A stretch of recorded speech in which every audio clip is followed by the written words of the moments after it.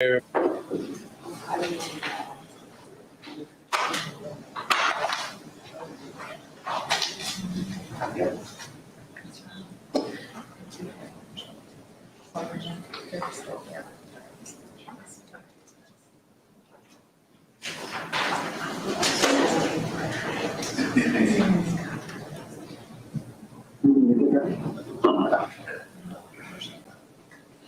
me just take a look.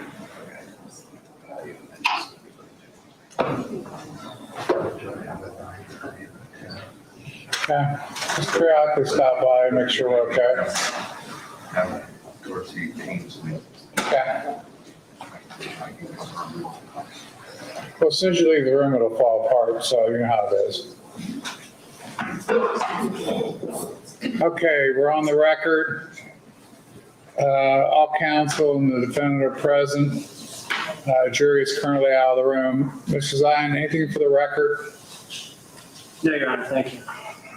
Who's up? Mr. Baez, anything for the record? No, sir. Okay, let's bring him. We're missing one? We're still one short.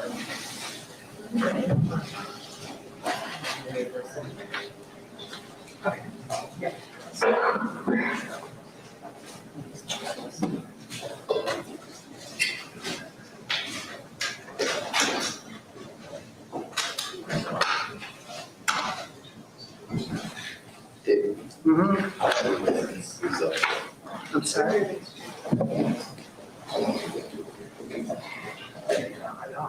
It's just timeline stuff. We hired him, we'll go through that. We talk about the wood stuff, the anesthesiology stuff, when I got the waiver. And then just the investigation on other than that. So, I mean, I'm not getting any patients other than ones referred to me, not the medical records, just what he did, so. Well, you guys, I assume, are going to be a long time with him. We've been gunning for him this whole time. Making sure we're not going to, There's water sure we're up not here. going to, put him in Bermuda for you or something. Sam? Sam? Well, There's water up here if you need it. he's down the street. And remember, Judge, Dr. Swanner has some medical issues that may require, if we go longer than an hour, him to take like a 15, 20-minute break to lay down.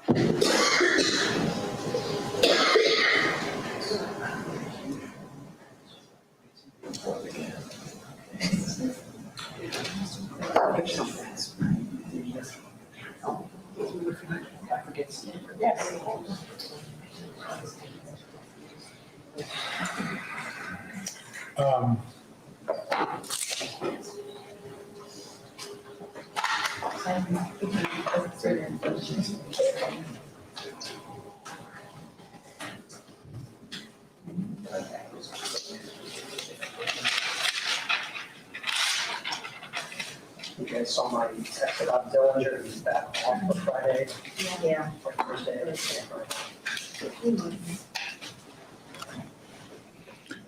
One thing we probably should discuss, one of the jurors,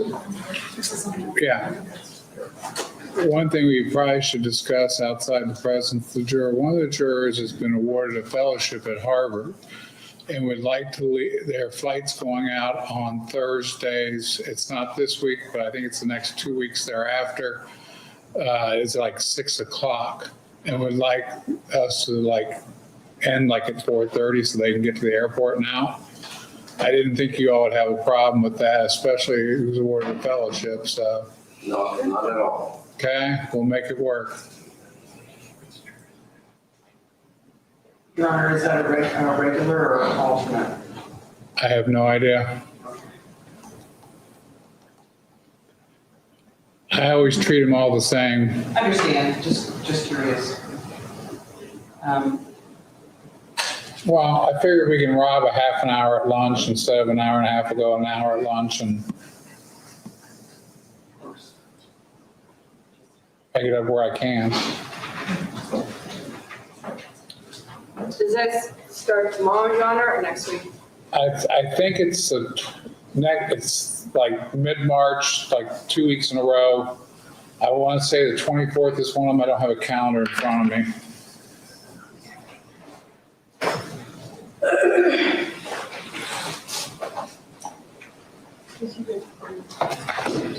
I think it's the 17th and the 24th.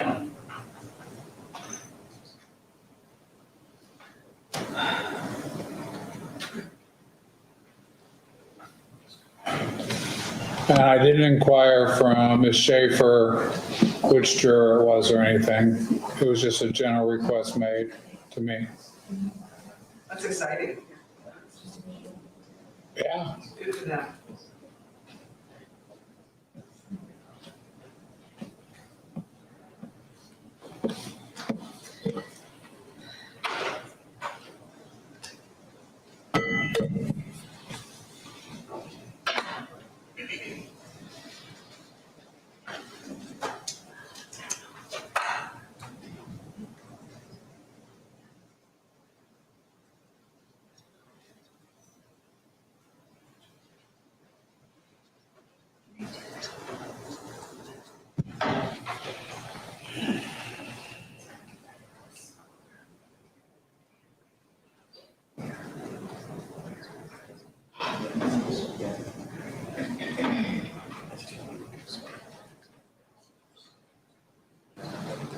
And here's some activity. Yeah, everybody. Okay. Okay, we'll talk about it later.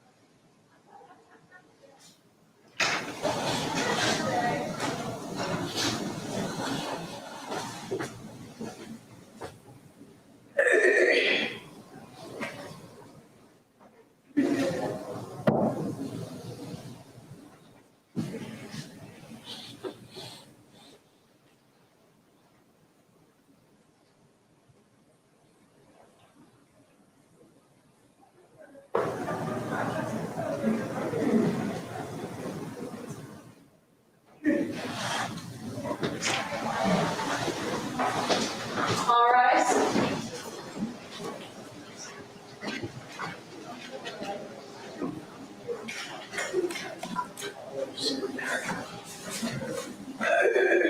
Just get in the garbage here.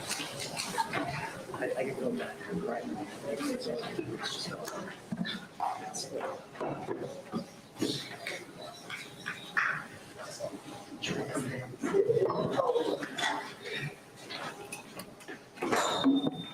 Good morning, there, let me see it. Good morning, ladies and gentlemen.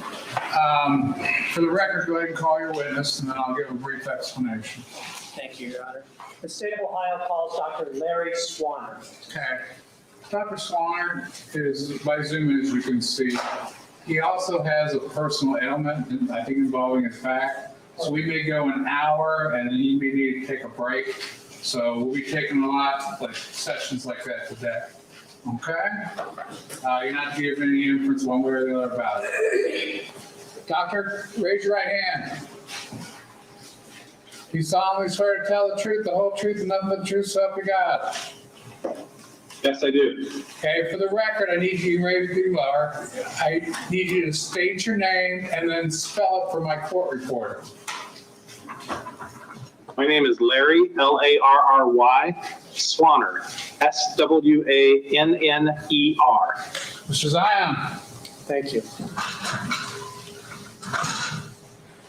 Good morning, ladies and gentlemen. Good morning, Dr. Swanner. Good morning. I'd like to start your testimony today with you explaining to the jury a little bit about your background and then go into what you did at Mount Carmel during the years you were employed there. So let's begin with, where did you go to college and what did you study in college? I went to undergraduate college in 1974, graduating in 1979 from the St. Louis College of Pharmacy with a Bachelor's of Science degree in pharmacy. What, if anything, did you do with that Bachelor of Pharmacy degree in pharmacy? I worked for 1 year as a pharmacist after graduating, and then used the degree, hopefully very effectively, in my study of medicine. Sorry. Okay, you bled out on us. Repeat your answer, please. I worked for 1 year as a pharmacist after graduating from pharmacy school, and then used the degree as a background and an aid in medical school. What kind of pharmacy did you practice? Were you in a hospital or were you retail? That's both. I worked in a rural setting for a gentleman that owned several local pharmacies and also contracted with a local hospital to supply pharmacy services. So I worked full time, but I worked in all of these environments basically on other people's day off. So I worked both in the retail stores and I spent time working in the hospital pharmacy, furnishing pharmacy supplies and pharmacy care in that hospital. And that would have been in the late 70s and early 80s for 1 year you did that? Yes, that would have been 1979 to 1980. And then you said you used that background as a basis or as a foundation to go to medical school? That's correct. Where did you go to medical school? I attended Southern Illinois University School of Medicine beginning in 1980, and I graduated in 1983 with my doctorate of medicine degree. Did you have any area of specialty or board certification? After graduating from medical school, I attended a family practice residency in Davenport, Iowa that was affiliated with the University of Iowa, and completed that residency in 1986, and shortly thereafter became board certified in family medicine. What did you do thereafter? Initially, I worked in a small family practice group in Illinois for approximately 2 years.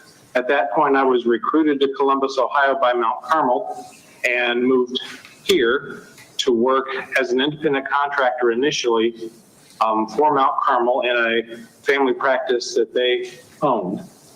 Over the course of time, the arrangements changed, but I worked in that medical practice until the late around 2010, 2011. At which point I changed practice sites, though I was still working for Mount Carmel. In 2004, I was elected as medical staff president by the medical staff at Mount Carmel and served that term until 2006 when it expired. And at that point was hired by Mount Carmel as a vice president of medical affairs at Mount Carmel West Hospital. I worked both seeing patients and in the administrative role for several years. And in 2014, I became a full-time Vice President of Medical Affairs for Mount Carmel West. All right. So to summarize, you have some experience as a pharmacist, but the bulk of your career is in clinical practice is in family medicine. That's correct. And that would involve what people would commonly known as I have to go to a doctor for a checkup, or I have an ailment. I would make an appointment with your office if you were my doctor, and you would see me in your office. Yes, I had an office-based practice to see patients for all the reasons that a family physician sees patients. I also saw my own patients in the hospital for quite some time and managed the care in the hospital probably until 2006. Okay. Can't remember the date exactly, but for that period of time. So if one of your patients that you saw in the office on a regular basis ended up in the hospital for something, you would go and see them and check in on them? Yes, I would see them, manage their care, round on them every day. Is that still a common practice to your knowledge of family doctors? No, it's quite rare now. Most primary care physicians keep themselves in the office, and when they have their patients in the hospital, they defer to a hospitalist to manage and coordinate the care in the hospital, and then see them after they're discharged back in the office again. All right. And what year was it that you began transitioning from your family practice to being an administrator at Mount Carmel? 2006. Okay. And what happened late? What was the position you eventually ended up in, and what year was that? I was hired as a Vice President of Medical Affairs in 2006, and that's the position I held until I left. Can you tell the ladies and gentlemen of the jury what a Vice President of Medical Affairs does on a day-to-day basis? What were your responsibilities? What was your typical day like? There really was no such thing as a typical day. My job entailed many aspects of hospital administration and physician work. I was a liaison to the medical staff, and by that I mean I would explain to administration around policies, around regulations, around programming, how that would impact the medical staff. And I would also meet with medical staff members to try and explain that. So I would coordinate new policies, new regulations, new areas of care that the hospital might be implementing with the medical staff so they would understand there would be a seamless transition and they could provide the care that was necessary for those. I also was responsible for contracting physicians.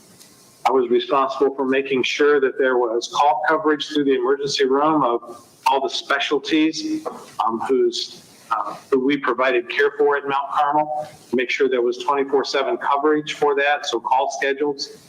I was responsible for overseeing some of the quality and patient safety initiatives, and then other duties assigned, and there were lots of those. You mentioned one of your responsibilities was to implement new policies and make sure those specialties were covered. In the year 2013, was there a trend in ICU care regarding having doctors there 24 hours? Yes, there was. Can you explain that trend to the folks here and explain what, if anything, you and your organization and you and Mount Carmel did? Sure. Up until that time, it was accepted practice and the standard of care in many hospitals, I would say most hospitals, to have the ICU run like almost any other unit in the hospital. Patients were seen by their physician, but there wasn't necessarily a physician present in the ICU all the time. At Mount Carmel West, because we had a graduate medical program, we had internal medicine residents present even at nighttime, but we didn't necessarily have an attending physician on site. that began in the early 2010s to change. So the standard of care became to have a physician in attendance on-site or either on-site or monitoring a computer that monitored these patients 24/7. We recognized that we needed to improve our coverage and stay current with the standards of care. So we entered into a program entered into an effort to devise a program where we could have ICU physician coverage 24 hours a day, 7 days a week.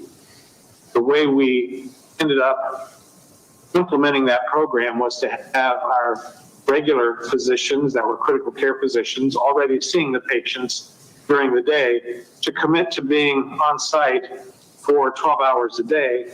And then we employed and hired critical care physicians to see patients at the nighttime, 7 p.m. to 7 a.m. or thereabouts. So they would be on site, although patients were not necessarily admitted to their service. They were responsible for being there and taking care of the patients, admitting new patients, addressing situations that would arise during those off hours, whether that be developing instabilities or new problems or other problems that might need to be addressed. They were there to do that, and we implemented that program in 2013.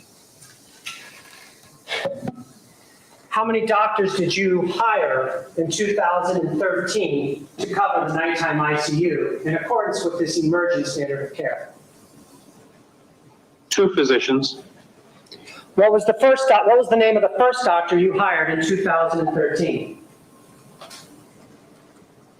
I don't remember the order of hire for the physicians, but we hired Dr. Hagris and Dr. Husel. Do you recall if Dr. Hagris had any prior experience as a physician in a hospital when you hired him? I believe he did, but I'm not sure what that experience was. Do you recall if Dr. Husel had any prior experience working as a doctor in a hospital prior to you hiring him in 2013? As I recall, his experience had been in association with his training, and this was his first job after training, was what we hired him for. And do you recall where he received his training at as part of your hiring process? Cleveland Clinic. And doctor, you've been in this field for your career. Can you tell the ladies and gentlemen of the jury whether or not the Cleveland Clinic is an accredited, well-known, and or respected organization or training facility? Cleveland Clinic is highly respected, has a great reputation for the care that they deliver, and our training programs are likewise held in high esteem. And were these positions specifically for the night shift? Yes. Talking specifically about hiring Dr. Husel, does your hospital require board certification before hiring a physician for a particular area? It requires that physicians either be board certified or on the track to get board certified. Can you explain to the folks what that means? What does board certified mean? There are boards of all the different specialties, whether it be internal medicine, emergency medicine, family medicine, critical care, pulmonology, cardiology. All the specialties have their own boards, which is an organization comprised of those specialists that determine what the minimum standards should be in terms of training and qualifications for a physician to be certified as acceptable and able to practice medicine in that field. And do you recall what was Dr. Husel's field of specialty? Dr. Husel was initially trained as an anesthesiologist and then did a fellowship, I believe, in critical care medicine. And critical care medicine is what they do in the ICU, right? That's correct. And doctors that are critical care specialists also have these separate certifications, like you said, internal medicine, in Dr. Husel's case, anesthesiology, et cetera. That's correct.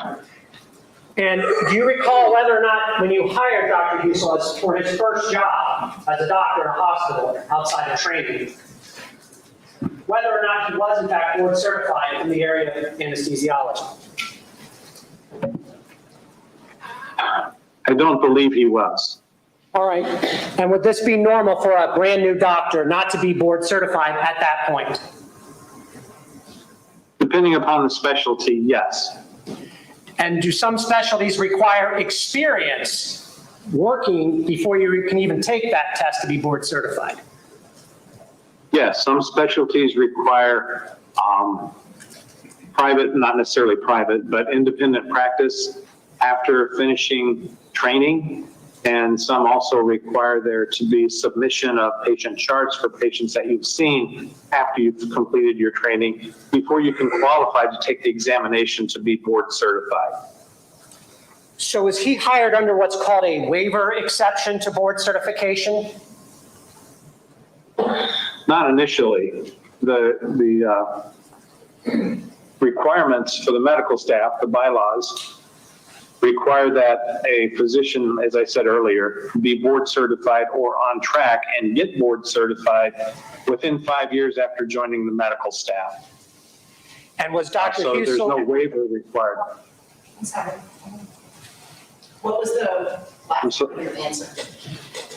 My court reporter asked, what was the last part of your answer, because two were talking at the same time? Sure. There was no requirement for a waiver at that time because he still had a period of time after joining the medical staff to become board certified according to the bylaws and the rules and regulations. So it didn't require a waiver. so he was one of those guys on track to get that, so he's okay? That's correct. As far as that requirement goes. All right. So did you meet personally with Dr. Husel during the hiring process in 2013? Yes, I did. And can you describe to the ladies and gentlemen of the jury the meeting you would have, without saying what people said, but generally what type of information would have been relayed to Dr. Husel regarding hospital policies, protocols, et cetera? What, in your mind's eye, look back and you're meeting with Dr. Husel, what are you telling him regarding expectations, et cetera? Let me ask a question to just clarify what you're wanting. I met with him before he was employed, just as an introductory meeting, but then I also would meet with all physicians as they are joining the medical staff. So at the point that he was appointed to the medical staff, I would also meet with physicians as part of their onboarding and orientation process. Which one of those meetings are you referring to? The onboarding and orientation process? Okay. I would meet with, I don't remember the specific meeting with Dr. Husel, but I can tell you what my typical habits were regarding these physicians. I would meet with them, welcome them to the medical staff, explain to them that there are lots of policies, procedures, and regulations, along with medical staff bylaws and regulations as well. All of those are available online. We don't print huge binders and give to physicians. We make them available online. Recommend that all physicians become familiar with them, especially the ones that are appropriate to their particular field of practice. Other people would also be involved with the orientation, but I would want to make sure that physicians know who I am, where I am, and make myself available. If there are any problems, questions, or issues that come up, I'm always available. Please let me know how I can help. That would be the essence of the meeting.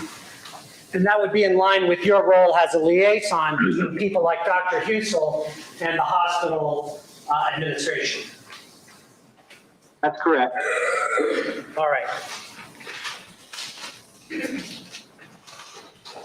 Thereafter, would you ever have meetings with Dr. Husel or Dr. Hagris as part of your duties as the chief, as the vice president of medical affairs?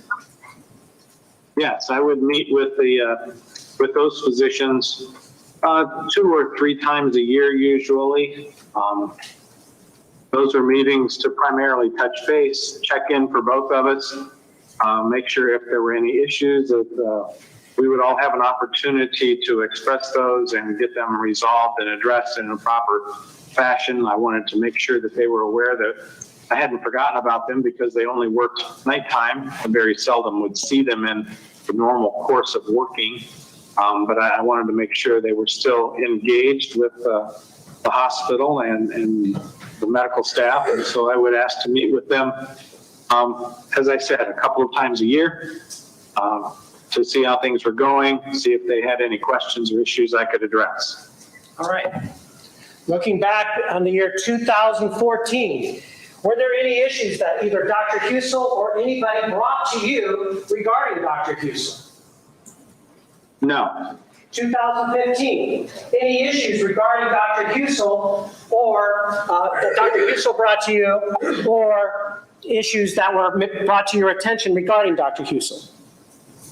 No. 2016, same question. No. 2017. No. 2018. Were there any issues brought to your attention regarding Dr. Husel? Not that I recall. In October of 2018, did you have a conversation with Katie Barja? Yes, I did, and I must correct my last statement. I got a little confused with years. In 2018, yes, I did hear of concerns. Directing your attention to that concern. When is the first time, looking back in your mind's eye, you remember hearing anything about Dr. Husel regarding what we're here for today? October 25th. October 25th. Describe what you're doing. Describe the scene to the jury. Well, there was a daily meeting of leaders in all the different areas at Mount Carmel West that occurred every morning, Monday through Friday at Mount Carmel West, and Katie Barja attended those meetings. After the meeting on October 25th, she approached me with a concern about Dr. Husel's practice.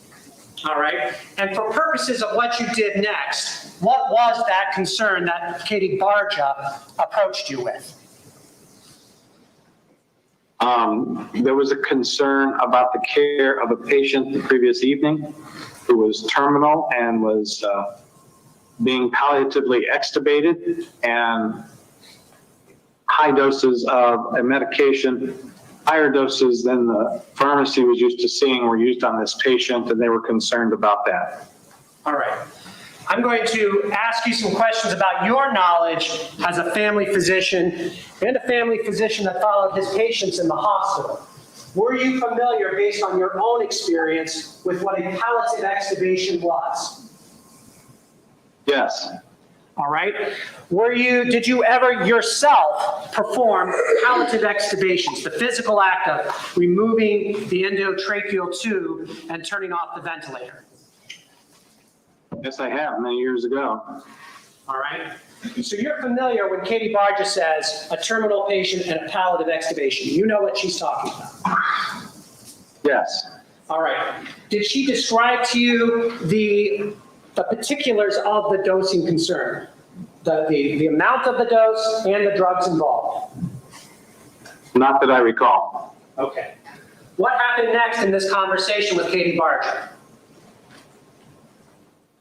We talked about referring this to peer review for review and investigation, and I agreed that that should occur, and she told me she had already referred that. Okay.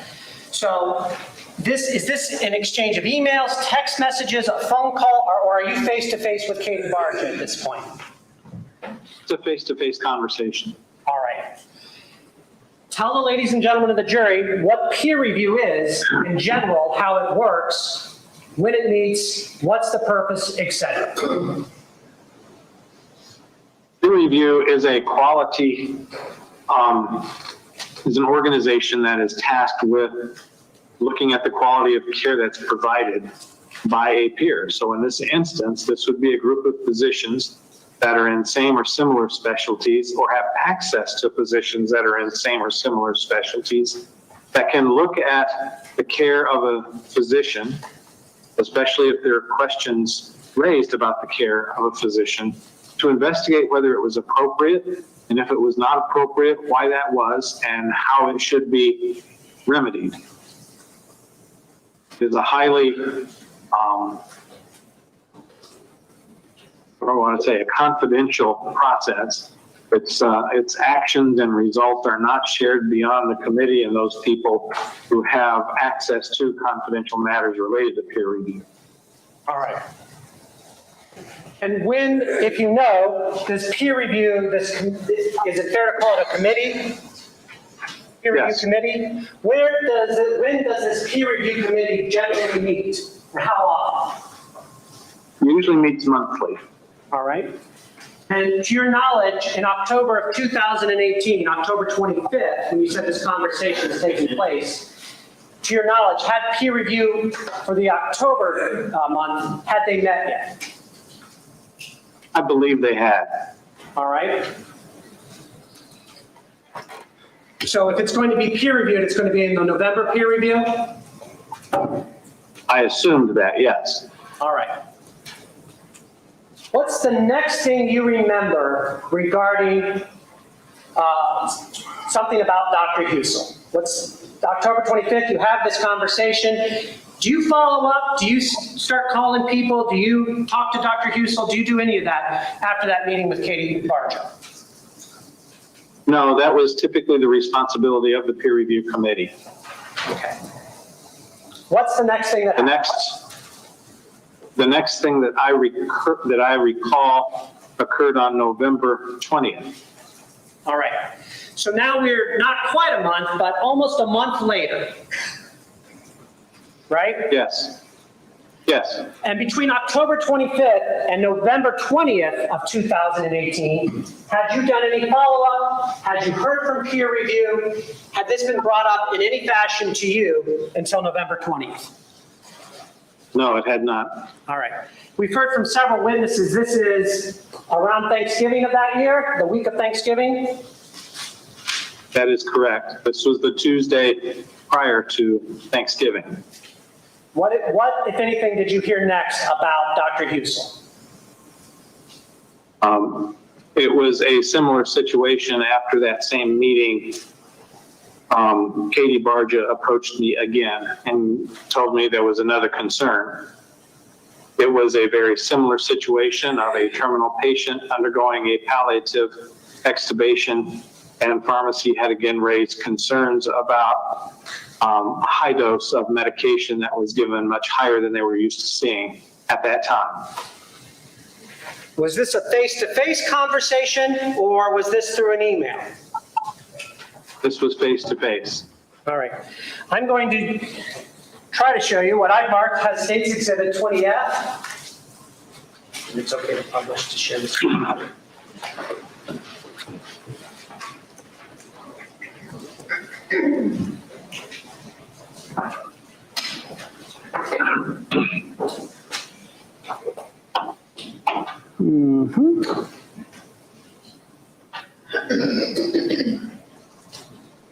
This is not it. This is the Zoom invite.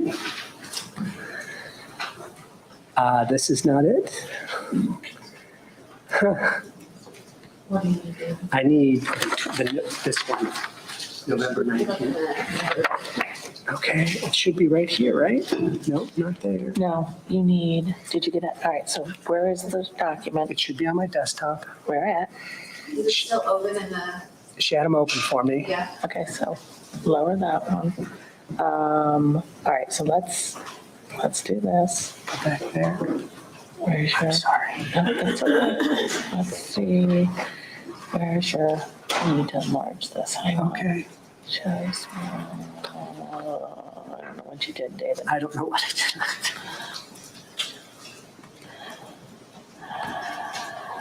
Okay.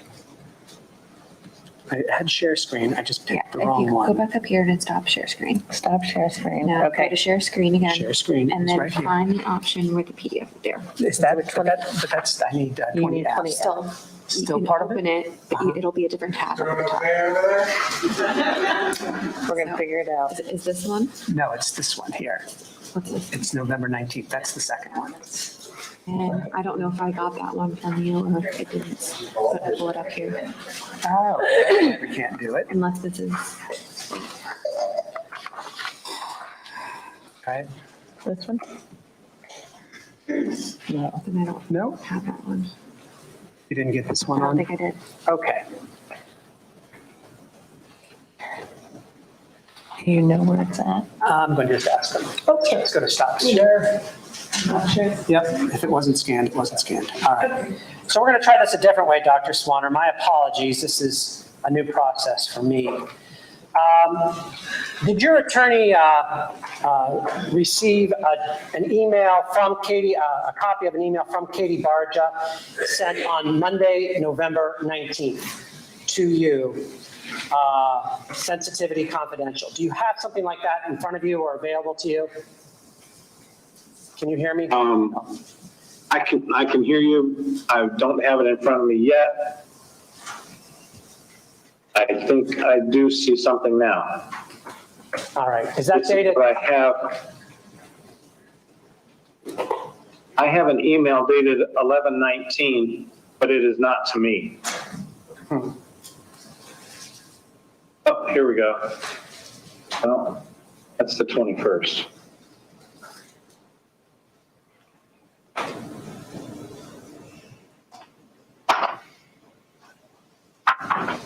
Bear with me, we're searching for the document. I can put it on the overhead and just cut him out, though. Isn't that what it does? No, let's try it. See, take our chances. Okay, I'm up. Excuse me, can you describe the document more fully so we can look for it specifically? Hold on for a second.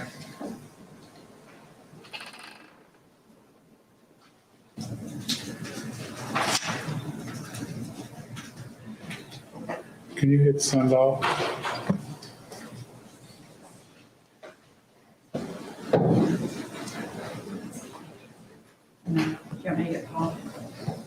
He's in a conference in one of the other courtrooms right now. Okay, message him. We can, David, we can email a copy. David, the exhibit number you're working. What's that? What's the exhibit number you're working? 20F? 20F. Do you have a document that's labeled 20F there, doctor? I don't think we do. All right. We did not scan this one. My apologies.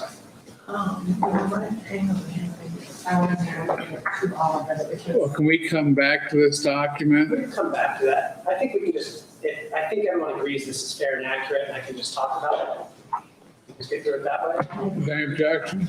I agree that it's part of the rules of evidence as to the accuracy. I think that's what the trick is. Well, I mean, it's, otherwise, I mean, you don't want me, I don't have to go through this process. Okay, I'll give a brief explanation here. What we're talking about is a concept called foundation. Okay, there's certain questions that have to be asked. Okay, we're not judging the evidence itself. We're judging whether that's a reliable copy of a document. Okay, we're not invading your space. Okay, we're just going through the formality of formation, Thank you. our foundation. Did you want, Paul? Well, Paul, we couldn't get a document up. We're going to work with it right now. All right. Well, can we just switch over here so the jury can see then State's Exhibit Can you 20F? get it to work there, Paul? I think, no, I can't. There we go. Doctor, can you see that? Can you hear me? He can't hear, well, he can probably hear you, but you can't hear him at the moment. All right. For the record, publishing what I've marked as State's Exhibit 20F, a document that starts with Katie Barja at the top, from Katie Barja, sent Monday, November 19th, 2018, to Larry Swanner. Okay, hold on. Doctor, can you see the document? I know you can't hear me. Review the we can't hear you. review the document real quickly for us, and then we're going to take it off the screen and then talk to you. We'll give them enough time.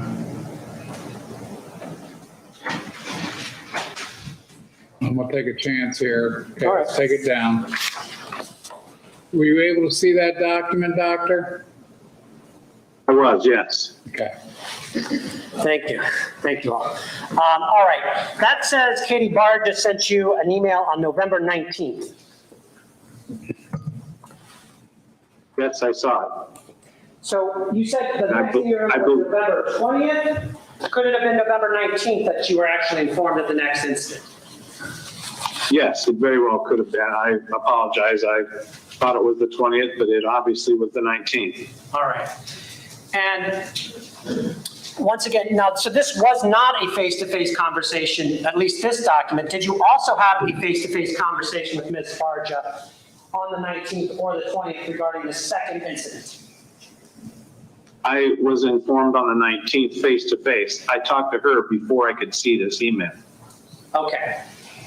Is that email fair and accurate regarding what she told you about the concerns? Yes. All right. What, if anything, did you do then on the 19th after being told of the second incident regarding concerns of Dr. Husel in the ICU at night? Objection. Leading. Well, it's transition. I'll let him have it. Do you understand the question, Doctor? Yes and no. I need to Okay, stop. clarify what's. Stop. Let's have him rephrase the question for you. Okay? What, if anything, did you do next? Well, as I learned, as the email showed, that the peer review committee did not meet to look at the first case. And that was one of my first questions, was what's the status of the first case? Since we now had two of these in the course of less than a month. And I learned that the peer review committee canceled its meeting and wasn't scheduled to meet until December. At this point, I didn't want to wait until December because we had two of these cases. So I decided to undertake an investigation myself as best I could.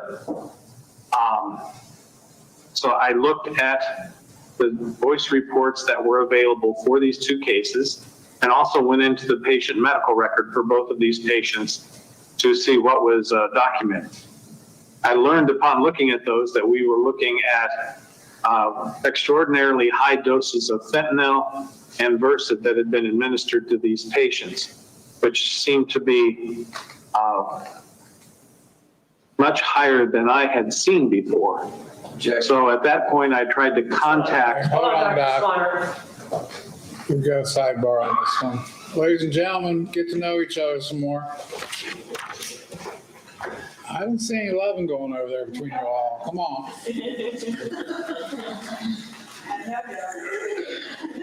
What happened at home last night? Nothing.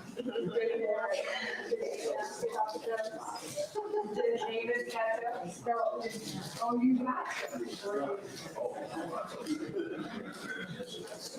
Oh, yes, that's true. I have it, actually, YouTube is not, I'm getting closer, I don't like stars.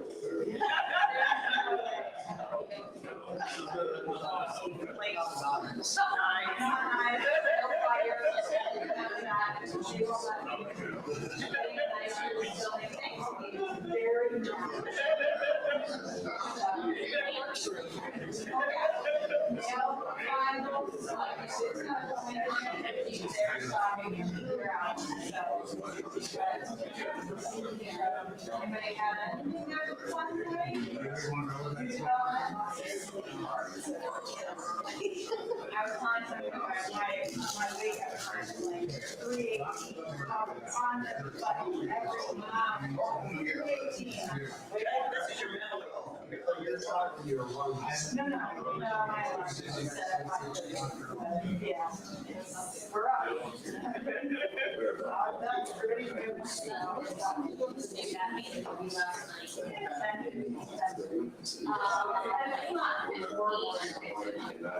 I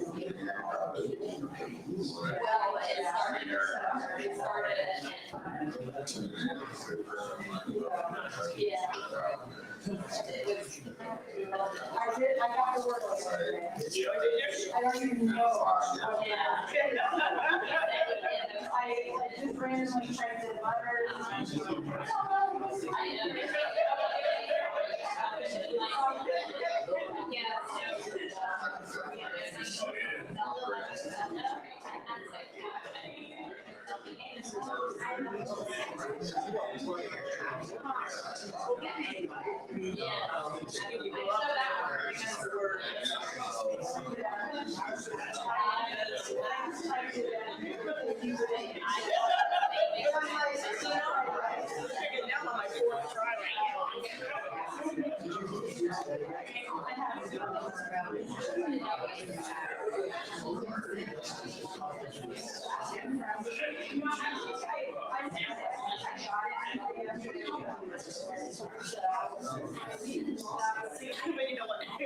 We're not playing for money or anything else here.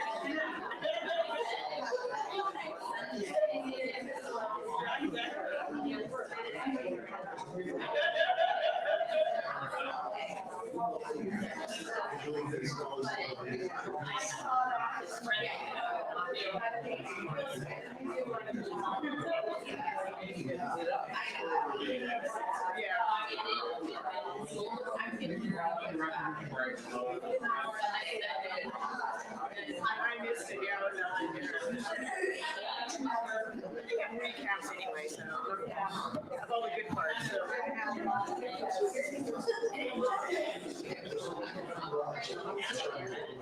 That's true, yeah. I just came in at the very end, I walked in the house.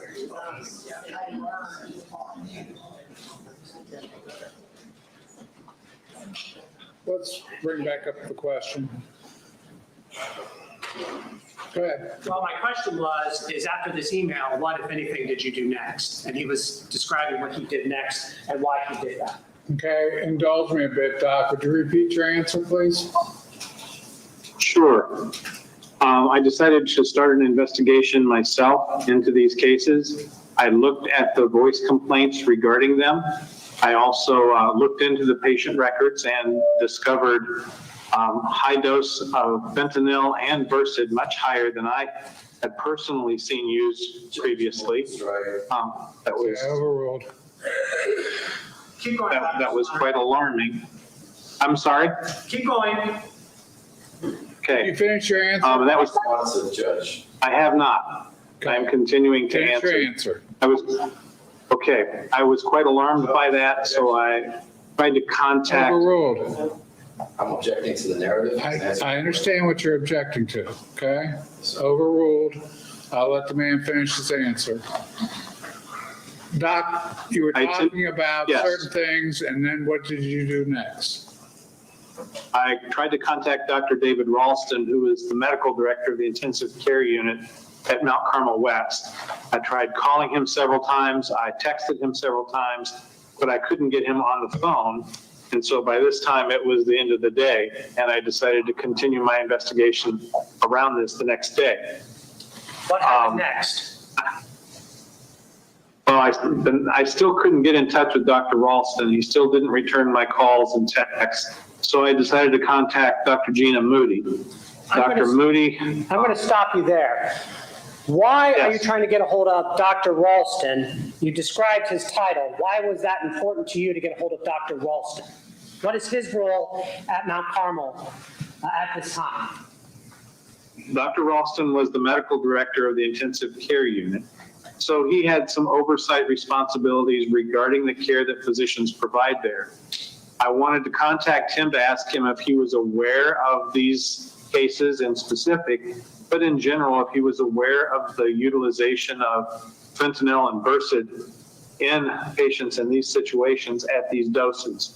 Perhaps there was a new protocol that I was not aware of, or perhaps there was some extenuating circumstances that wasn't evident in the medical record that I could find, and I thought he might have additional knowledge that would help me in my investigation of what was going on with these drugs and these patients. But you weren't able to get a hold of him, is that right? That is correct. So what did you do next? I contacted Dr. Gina Moody. Dr. Moody is also a critical care physician. At the time, she was the chairman of the Department of Internal Medicine, so she had medical staff leadership responsibilities. But actually, more importantly than that, she was a critical care physician who had seen patients like this, had treated patients like this, and I could ask her similar questions regarding the standard of care from her perspective. What did you do next? After talking to Dr. Moody, I tried to do some research online just regarding the dose of fentanyl in these situations to see what I could discover. What did you do next? Go ahead. By this time it was the 21st of November, and I was contacted about a third patient at that time. November 23rd. Okay. I'm going to try this again because I do believe I have this one up. I'm going to show you what I've marked for identification purposes. It's this email.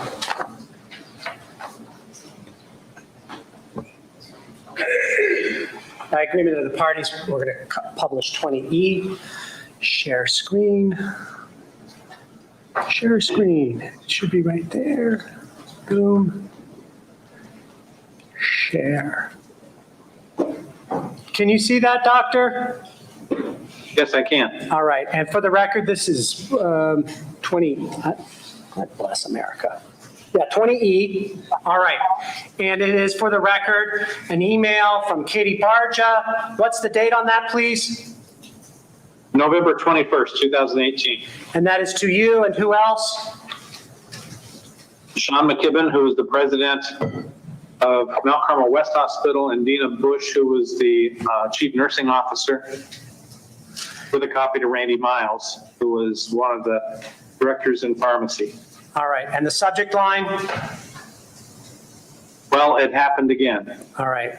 And is this a fair and accurate copy of the email from Katie Barja that you received on Wednesday, November 21st?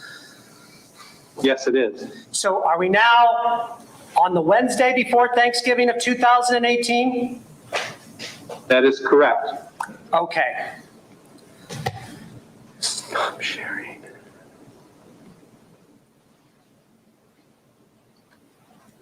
What did you do next? Well, I looked at this patient's chart also. I also contacted Dr. Dominic, who is the chairman of the Department of Anesthesiology, to get his input into the utilization of these drugs at these doses. What happened next? I had previously let Sean McKibben know that I was investigating 2 cases at that point. So I followed up with him to let him know that there was a third case that was very similar. And he asked or he convened a meeting of Mount Carmel West leaders who had input into these areas of care in these situations that same day. I'm going to stop you there. Do you recall what date this meeting occurred on? November 21st. That same day? Yes. And Sean McKibben, what's his role in the hospital? He's the president of the hospital. And who, if you recall, was convened to be at this meeting? I was there. Dina Bush, the chief nursing officer, was there. Katie Barja was there. I believe there was a representative from pharmacy, though I can't remember exactly who that was. There was also one of the nurse managers who works in the ICU. What happened next? I believe, well, there was a discussion at that meeting, and a decision was made and agreed upon that for the time being until this could be more further investigated and resolved, that Dr. Husel should not be seeing patients anymore. And there was a discussion about how to accomplish that. I made the recommendation at that meeting, and it was agreed upon to take him off of the ICU schedule. How would this prevent Dr. Husel from seeing patients? I was aware that Dr. Husel was contracted by subsidiary of Mount Carmel that employs physicians, the Mount Carmel Medical Group, and his sole contracted work was working in the ICU. So if he was taken off of the schedule, he wouldn't be working seeing patients in the ICU, and that was the only place that he worked within the hospital. So this should adequately prevent him from seeing patients for the time being. Was your investigation complete, or had definitive conclusions been made at this point? No, we were still investigating. There were obviously concerns, but no definitive solution, no definitive answer had been determined. If your investigation had revealed, hypothetically, that what Dr. Husel was doing was appropriate, would having him temporarily removed from his work schedule harm him reputation or career-wise in any way? Sustained. No. No. I apologize. Answer. May I ask the basis? We had an objection. Yeah. May I ask the basis? Our previous discussion. You're soliciting an opinion. Oh, okay. I'll move on. Move to strike it. I already struck it. My apologies. What happened next? I tried to get in touch with Dr. Husel to inform him of this decision and had some difficulty doing so. It took some time to get in touch with him, but eventually I did get in touch with him that same day and informed him that concerns had been raised around the care of 3 of his patients, and this needed to be investigated. So for the time being, he would be taken off of the ICU schedule, and he did not have to report to work. We would let him know as things progressed what the next steps might be. Just for full explanation, what difficulty or why did you have difficulty getting hold of Dr. Husel this is all on the same date, the 21st? Objection. Okay. Yes. Sustained to the format of the question. You're asking him to speculate. I'm asking why he had difficulty. Okay, that wasn't what your question was, but Okay, I'll rephrase then. rephrase. Why did you have difficulty getting a hold of Dr. Husel? Judge, objection. Well, I'll let him answer that one. I could not find a contact phone number for him. I asked the ICU if they had any information about that. I looked into his file Okay, and you've gone a little bit far. Let's next question. All right. You were eventually able to get a hold of him and inform him that he's off the schedule, just for transition. Yes. that is correct. What happened next? I contacted Dr. Richard Streck. He was the Chief Clinical Operations Officer for the health system. So I informed him of the situation that we had, what we had found so far, and what actions we had taken. Okay, so you said, is that a Dr. Streck or who's he? Yes, he is Dr. Streck, Dr. Richard Streck. He was essentially the Chief Medical Officer for the health system, but his title was Chief Clinical Officer. What does a Chief Medical Officer do? Can you explain that to the folks? On a system level, he did much of the things that I did on a hospital level. He oversaw the care. He had a lot of different departments reporting to him. He was involved with strategic development from a physician's aspect, from a clinical aspect. As I said, many clinical operations reported to him, including quality and safety. I believe pharmacy may have reported to him at one point. So he oversaw the clinical operations in the entire health system. And describe this entire health system. When you're saying the entire health system, you're at Mount Carmel West, a particular hospital, you said. Right. What's the Mount Carmel Health System? That's Mount Carmel Health System entails at that time 4 different hospitals: Mount Carmel West, Mount Carmel East, Mount Carmel St. Anne's, and Mount Carmel New Albany Surgical Hospital. It also had its own employment arm that employed physicians. The Mount Carmel Medical Group had its own Medicare Advantage insurance plan, Medical. Also owned and operated several outpatient practices Well, from stop, primary stop. care to specialty. Stop. Yes, Madam Court Reporter, what did you need? What was the name of the Medicare plan? Did you hear? a Medicare question? Advantage. Yes, I did. Medicare Advantage plan called Medigold, MEDIGOLD. Okay, does that work for you, Madam Court Reporter? Also, can you spell Dr. Streck's last name? STRECK.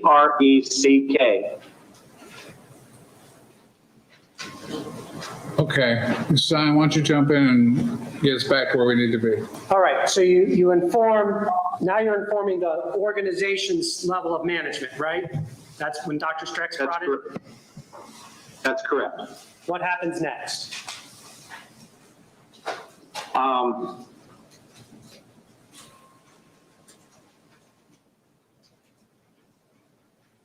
I think next is when I spoke to Dr. Husel, I asked him to meet with me personally on Monday, November 26th.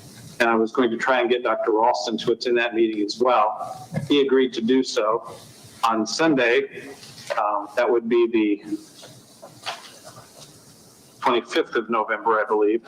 Dr. Ralston did return my messages, and I explained to him what was going on, what we had discovered, what we found. Asked him to, if he could join the meeting with Dr. Husel on Monday in my office, and he agreed to do so. So on Monday, Dr. Yeah, what Husel, happened Dr. next? Did this Ralston, meeting and I occur? met. I'm sorry? You both were talking I'm sorry, at the I same didn't- time. Hold on, relax for a second, Doc. You both were talking Okay. at the same time. Ask him a new question. Did this meeting occur on Monday, November 26th? Yes, it did. And looking back in your mind's eye, where did this physically take place? What time of day it was? Who was present? It took place around noon in my office at Mount Carmel West. Dr. Husel, Dr. Ralston, and I were in attendance. Okay. What, if anything, did you say to Dr. Husel at this meeting? I explained to him what the concerns were regarding the doses of these medications. I believe I gave him the voice reports so he could see them.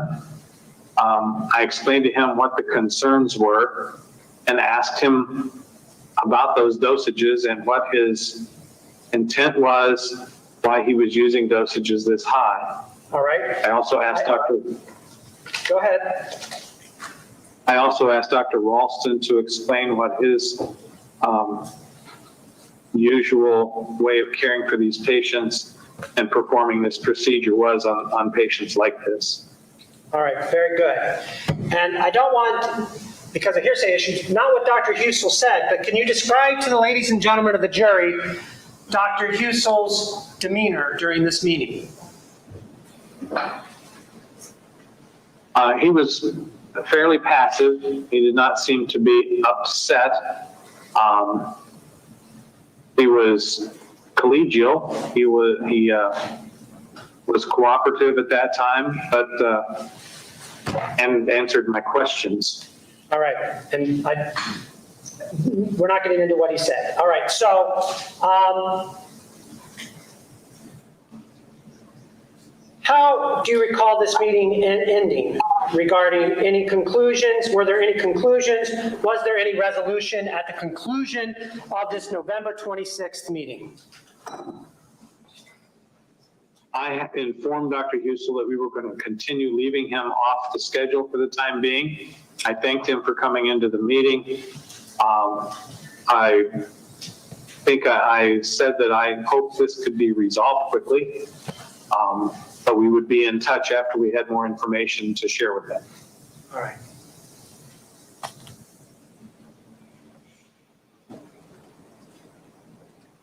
Was Dr. Husel fired at this point? No. All right. What's the next thing you recall happening in this instance after the meeting? What happened next chronologically? Later that same day, I had follow-up with Dr. Streck, and he indicated that he had asked the quality department to do some investigating into potential other cases and to run some reports to investigate further. And they did have a report back in response to his request. At some point that week, I was shown that report. All right. I don't know if I can speak to what the report showed, but. Well, not yet. Let's talk about what this report, how is that being done? And let me be more specific, directing your attention to, gosh, I don't even know what do you know who Leslie Volman is? Yes, I do. Who's Leslie Volman and what does she do for the hospital? She works in the quality and safety department.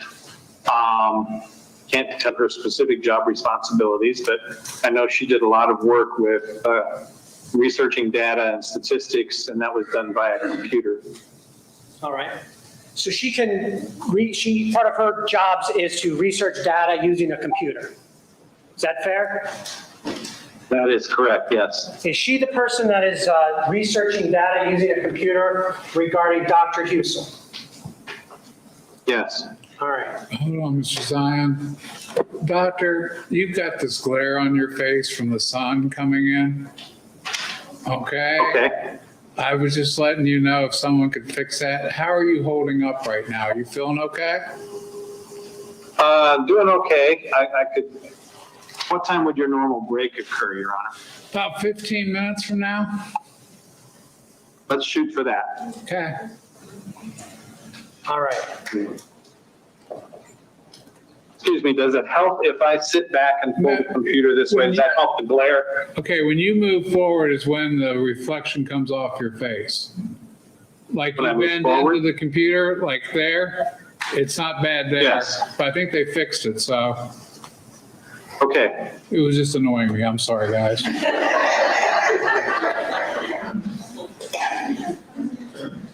Okay, continue on. Were the results of this report shared with you? Well, first of all, may I indicate what the parameters of the report were? Please. So the request and the report looked at the previous 2 years and any patients not in an operating room who were on a ventilator receiving over 500 micrograms of fentanyl during their hospital stay while they were in the ICU. The report indicated there were several of these patients, more than the 3 that I had been investigating. All of those patients had those high doses of fentanyl ordered by Dr. Husel throughout the Mount Carmel Health system. Was one of the parameters of this report specific to Dr. Husel? No, it looked at all patients, regardless of physician. How many other physicians, and you said this was the whole hospital system? Objection, Judge. Okay, let's rephrase the question. Was this report run for the whole hospital system?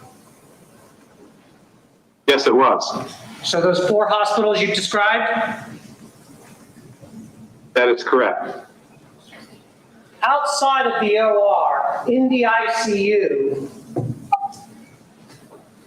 how many doctors in the whole hospital system were ordering 500 micrograms or above of fentanyl? Objection. Just one. Objection. Stop. I'll permit the question. Go ahead and give the answer. Judge, he's tested. Just one. Okay, let's go sidebar.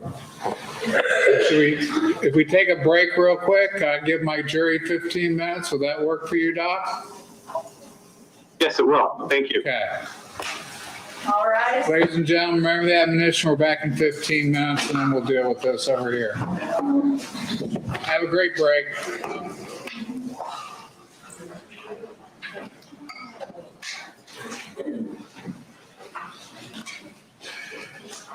Then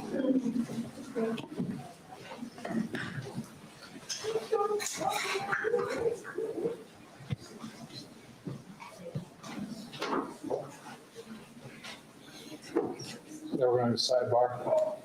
Is this off now? We cool with him? Yeah, he can't hear what we're doing right now. Okay. He's got his video off. Let's approach that.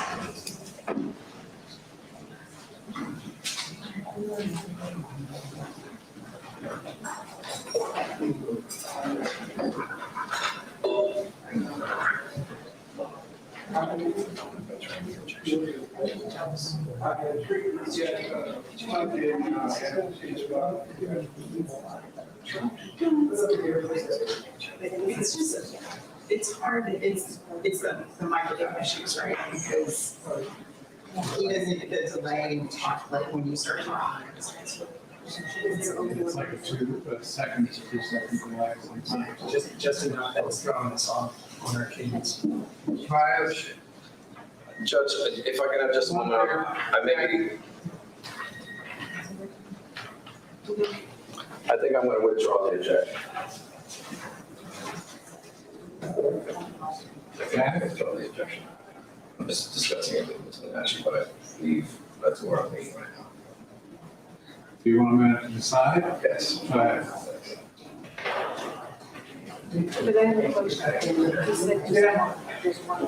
Even though it's all over the internet,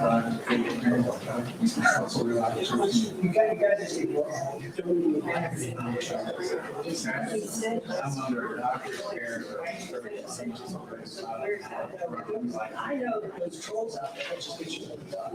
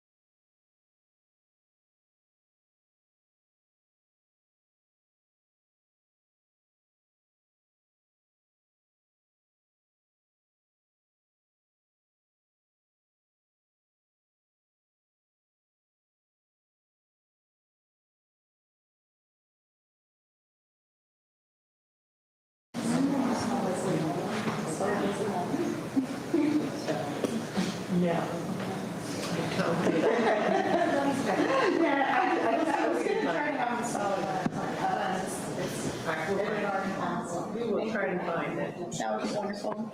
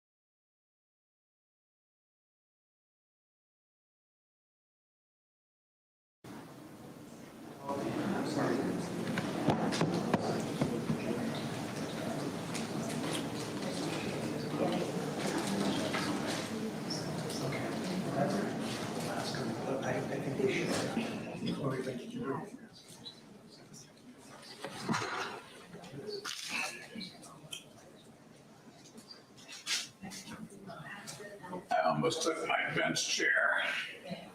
Brought this one to him. Because that's one of the original ones that I got when I first came. It's a great chair. Do any special court reporter chairs that have like really nice seats on them and they're bounced? They're a little steady, but it's probably worth it with as much as I sit in. But court reporters complain about other stuff. Oh, no, I'm not. I learned a long time ago, chairs are instrumental to your success. It's on the other side of the drive.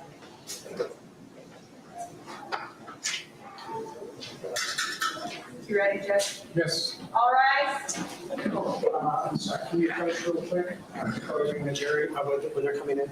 Oh, I've already got them coming through the door. We're going to do it on the side. Just decide, I don't think it's gonna record, so it's just a question. Did we get it on the record? I don't think so. Mr. Myers?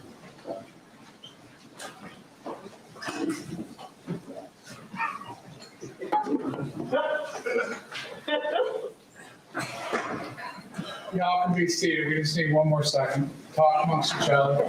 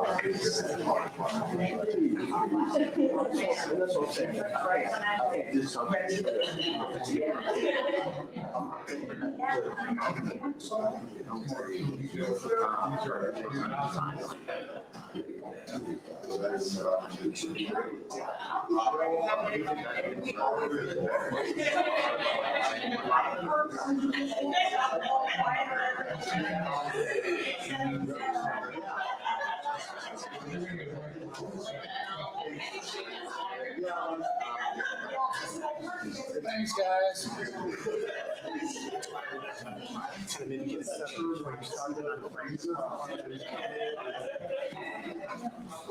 Doctor? Remember, you're still under oath. I'm here. Okay, Yes, sir. continue on. Judge, for the record, the defense withdraws the objection. The last- Okay.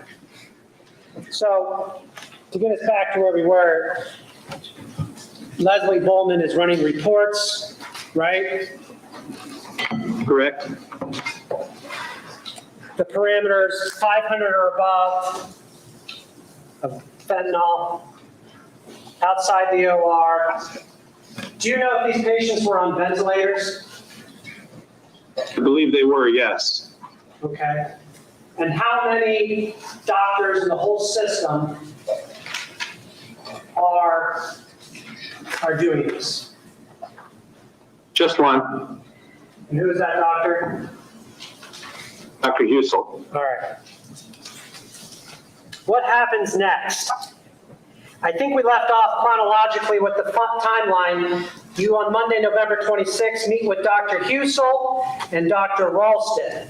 What happens next? I had the conversation with Dr. Strack. Later that week, I also spoke to Dr. Philip Santa Emma, who is the medical director of the palliative care program at Mount Carmel. He is also the past president of the medical staff. I spoke to him about what we had found to get his input into what he thought about these drugs at these dosages. Because he's a palliative care physician, he has lots of experience at palliative extubation, taking care of terminally ill patients. I spoke to him. I spoke to Dr. Dominic again to get more information from him in terms of his opinion. You mentioned Dr. Dominic. Who is Dr. Dominic and what does he do at the hospital? Dr. Dominic is the chairman of the Department of Anesthesiology at the time. All right. What happens next? So this is that you had two conversations with Dr. Dominic, the chair of anesthesiology. What happens next? There is also a meeting that occurs during that week with system executives to talk about the situation. That would be the CEO, Ed Lamb, General Counsel for Mount Carmel Health, Dr. Streck. I believe he called in other VPMAs from other hospitals, so they're made aware of the situation. And I frankly can't remember anyone else that was there, although I'm sure there were. So we had conversations about this, about ongoing investigation, informing the parent company Trinity as to what's going on. I'm going to Those were stop. the topics. Excuse me? I'm going to stop you there, doctor. Yeah, this is the first time you've mentioned the parent company Trinity. Can you explain to the ladies and gentlemen of the jury, if you can, the structural organization of Mount Carmel as far as whether they are an independent company, what a parent company is, etc.? Sure. As we discussed previously, Mount Carmel is a health system of its own, but it is also owned and operated by a larger national health system, Trinity Health, which owns, I don't know how many, close to 100 hospitals nationally and some other health systems nationally. But they are the owner and the parent corporation of Mount Carmel Health. And what date, if you can recall, was, to your knowledge, Trinity informed of Dr. Husel's dosing habits during palliative extubations in the nighttime ICU? I don't know. The meeting that I attended with Mount Carmel Health executives occurred about the 28th of November, I believe. And it was discussed, but I was not part of actually informing them. So from the point that it was discussed that we need to do that, I believe they were informed after that meeting at some point, but I can't tell you exactly when. Okay. What happens next in your mind's eye, looking back, big meeting around November 28th, what happens next? The next thing I recall is the following week, which was December 4th. I was called into an executive meeting with the CEO, as well as the Dr. Streck, the Chief Clinical Officer for the health system. I was informed that an external peer review of some of these cases had been performed, and the review, Okay. and we'll talk about what I was told about the review. Doctor, stop. You said you were informed that an external peer review? Is that the word you used? Yes. Tell us what an external peer review is. That's an evaluation of the care of a patient or patients that is performed by a peer, just like we spoke about peer review earlier. But this time it is a doctor or group of doctors that are not part of the Mount Carmel Health System. Okay. So that happens. What happens next? I was given a letter by the CEO to deliver to Dr. Husel that informed him of a summary suspension of his privileges at Mount Carmel Health. What date, if you recall, did that occur on? I was given the letter on the 4th of December. Then I delivered it to Dr. Husel on the 5th of December. And when you say delivered, was this something you mailed, emailed, texted? How did you deliver it to them? I contacted him and asked him to come to my office, and he came to my office on the 5th of December, and I hand-delivered the letter to him. There were 2 copies of it. He was asked to sign 1 copy and return it to me so I could return it for his file at the system office. Okay. So is he fired yet? No, it's strictly about his privileges to practice at the hospital. What happens next? There were also ongoing, there had been several meetings of executives within the hospital. I spoke about the one on the 28th. I also attended other meetings. And there were conversations in those meetings at that point about communication. Who should this be communicated to? How should it be communicated to? And a decision was made to inform law enforcement about this. And I was asked to be a part of that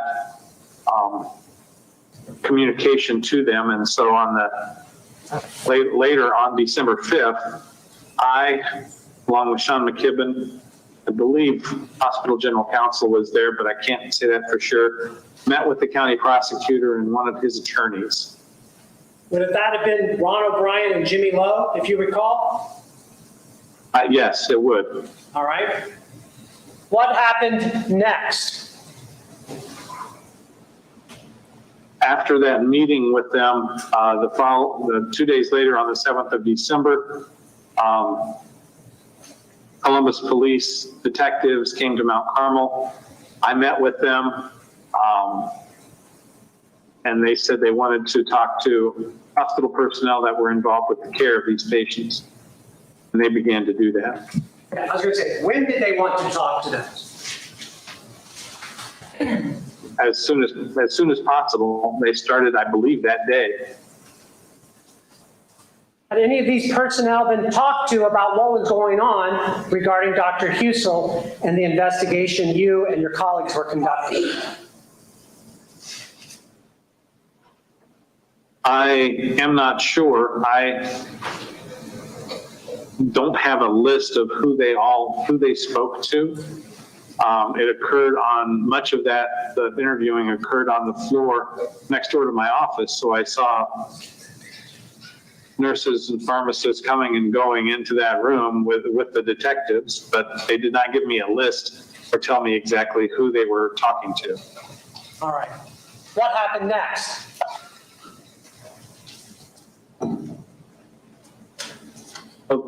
I attended several meetings that occurred on a daily basis that included Mount Carmel Health executives as well as Trinity Health executives. And so there were ongoing conversations about the status of the situation,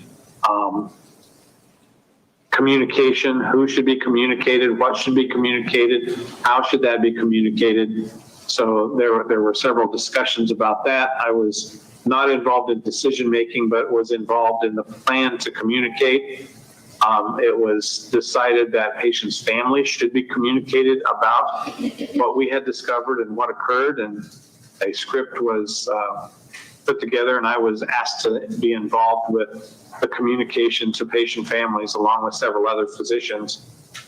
I believe we began to do that shortly after Christmas in December. You said a script was put together to talk to family patients and to the patients' families that were affected? Yes, so that the intent was there be consistent communication so everyone heard the same thing, and it was an intent, I believe, I was told, to... Okay, sustain, as of the intent issue, go ahead. All right. Well, Yes. I believe you're explaining, I asked why a script was put together. And can you explain why a script was put together? Objection, he said he did not have any input on the script. I think he said he did. I think you did. So, doctor, can you answer the question? I can. The intent of the script was to make sure there was... Hold on. I'm sorry. Let me see. You're talking about your understanding of what the intent was? Yes. Okay. Your understanding of the intent was? That there be consistency in the communication so everyone heard the same thing. And there was also several points that needed to be made, and some aspects that we were instructed not to talk about. All right. And did you actually yourself participate in any of these phone calls to patient families? Yes, I did. All right. Do you recall who else was involved in calling patient families regarding the dosing habits of Dr. Husel in the nighttime ICU during palliative extubations? The chief nursing officer, Dina Bush, was making some of these phone calls. Dr. Santa Emma, the palliative care medical director, was involved. Dr. Streck made a few calls. I believe Dr. Tom Brady made a few calls. Dr. Brady is a hospitalist and he was president of the medical staff at the time. All right. There may have been others, but I don't remember who else may have been making phone calls. Why, if you know. Excuse me, I do remember. I believe, I'm sorry, Dr. Ralston made some of these phone calls too. I just remembered. And Sorry. Dr. Ralston, you identified as the head of the ICU that you were trying to get a hold of when this first broke? Yes, he was medical director of the ICU. All right. And why, if you know, your understanding, why are you contacting these patient families at this time? Objection. There, Hold on. Okay, I'll permit it. You can answer the question. there was a consensus that Mount Carmel wanted to be transparent about finding this, Objection, Judge. and That's right. it was Hold on. the Doctor, patient Doctor, I'm going to families. stop you there, please. There's an objection. Denied. Doctor, do you remember where you were at? Yes. There was a decision that Mount Carmel wanted to be transparent about finding this, and we felt that the patients' families deserved to know when we had discovered areas of concern regarding their loved ones' care, especially with an issue like this, that it was felt may have actually shortened the lives of these patients. Okay, stop for a second. I'm going to talk to the jury. We're talking about a process of what they're going through, okay? Of why they may do something. That's the purpose for you to consider this. Do you understand that? Okay? Mr. Zion.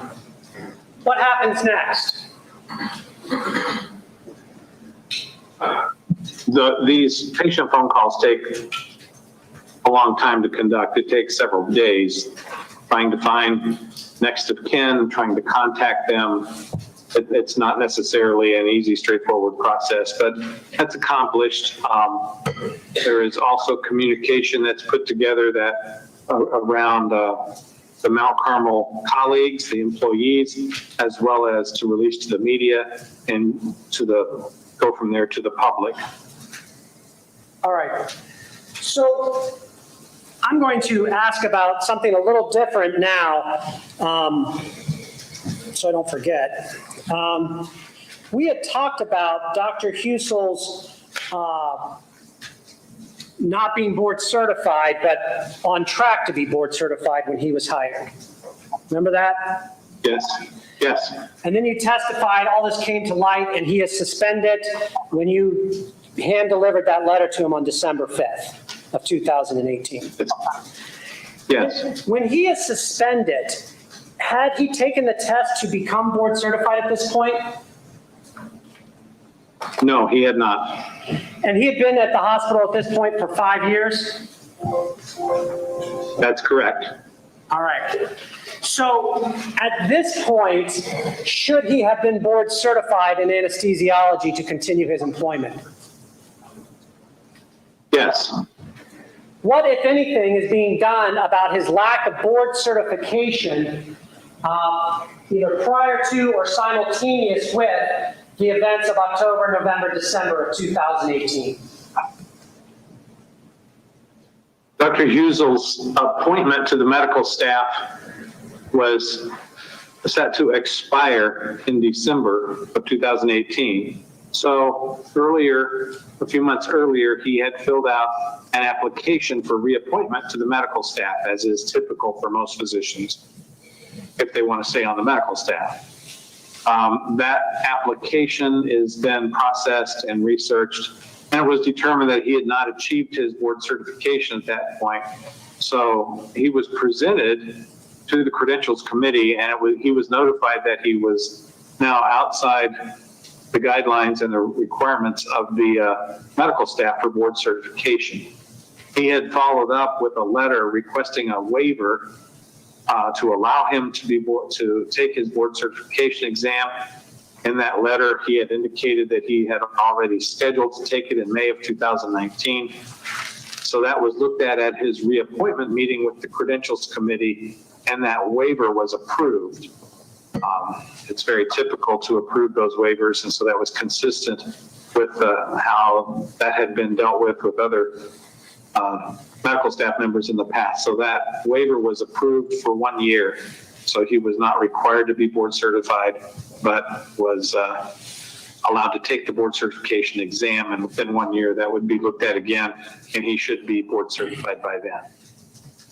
So in fairness to Dr. Husel, that is nothing extraordinary that a new doctor after 5 years would be asking for a waiver for a year just to get the test done. It's not that common, but it does happen. I would say probably a half dozen times a year.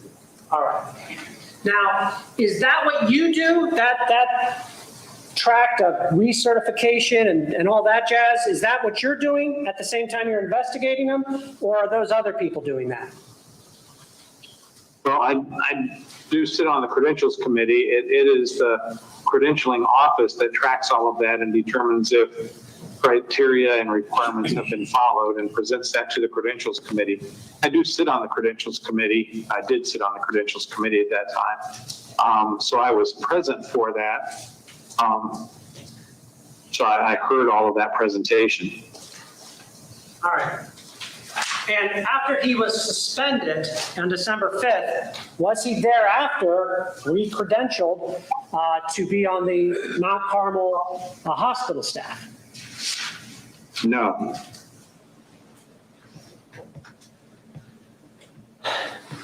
What happens next after these phone calls are made to the patients' families that were affected by the dosing habits of Dr. Husel in the nighttime ICU?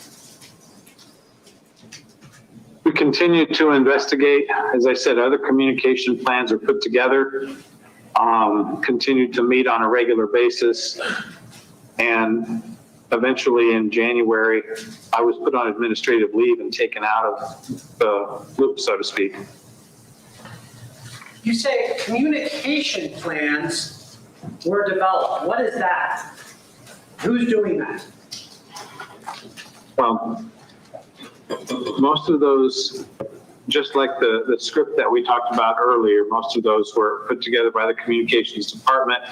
They involved video recordings that would be made, that the plan was to show those to Mount Carmel colleagues, also a video to be made to be released to the media, and then of course with anticipation was the media would show this to the public.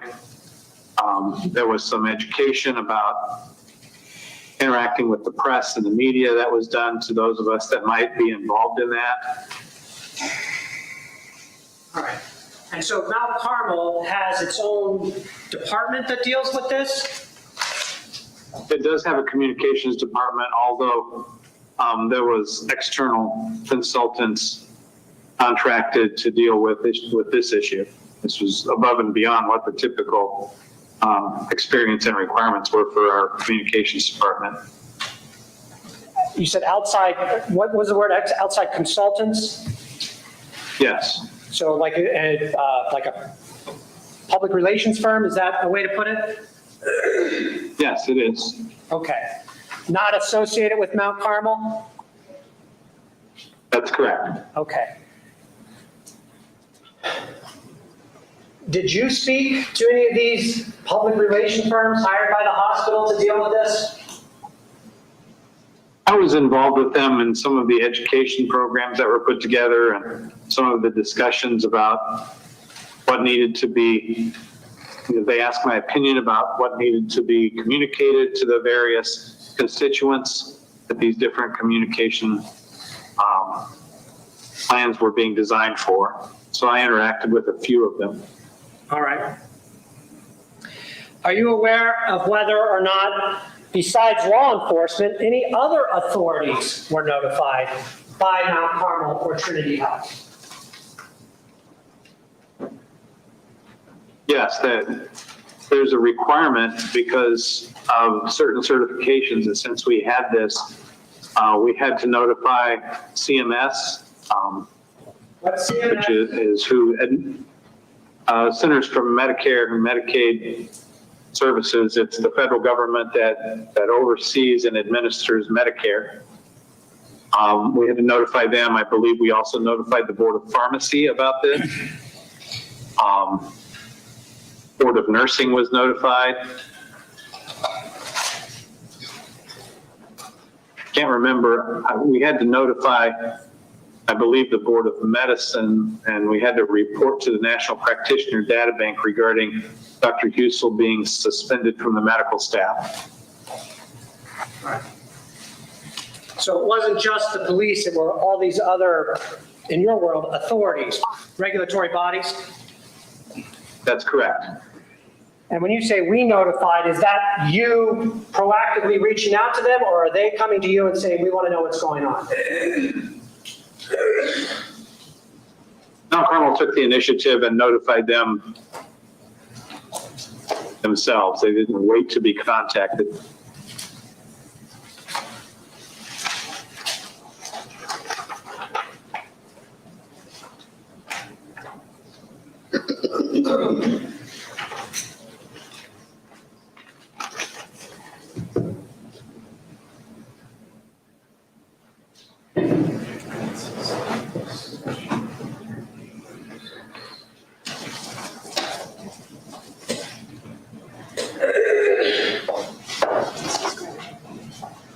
All right, Doctor, I'm just going to ask you a few more questions here.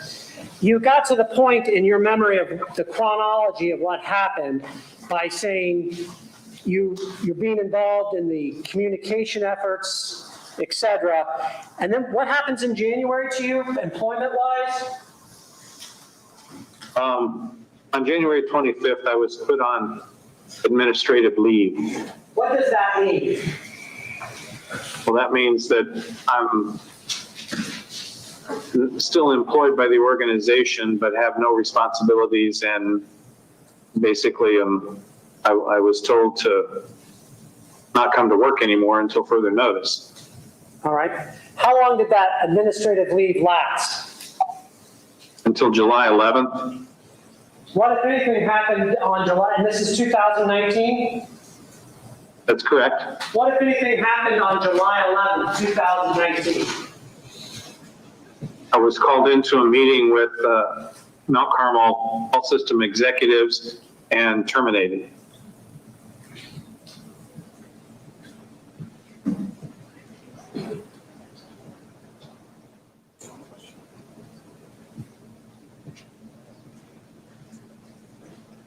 Thank you. I have no further questions at this time, Doctor.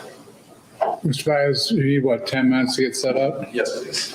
We'll take a quick 10-minute break, ladies and gentlemen, and get back to it. Remember the admonition? All right. Have a great 10 minutes. Do you need any of this stuff up here? Okay.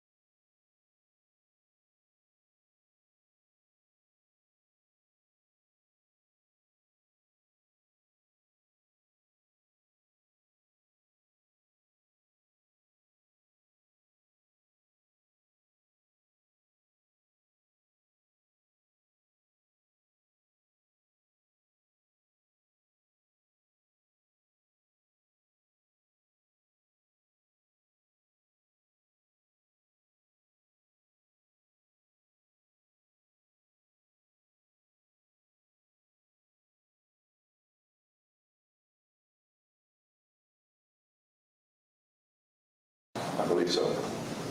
Zion? Yeah, Judge, just so long as a proper foundation is laid prior to taking a leash on the jury. That was my only concern with the logistics of this. And I've been assured by Mr. Baez that will be, nothing's going to be shown, we can I don't know what that is, and then.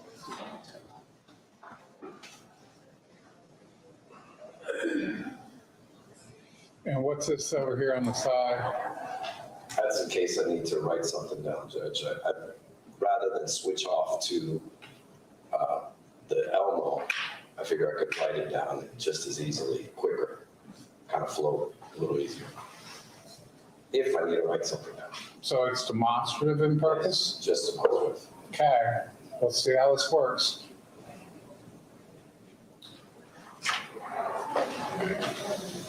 All right.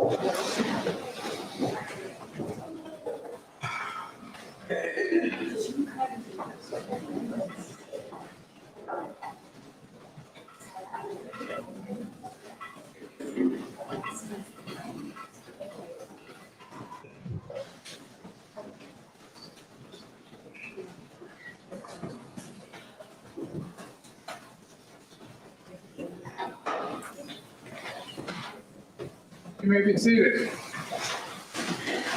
Doctor, you're still under oath. Mr. Baez, you ready to proceed? Yes, sir. May I please report? You may. Mr. Zion.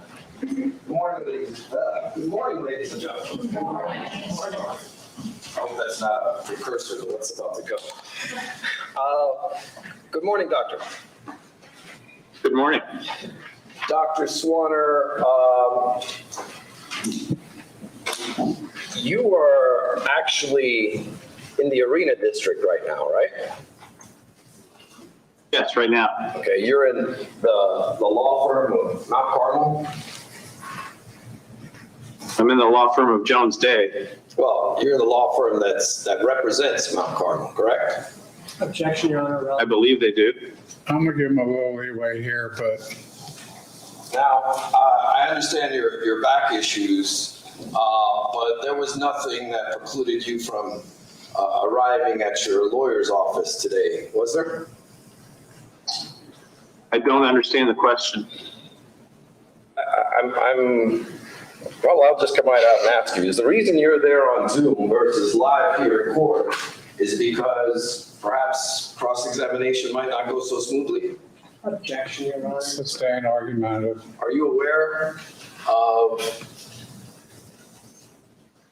was the decision made to be present at your lawyer's office a few blocks away as opposed to coming here live in court, had anything to do with cross-examination? No. Okay. Now, but as so far, we're good as far as your back is concerned today, right? So far, so good. Okay, if you have any issues, please let me know, and I'm more than happy to pause my examination. Okay? Thank you. All right, Yes. sir. I'm going to try and go chronologically and see if we can, and I'll try not to bounce around too much. Picking up where Mr. Zion mentioned about Dr. Husel's board certifications, fact of the matter is he actually took the written portion of the board certification, correct? You mean prior to reappointment? Correct, yes. I believe so, yes. Okay, and in fact, he passed that on the first try, correct? I don't recall if it was first try or not. Okay, but you were aware he passed, right? Yes, Okay, and that all he had left was the oral portion of that exam, correct? that's correct. And kind of hard to study for an oral portion of an exam if you're working full shifts over at the ICU, right? Objection, Your Honor. I can't answer, I don't know how what his study habits are, how he felt he needed to prepare for that. If you don't know, that's okay. That's an acceptable answer, okay? I'm going to ask you several other questions. So taking some of what was covered in direct examination, you mentioned that none of the nurses had ever in the 5 years employed with Mount Carmel had ever come with any complaints about Dr. Husel, correct? That's correct. And no other physicians also ever complained about him. That's correct. No other pharmacists ever came to you and said, we got a problem with Dr. Husel. That's correct. And that was in 2014, 15, 16, 17, up until the October of 2018, correct? Yes. Now, in addition to that, his contract was renewed 2 times while working for Mount Carmel, correct? I don't know details about his contract. So you have no idea how many times Mount Carmel renewed his employment contract? Action has to be. Sustained. Would that be something that's under your supervision, sir? No. Okay. Now, in 2014, he was in fact given an award as Doctor of the Year, correct? That's correct. And this was given to him or recommended to be given by other physicians, correct? I'm not sure exactly how that award was determined. Okay, so I thought it was nursing staff, but I don't know. I'm going to show you what is a Defense Exhibit H1.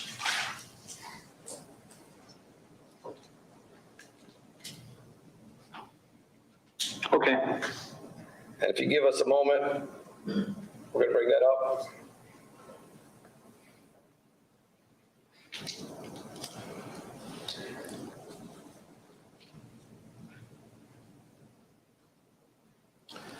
Do you see that, sir? Yes, I do. Okay, and if you could scroll up just a little bit, David. Now, that's your signature on the bottom left-hand corner, correct? Yes, it is. So one could say that as far as Dr. Husel's concerned, you think at this time he's doing a pretty good job. Yes. Okay, and you're also aware that in 2018, he was nominated again for this award, wasn't he, sir? I don't recall that. And of course, that award was not given to him. Objection, Your Honor. The answer is I don't know anything about that. Okay, well, you're testifying, let's, I'll move on, Judge, it's not important. So, sir, in addition to this, you actually met with Dr. Husel about 2 times a year to go over his care, correct? It was not a review of his practice. It was more of a checking in, how are things going sort of meeting. So it wasn't really a review or performance evaluation. And that's, but that's what. reason why the exhibit's Okay, we called. can take that down. But doctor, that's typical of what you do with all physicians, right? No, not all physicians. Well, those in the I ICU. specifically did that with the nighttime ICU physicians. Okay, and you also met with Dr. Hagris a couple times a year? Yes, the same meeting. As well as other staff members at the ICU? I don't recall meetings with other staff members necessarily. Dr. Ralston was present at those meetings, and there would be other staff meetings or other staff members at other meetings I would have, but not specifically for that I called or that I reached out to. There would be ICU quality meetings that I might attend that other staff members would also be in attendance. There were medical department meetings that physicians would be at that I would also attend. So I would interact with the medical staff. I'm sorry, doctor. Let's stick to just my question, okay? My question was, you met with other healthcare professionals and your answer was no? My answer is Or you don't recall? I wouldn't, well, no, I Let wouldn't. him answer, okay? Go ahead, doctor. Thank you. I would not schedule specific meetings with all other medical staff meetings the way I scheduled them with Dr. Husel and Dr. Agris. So no, not like that, but yes, in other situations, I would meet with medical staff members. And the purpose of your meeting with the doctors at ICU was just to check on how things were coming along and to see if there were any issues or any concerns to be discussed, correct? That's correct. And as far as you were made aware during these meetings, there was nothing of the kind to discuss. That's correct. Okay? And now, as far as your position is concerned, you are the Vice President of Medical Affairs, right? Was, yes. Okay, well, at this time, I'm talking about the relevant times. Yes. That's pretty high up there in terms of the chain of command at this hospital, is it not? Yes, I would say one of the top 3 at the hospital administratively. But as it related to the doctors, nurses, pharmacists, you were the man in charge, right? Pharmacy and nursing did not report to me, no. Obviously, you had significant input should an issue arise at the pharmacy, right? If it impacted the medical care and the medical staff, yes. Okay, so these were your people, right? The employees, the healthcare providers, the healthcare professionals at Mount Carmel were under your charge, correct, sir? They did not all report to me. We were colleagues, we interacted, we worked together in a collegial fashion, but they did not report to me. I'm not asking if they actually directly reported to you. My question, I guess, is you're in charge of them though, correct? I mean, if something, Objection, Your Honor. I'm not even finished with the question. Okay. I'm trying to clarify it for the witness. Ask the question. Sure. I'll note the objection for now. If there's an issue as it relates to the medical care, these are your people, right? Objection asked and answered. I'll give it to him. Can you answer it, Doc? I was available and the leadership at Mount Carmel West all made ourselves available. If there were concerns or issues, yes, people could come to me and tell me about them. If it involved the medical care of patients and impacted, obviously, the medical staff, then yes, I would get involved in investigating and resolving those issues. All right, so let's go over an issue then, sir. You testified under direct examination that the first report came in and that was the first you had heard of it was on October 25th, 2018, correct? That's correct. And you stated that, and I want to make sure I got your statement correct, that the doses were dose amounts that the pharmacy had not seen before, correct? Remember testifying to that earlier? I remember testifying to that. I don't remember my specific words, but yes, the pharmacy was concerned because these were much higher doses than they were used to seeing. Okay. Of these drugs. But you learned later on that they in fact were used to seeing these doses, correct? I'm sorry, could you define used to seeing? Yes. You later on learned that this was Dr. Husel's routine practice to be aggressive with pain meds as it related to palliative withdrawals, correct? Yes, I did. So, and you were also aware, and you also learned that the pharmacy, that numerous pharmacists had approved both prospectively and retrospectively many of these patients' doses, correct? Yes. So when you told this jury earlier that the pharmacy had not seen these doses or that they were not used to them, it's not exactly true, is it, sir? Objection, Your Honor, that was not his testimony. I agree. No, I'm talking about the fact, not his statement, Judge. His statement, Your Honor, if we. Well, you're impeaching him, evidently attempting to. No, Judge, I'm just pointing out that it's not true. That was not his testimony, Your Honor. Sustained. Thank you. All right, now, sir, you are actually in a unique position because you were once a pharmacist, right? That's correct. And you were aware, well, you are aware that, of course, that these drugs that we're discussing are controlled substances, right? Yes. And you became aware that there was an issue at the pharmacy as far as not being in control of controlled substances, correct? Yes. And you're also aware that the pharmacy is answerable, has to answer to the DEA in reference to what they do, their procedures, and whether in fact they have control of controlled substances, correct? Yes. You're also aware that if the pharmacy is not in control of controlled substances, that this is a direct violation of the CMS, which is the Center of Medicaid and Medicare Services, correct?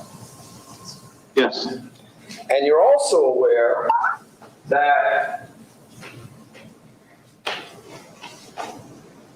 they would be the pharmacy would be in immediate jeopardy by CMS of being able to see patients who are Medicaid and Medicare service patients, correct?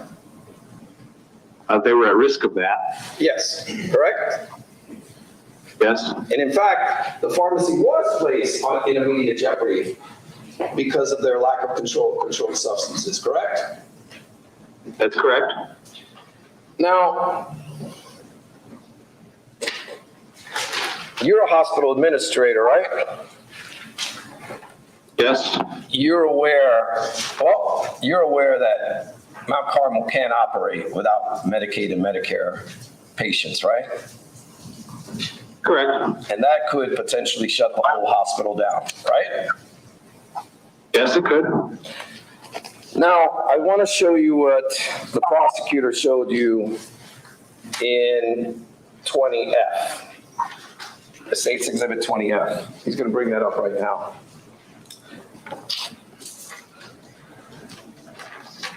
This is an email that was forwarded to you by Katie Barga, correct? Yes. Now, at this time, you see that she wanted to bring something to your attention with this email, right? Yes. And if you look at the last paragraph here, it says, I wanted to copy you as well, since pharmacy is concerned that the nursing staff is overriding Pyxis to obtain and administer these meds. Do you see that? Yes. And she goes on to say, I will keep you updated on the progress and send you an optional invitation to this meeting. Do you see that? Yes. So Ms. Barga is bringing to your attention at this point that there's something going on at the pharmacy, right? Yes, That's all. That's my question. Now, let me ask you this. Was it brought to your attention that the pharmacists were concerned about potential diversion because of the way these meds were being scanned? there was conversation about diversion after these three cases were brought to my attention. Okay. And as a former pharmacist and the third guy in charge, that was pretty important for you, right? Yes. Now, you stated that you went over your testimony. Actually, let me ask you this. In any of your direct examination today, did you testify about anything going on at the pharmacy? I don't believe so. Okay. And having said, after you testified about the voice reports, and in fact, as part of the procedure of the voice reports, it's mandatory to bring it to the attention of the actual provider, correct? Which would be Dr. Husel. I don't remember the exact regulatory rules around voice reports, but typically I would. Okay, so I'm going to go over what's mandatory and what you do typically, since because of your answer, sir. You're aware that the physician has to be notified of a voice report within 48 hours of having a voice report lodged against him or her, correct? I don't recall that. Is that your typical way of doing business with voice reports, sir? To notify them within 48 hours? Not necessarily, no. So typically, how long does it take you to finally get to the person who people are complaining about? It depends on the situation. Okay, so let's talk about this situation then. You stated after receiving these voice reports, excuse me, that you started an investigation yourself, right? Yes, yes. You would agree that the best thing to do is to hear it straight from the horse's mouth, right? Are you asking his opinion? As someone investigating something, sir, best person to talk to is the actual doctor, right? That's one of the factors involved. Okay. Also a good idea to perhaps go over the medical records with the doctor, is it not? Depends on the situation. Okay. Not all voice reports are about medical care that would have anything to do with the medical record. I'm asking you, sir, specifically about your investigation that you said you conducted, that you told us today you conducted. My question to you, sir, is pretty good idea to go over the medical records and give the doctor a chance to explain himself, right? Yes, And it's also a pretty good idea to get these records, right? what do you mean by get the record? Before I ask you that, you didn't do that in your investigation, did you, sir? Yes, I did. Okay, you're talking about, I'm talking about earlier. Not until after he was placed on leave did you talk to him, correct? It was after he was taken off of the schedule that I talked to him. He was in fact placed on leave on, I'll get the exact date for you. Look that up.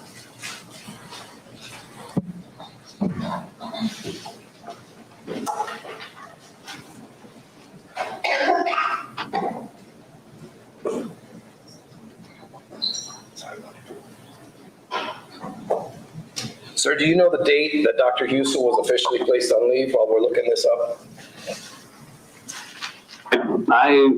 We made the decision to take him off the schedule on the Wednesday before Thanksgiving, November 21st, 2018. And was it not decided at the executive meeting on the 19th that he would be placed on leave? No, that was decided on the 21st. Okay. If you're So, let me equating stop leave there. with being, I request the witness be allowed to answer. Let's stop and answer your question. You would agree, sir, that November 21st is before November 26th when you actually met with Dr. Husel, right? Yes. So before ever placing this doctor on leave, a person that works for you under your supervision,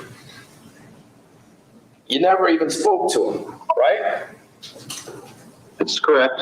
And you never even spoke to the nurses who were present at the bedside on any of these patients, did you, sir? No, I did not. You also, as part of your investigation into the matter, never went and spoke to the pharmacists who had either prospectively or retrospectively or simultaneously approved these meds, correct? Correct.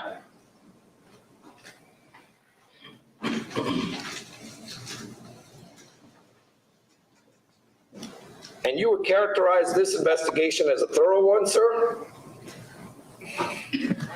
I would. Okay. Sir, you realized at the time of you conducting this investigation that one, it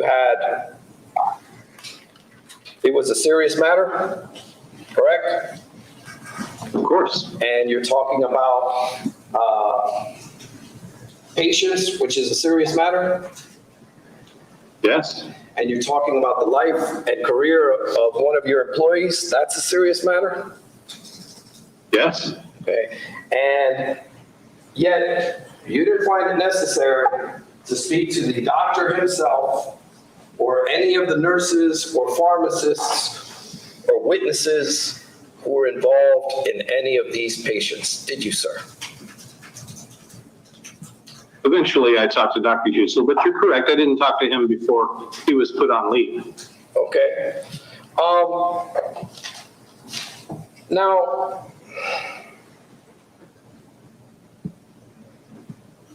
you did say that you looked at the patient's charts prior to the meeting, correct? That's correct. So you had a little more information as far as only what was put in the records, right? Correct.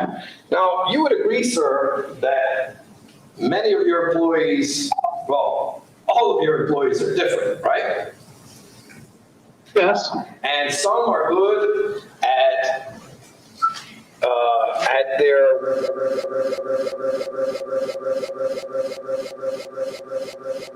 not so thorough, right? That's correct.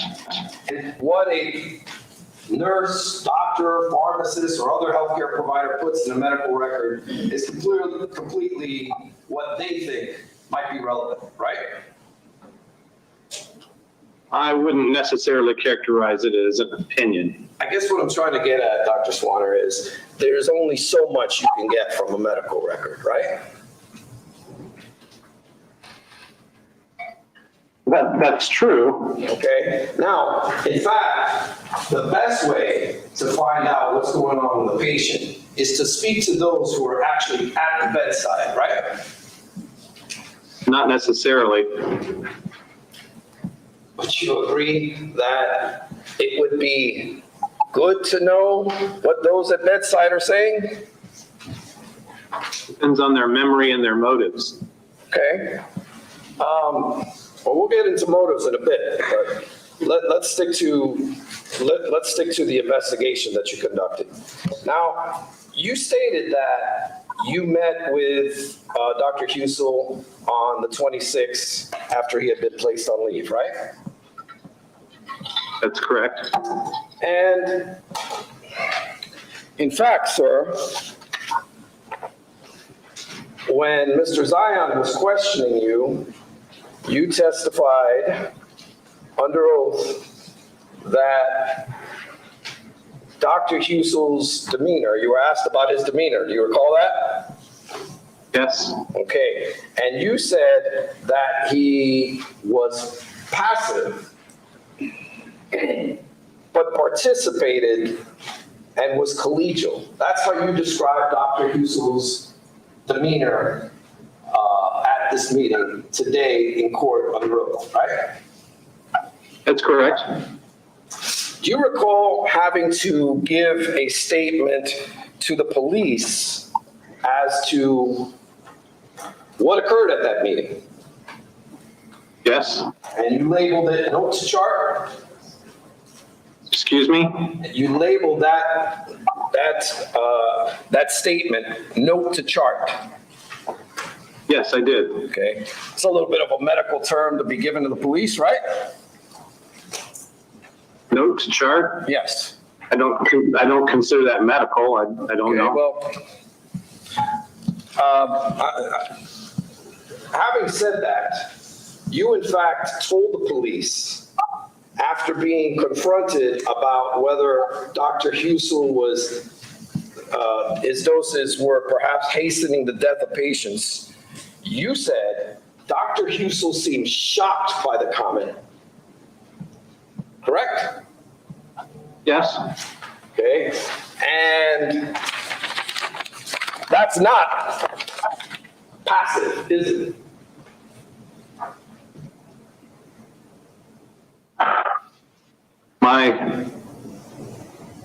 my description of him being passive did not mean in a specific moment. It meant the overall meeting. But He you was didn't not tell. aggressive. I'm sorry, go ahead, I cut you off. Please continue. He was not aggressive. He wasn't pacing. He didn't stand up and pound on the table or anything like that. Yes, he was shocked, and that's not necessarily a passive reaction. But overall in the meeting, his demeanor was rather passive. Okay, I didn't ask you, I don't believe the prosecutor asked you if he was aggressive or violent. I'm asking, I believe he asked you for your demeanor, correct? Okay, Yes, Did I I'm hear an defining objection? passive. okay, stop, Doc. Reason, Argumentative, Your Honor. rephrase the question. I'll move on. I don't really know how that was argumentative. I asked him. Okay, I made my ruling, Sure. okay? Okay.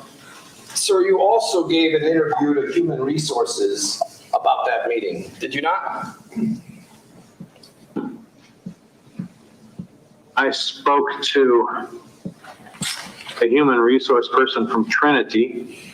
Correct. And when describing Dr. Husel's demeanor during that meeting, you said he was sad, contrite, and sincere. Did you not, sir? I don't recall the specific words I used in that meeting. Okay, but you wouldn't argue with the fact that perhaps you told Human Resources that Dr. Husel was sad, contrite, and sincere, correct? True. Now, in your two-page or one-page or one-paragraph statement to the police, you don't say anything about him being passive here, correct? I would have to look at the document. I don't remember especially what's in it. Okay, I believe we emailed your lawyer a copy of that note to chart. Do you want to take a moment Yes. to review it? Do you feel you need to do that, to know that you never Yes. say anything about passive Okay, here? stop. Proper question. I think I finished the question, Judge. No, then you strike the question, you disregard the question.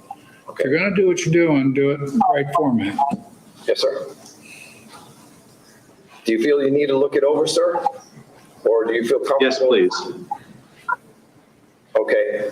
I believe, how close is your lawyer to you right now? Okay. I have the document in Hold front of on, me. stop. Do you have the document in front of you?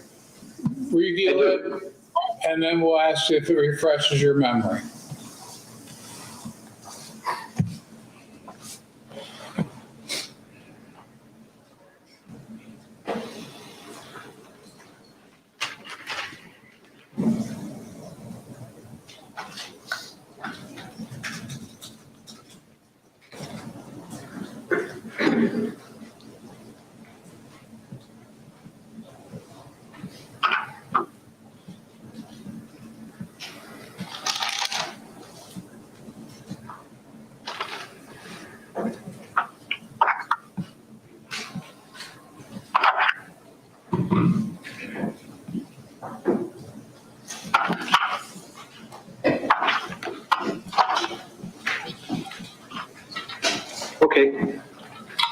Does that refresh your memory? Yes, it does. Go ahead, then. Did you say anything about him being passive, sir? No, Say anything about him being collegial? no. Okay. And during this meeting, what you did was you also asked Dr. Ralston what his routine and his practice is, right? Correct? And Dr. Ralston did that, correct, at the meeting? Yes. And subsequent to this, well, before I go any further, it's fair to say, doctor, or you would agree, that equally trained and equally qualified doctors can have two completely different opinions, right? Yes. And in fact, one could be right, one could be wrong, both could be wrong, and they both could be right, right?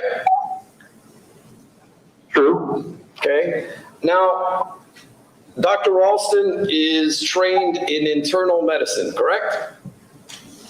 Yes. And you're aware that Dr. Husel's trained in anesthesiology, right? Yes. You're also aware that he was also, and that was at the Cleveland Clinic, correct? Yes. And you're also aware that he had a fellowship in critical care as well, correct? Yes. In fact, he's the only doctor at Mount Carmel West who's both trained in critical care and anesthesiology, is he not? That's true. Okay, so whatever doctor you may ask at Mount Carmel about Dr. Husel's dosing habits are trained differently, are they not? Yes.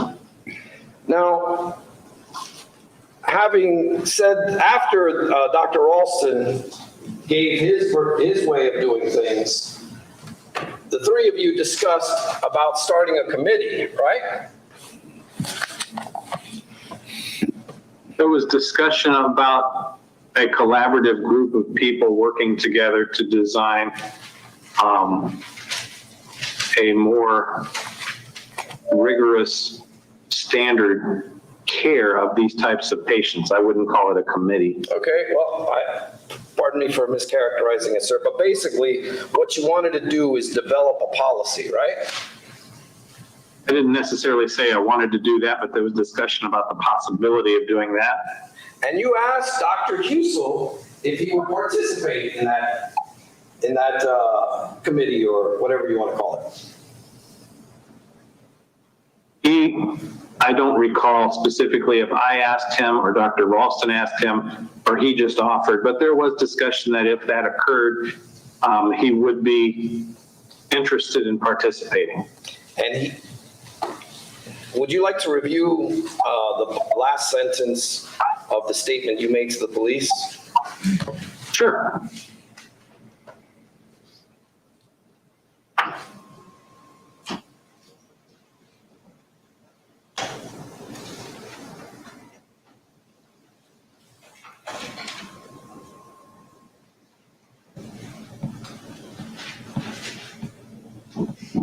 Let me know when you're done.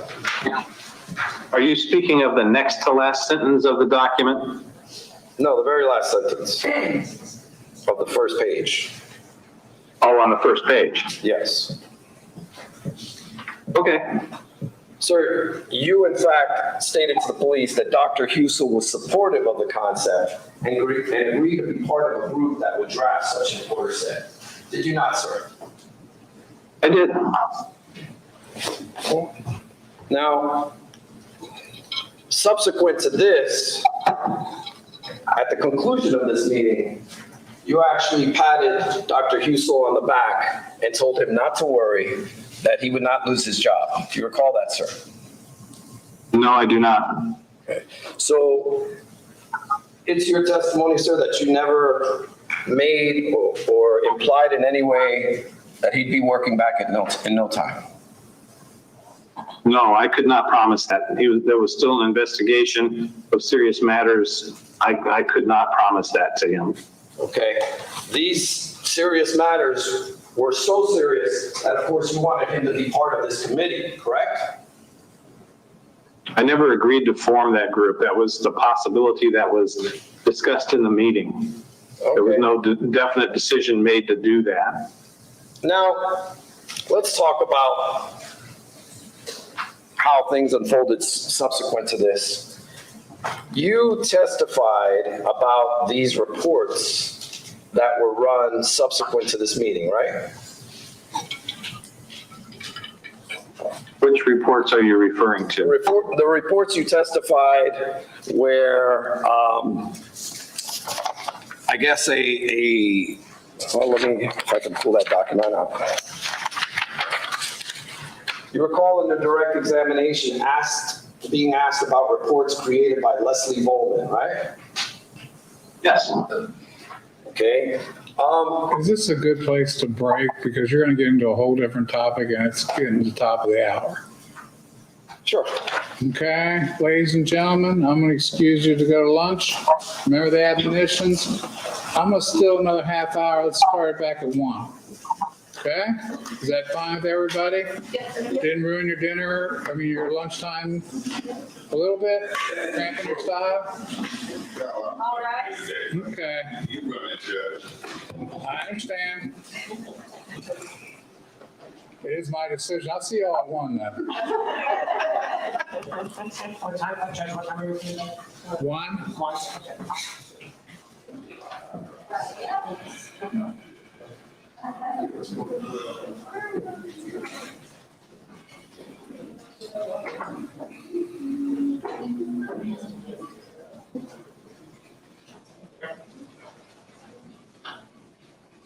Hold on, Doc. Don't go away yet.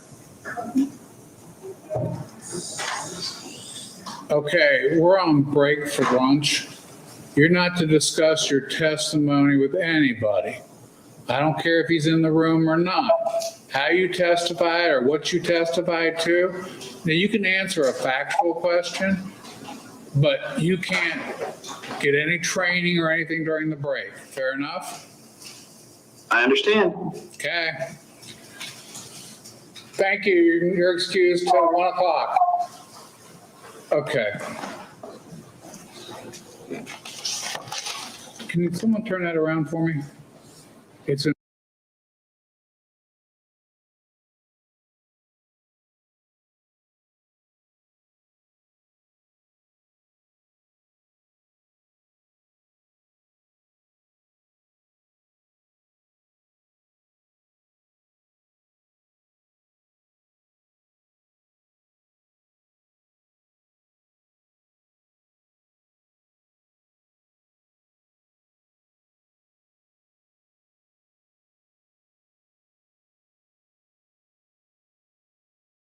The parties for this procedure based on his health issues. He has to periodically, after about an hour, go lay down somewhere. He didn't want to lay down either in the back hallway or in the outside hallway or in some room at the courthouse. We all agreed this was an acceptable format, and for Mr. Baez to attack that as if some sort of ruse to avoid the rigors of his devastating cross-examination, I don't think was appropriate. And I'm going to ask for some leeway as to, on the redirect as far as leading regarding that. Secondly, we would also request, again, on the record, for any expert reports that we were promised, again, last night, and we have not received yet. So. Pot shot aside, I think, Judge, I feel we did make the agreement that he could testify, but I don't think that I'm foreclosed from attacking that issue, especially given the fact that he's just a few blocks away. I thought he was going to be at home. I wasn't aware that he was going to be at his lawyer's office. I wasn't aware of any of that until at the I think late yesterday. So in light of that, I think that's fair game, and it's fair game for. No, he said you did it. He wants to be able to go after it too, is what he's requesting. Well, he wants to be able to explain it away. He can't testify for the defense, if that's what. No, he's not trying to testify for the defense. Okay. He just wants to be able to ask questions along the line of, why are you there? That type of stuff. In terms of the expert reports, there was one updated one, which I think was sent to them. No. Or a supplement one. When was that sent? Alice? Yeah, no, we just have a supplemental, which we did say that we would, turn over to the state. Okay, so we're turning, that one's ready to turn over. The only other one that's outstanding is the new one that we discussed at sidebar, that new expert. Any he's currently reviewing anticipation? records. Okay. He said he would probably be done by either tonight or tomorrow as well. So it will be done shortly. Can we have a name, please? Allison can give you that name. I'm sorry? We don't even know a name yet, Judge. I'm sure we gave them a name, Judge. I'm just. This is Taylor Mick. She's following all of this, Judge. We don't have a name yet of a. Okay, Taylor, talk to the other one. You guys get the issue resolved. If you don't, I'll get involved. We'll note for the record, it's March 2nd, second week of trial. I understand that. I understand I gave them leeway previously in an order and you objected. I understand. Are we excused? Anything else for the record? Okay, we're on break. Thank you, Judge. Hot shot outside, come on.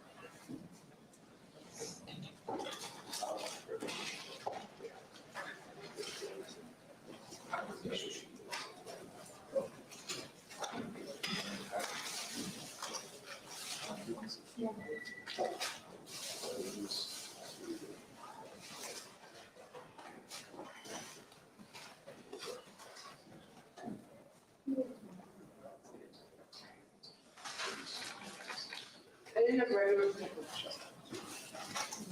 If you recognize something that's different, that's sort of like, right? I just thought it was impactful. Well, last time. It's also a timber. It's a timber. Yeah. Yeah. It's awesome. So we, see what you think. And if you think it's horrible, then no. I think it's the same original recipe. I just think with the two birthday girls. Yeah, that's it. Glenn got a big It's one. gonna be fantastic. Jose got candy, didn't even know it.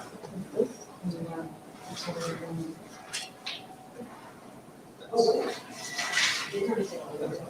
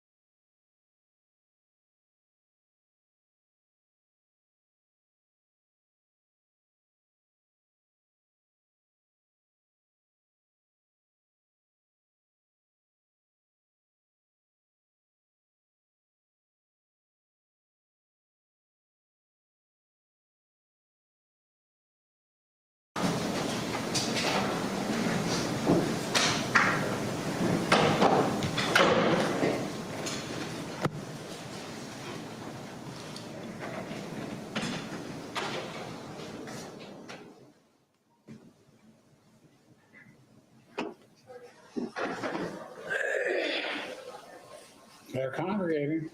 Seem to be in a good mood. They always are. That's a good group you guys got.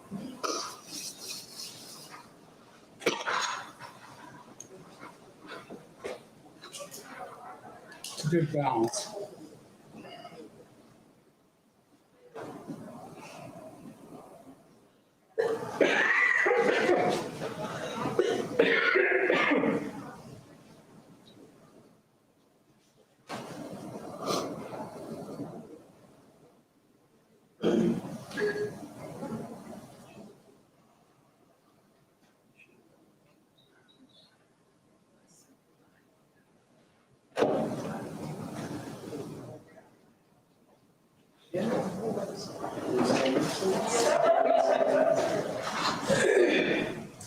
All rise.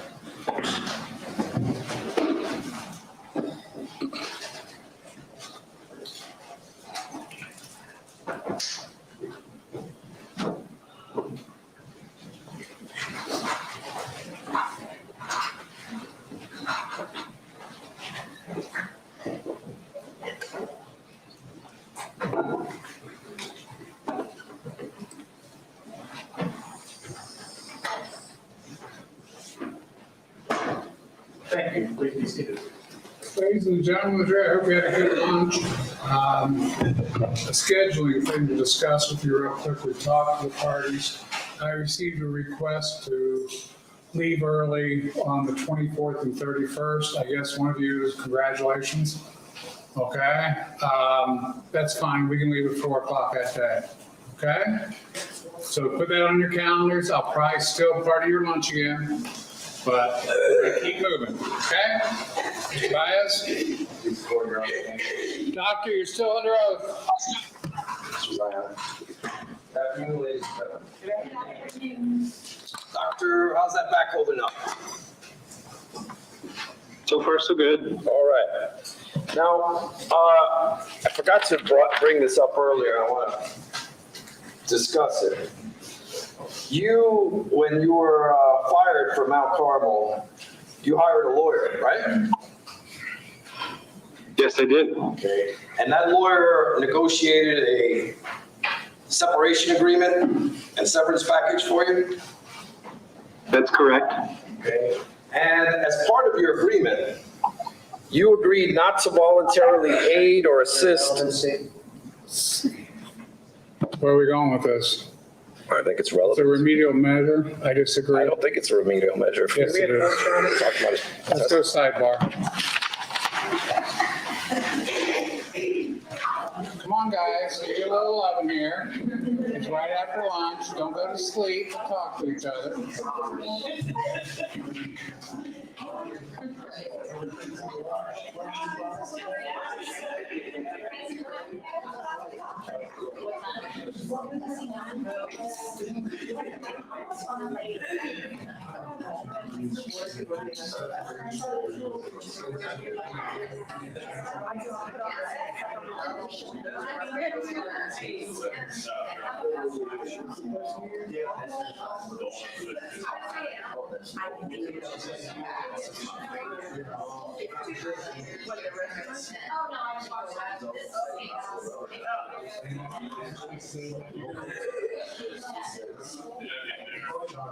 Continue to hear more about each. Does anybody like, not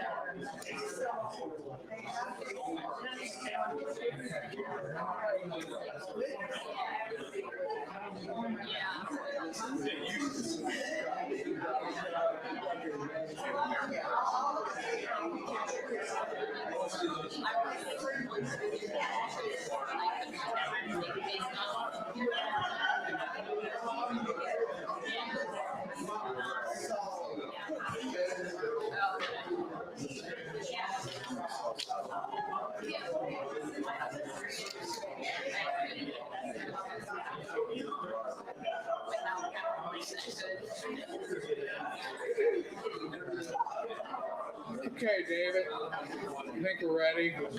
Ladies and gentlemen, that objection has been sustained or disregard the last question. Dr. Swanner, we have never spoken before today, correct? That's correct. Have you spoken to Mr. Zion before today? Yes. Okay. Now, I want to go back to the incident, well, the meeting that you had with Dr. Husel and Dr. Ralston on November 26th of 2018. Do you recall that line of questioning? Yes. Now, when I asked you whether you actually patted Dr. Husel on the back and told him not to worry, that he wasn't going to lose his job, you're not denying it happened. You're just saying you don't recall, correct? No, I'm denying that it happened. Okay. Now, having said that, sir, isn't it a fact that Dr. Husel's privileges were renewed at Mount Carmel 2 days after that meeting on November 28, 2018? I don't remember the exact date, but approximately, yes. Okay. And that was after having this discussion with Dr. Husel and Dr. Ralston about this potential committee to create the order setting, correct? Yes. Yes. Now, in fact, he utilized you and Dr. Ralston as references to get his privileges renewed, did he not? I don't recall that. Okay. You're not disputing it, it's just something you don't recall, is that correct? That's correct. Okay. Now, sir, I want to go back to the line of questioning that you had with Mr. Zion in reference to the reports that were run, according to you, after this meeting with Dr. Husel. Do you recall that line of questioning? Yes, but I didn't say they were run after the meeting with Dr. Husel. I was just made aware of them after the meeting with Dr. Husel. Okay. And these were reports created by Leslie Bowman, correct? I believe so, yes. Sir, you were asked under direct examination by Mr. Zion. I believe there was a moment where he specifically asked you, came over here and said, how many doctors are doing this? Do you recall that question? I'm sorry, I didn't hear what you said. Sure. I said that there was a question asked to you about these reports, and Mr. Zion specifically said, how many doctors are doing this? Do you remember that moment in court, sir? Yes, I do. Okay. Now, isn't it a fact, sir, that these reports were run by Leslie Bowman on November 23rd, 26th, December 5th, December 19th, and the 21st? Do you see? Am I correct in those dates? I know that these reports were rerun with different parameters several times. And that's what I want to talk to you about, sir. I forwarded your lawyer now this is specifically labeled as Project Lighthouse, right? These reports? I believe so. And they were part Yes, of this probably. whole project by both Mount Carmel and Trinity, right? Yes. Now, I forwarded your lawyer in case you need to refresh your recollection on dates. But isn't it a fact, sir, that the report parameters were expired patients within 400 minutes from order by Dr. William Husel, MD? Correct?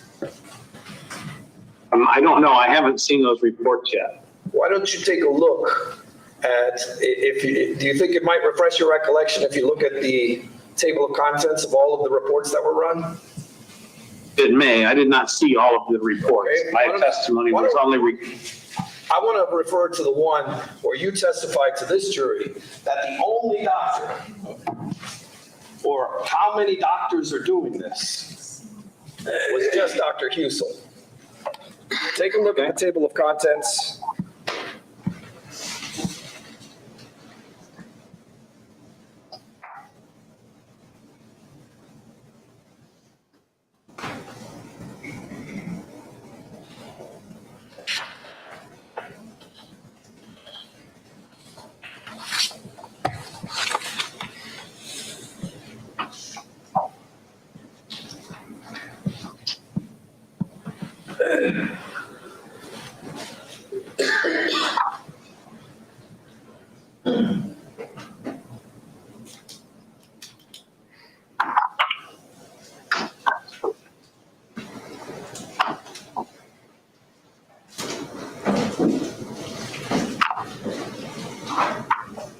Let me know when you're done.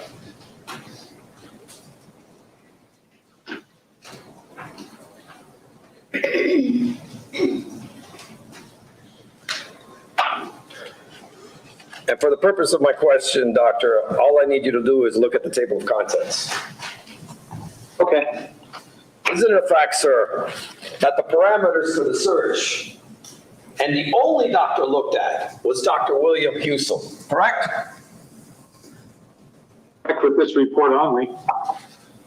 All 5 of the reports that are listed in that table of contents under Project Lighthouse, the parameters are set to only bring up Dr. William Husel, correct? For these reports, yes. And it is also, sir,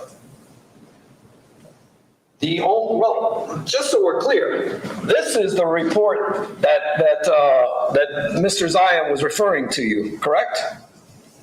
Referring you to, correct? No. Now there's another report from Project Lighthouse. Is that your testimony, sir? I remember seeing a different report. Okay. And when exactly was that report done, sir? If you're so confident it's another report. What was it? I'm sorry, I didn't hear your question again. Well, let me strike that and ask you this way. Sir, the first report done for Project Lighthouse had to deal with expired patients within 400 minutes from order by Dr. William Husel, correct? The first report in this that you gave me, that is correct for that. The second report done on the date you had the meeting was expired patients within 400 minutes from order by Dr. Husel, correct? Yes. The third report, expired patient, ordered by Dr. William Husel, 400 minutes was taken out, correct? Yes. Third report, expired patients with order by Dr. William Husel, correct? Yes. And that date was on the 19th of December, 2018, correct? Yes. And that was after you had already gone to law enforcement, right? What was that date again? December 19, 2018. Yes. And the other report, the one I mentioned prior, was on December 5th, 2018, the day you reached out to law enforcement, correct? Yes. So, sir, as we went through the timeline of events in your direct and your cross-examination, these are the reports that you had access to as the Vice President of Medical Affairs that were run on Dr. William Husel, correct? And Dr. William Husel. I would not say I had access to all of these. I don't remember seeing these prior to today. Now, sir, you also, the parameters of this report also only refer to expired patients, do they not? That's correct. And that is patients who have passed away, correct? Yes.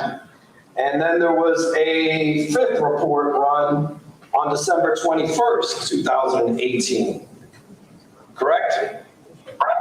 That will be at the bottom of the page, sir. Yes.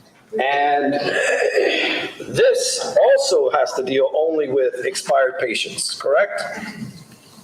Yes. And the only doctor looked at in this report is Dr. William Husel, correct? Yes.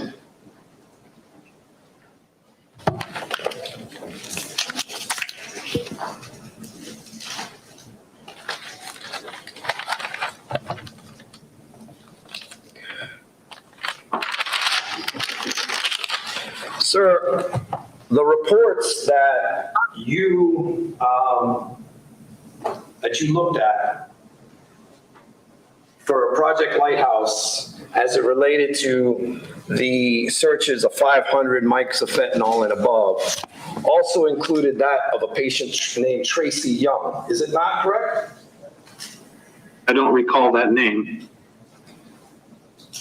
Let me ask you this. Are you saying you don't recall that name at all until today? Or you don't recall that name back then? I don't recall that name back then. I heard that name for the first time approximately 1 week ago. So it wasn't until a week ago that the name Tracy Young was brought to your attention after you had already been fired from Mount Carmel? And That's true. And Okay, after, you're getting compound question. I'm sorry, I supposed to call myself Judge. And that's after you had reported Dr. Husel to the police?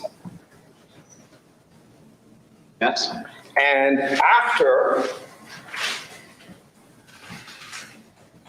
Dr. Husel was charged with 14 counts of murder, right? Yes. Okay. Now, sir, you're aware that the report on December 5th,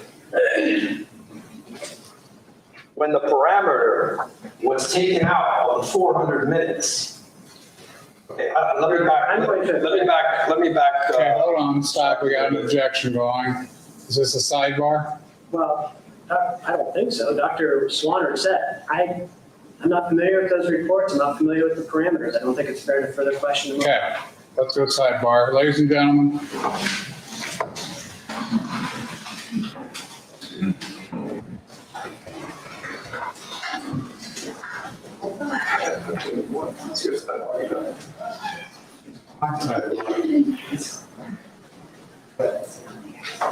Get everyone there. They're awful quiet back there.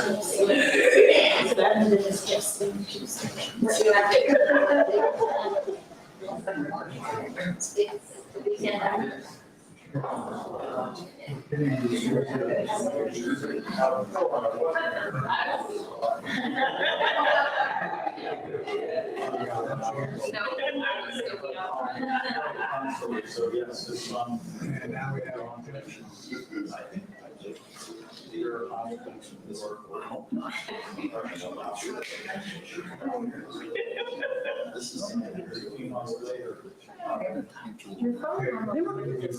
They were saying something about their times that. Yeah, there's been talk about it. I would keep that.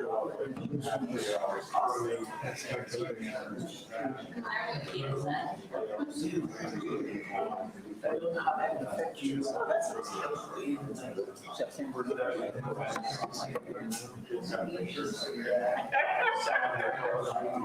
Well, just don't change it.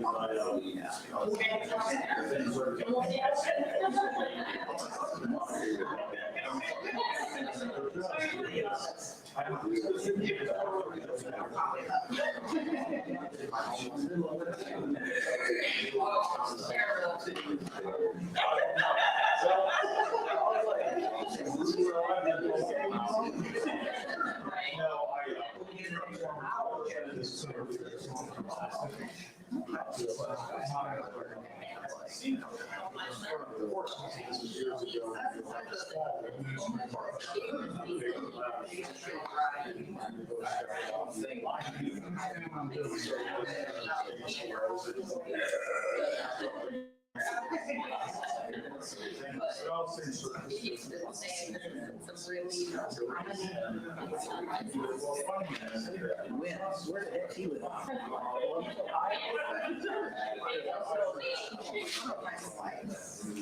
I'm telling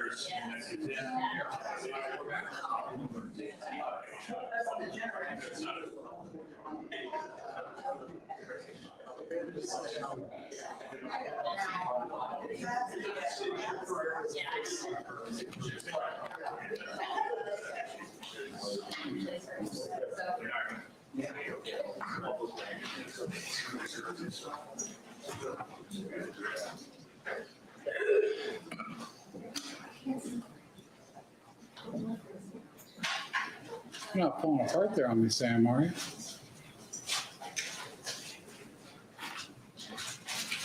Ladies and gentlemen, we're going to continue on with the testimony. Sometimes we have to do this judge stuff. Okay, you just got to have some patience with me. Okay? With that, you may proceed. Thank you, Judge. Dr. Ralston, just so we're clear, I'm referring to only the reports created by Leslie Bowman, okay, for the purposes of my questions. Just for clarification, I'm Dr. Swanner. And I understand what you're referring to. All right. So, Dr. Swanner, what did I call you? Dr. Ross. You called me Dr. Ralston. All right, Dr. Swanner. Dr. Swanner, I'm specifically referring to the reports created by Leslie Bowman, okay? Okay. And those were the questions asked you by Mr. Zion in reference to that report that we were discussing, that you discussed during your direct, okay? By Leslie Bowman. Now, having said that, if the parameters for the December 5th report was expired patients ordered by Dr. Husel to patient's discharge date and time for 500 mics of fentanyl or greater IV push. So those are the parameters of that search. You understand? Yes. If in fact, a patient by the name of Tracy Young received 2,500 micrograms of fentanyl and Let's finish the question. and went on to live another 9 days after the fentanyl had left her system, would that have shown up in that report under those parameters? Sustained, rephrase. Disregard the question, ladies and gentlemen. Sure. If in fact a dose of 2,500 micrograms came up, was in the Mount Carmel medical record system, that would have shown up on that report, correct? I believe so. Okay, and that was December 5th, 2018, right? That report date? Yes. And that's the same date that Mount Carmel took this case to the state attorney's office in order to prosecute Dr. Husel, right? Yes. Now, sir, you mentioned in your direct examination about Trinity Health being the parent company of Mount Carmel. Do you recall that testimony? Yes. Now, Trinity Health is in charge of 88 different hospitals across the country. Isn't that correct? That could be. I don't remember the actual number. And this is a $20 billion corporation, is it not? Yes. Having said that, sir, at this point, you mentioned that at some point there was an external peer review. Do you recall that testimony? Yes.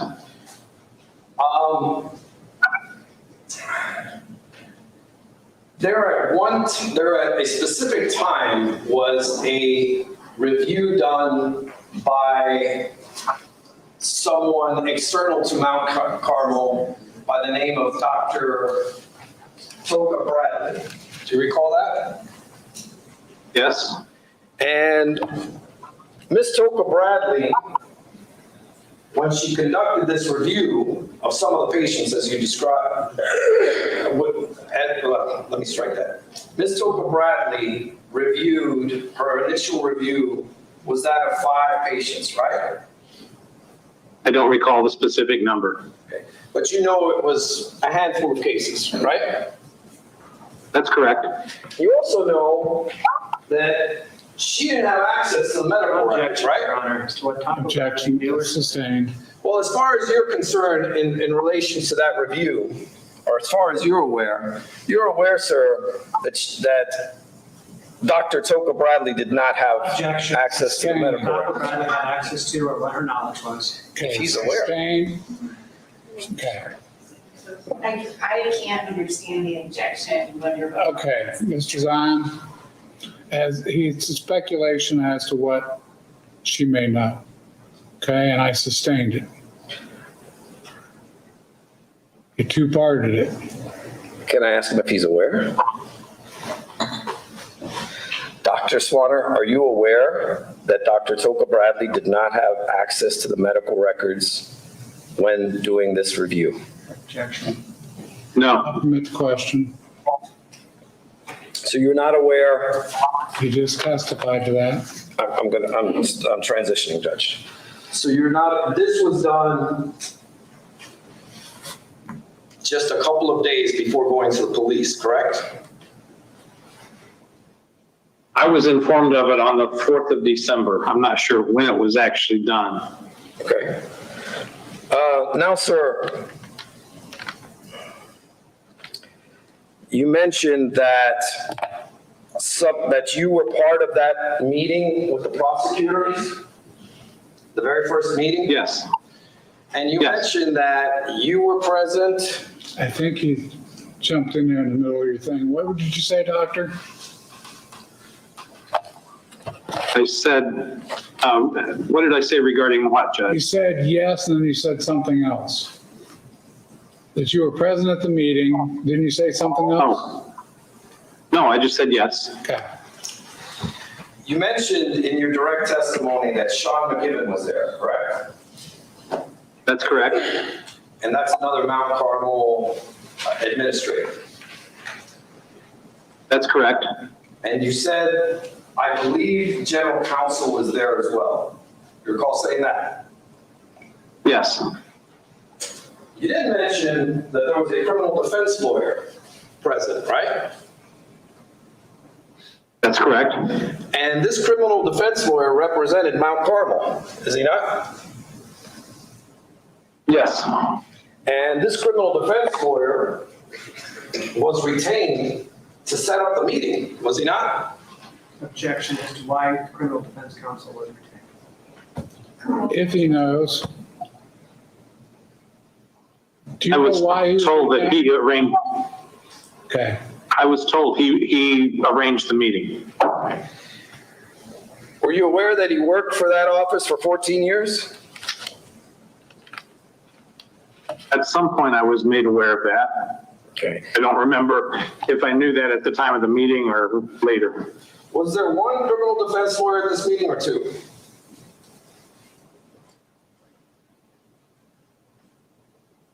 I only recall the one. Okay, and would that be Mr. Greg Peterson? Yes.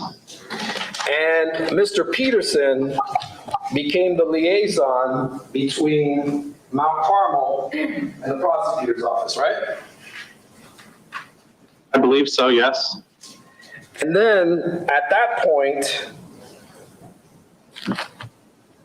there was a project or an operation, I guess is the best I could describe, called Project Lighthouse. Are you aware of that operation, sir? You asked him that a bit ago. I've asked him about the reports. Okay.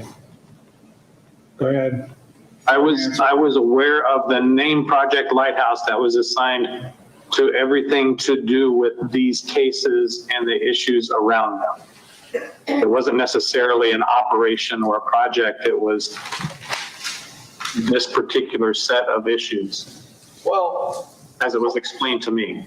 sir, as a hospital administrator, you're aware that sometimes operations are given titles like the one of Project Lighthouse so that certain documents could be kept confidential within the attorney-client privilege, right? Yes? Okay. Yes. And Project Lighthouse was one of those such operations, was it not? Yes. Now, sir, as part of Project Lighthouse, Trinity had employed a crisis management group by the name of Jared, did it not? What was the name again? Jared. Does that name sound familiar to you? It does not. You testified under direct examination that you had external, I'm trying to look at the way you described it, external consultants. Yes. And this was in the area of communications, was it not? Yes. And these external experts created a thing called a playbook in terms of what the message would be to the media. Did it not? I believe so. And in there, as you described in your direct examination, you said you attended several meetings as to what should be communicated and how it should be communicated. Did you not? Yes. And one of those ways of how things should be communicated, there were discussions and topics that were passed around amongst the executives or high-level executives as to what the message should be, right? Yes. And that message, sir, was who would be the villain, who would be the victim, and who would be the vindicator. Do you recall that, sir? I recall hearing about that. Okay. And the villain was to be, it was decided that the villain was to be Dr. William Husel, as well as the nurses and pharmacists, excluding the ones excluding the pharmacists who reported the incident and excluding the nurses who had preceptors. Isn't that a fact, sir? I don't recall those details.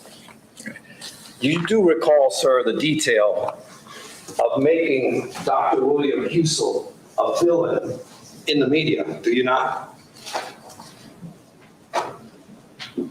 I recall the decisions made that when identifying what the issues were, that Dr. Husel had prescribed excess doses of these medications. Objection, Your Honor. He should be allowed to answer the question. Let him finish his answer.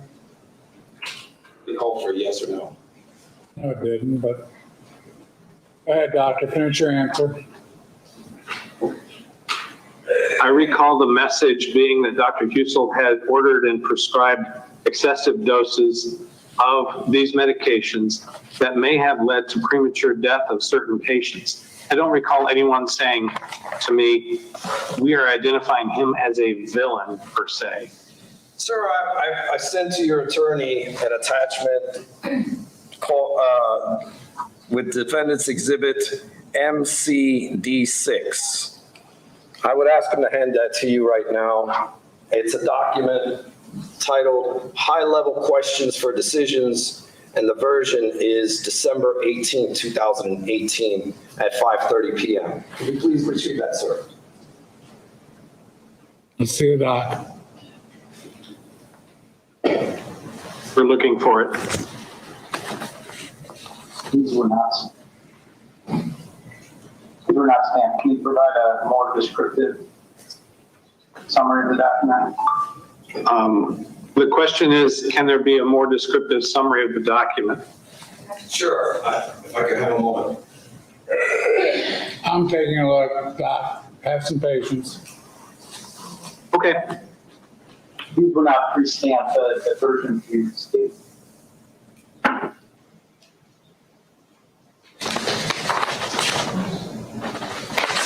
Sign any objection? I do object, Your Honor. It's not his.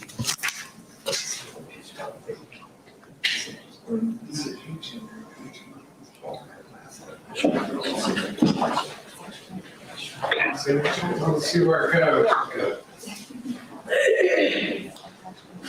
Okay, I'll try and describe it a little bit better. It was in the first email attachment 1. Stop. I thought you looked at the document. He has not. I think we've found the document. I'd like for you to Look at it, review. Doc. I'm sorry? Review the document so we can see if it helps you for whatever purpose here. Okay.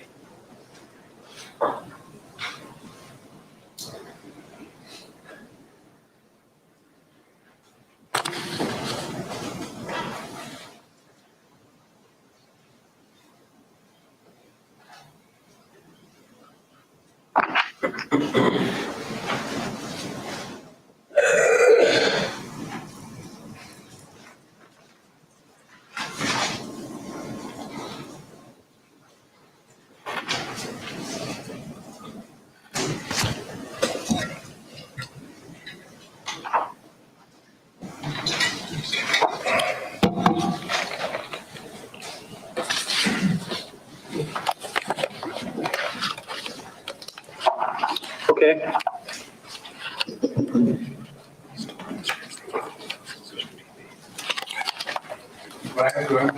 Yes, sir. Yes, sir. All right, sir. You've reviewed the first question. Okay, lay your foundation Yes. first. Does that refresh your recollection as to what the high-level questions for decision Objection, were? Your Honor. No, you don't have a foundation question yet. Lay your foundation. Sure. Sir, is that, you looked it over, you understand it? Yes, I understand it. Okay. Now, sir, Okay, well, you still got a foundation to lay. I'm about to ask. Sir, does that refresh your recollection as to who was to be made the villain? Objection, Your Honor. Indicator? Sustain, Does that refresh your recollection, sir? sustain. Can we approach this? Yeah. A little hostile, sir. Ladies and gentlemen, make yourself busy. You guys hold up the we're about 45 minutes till break.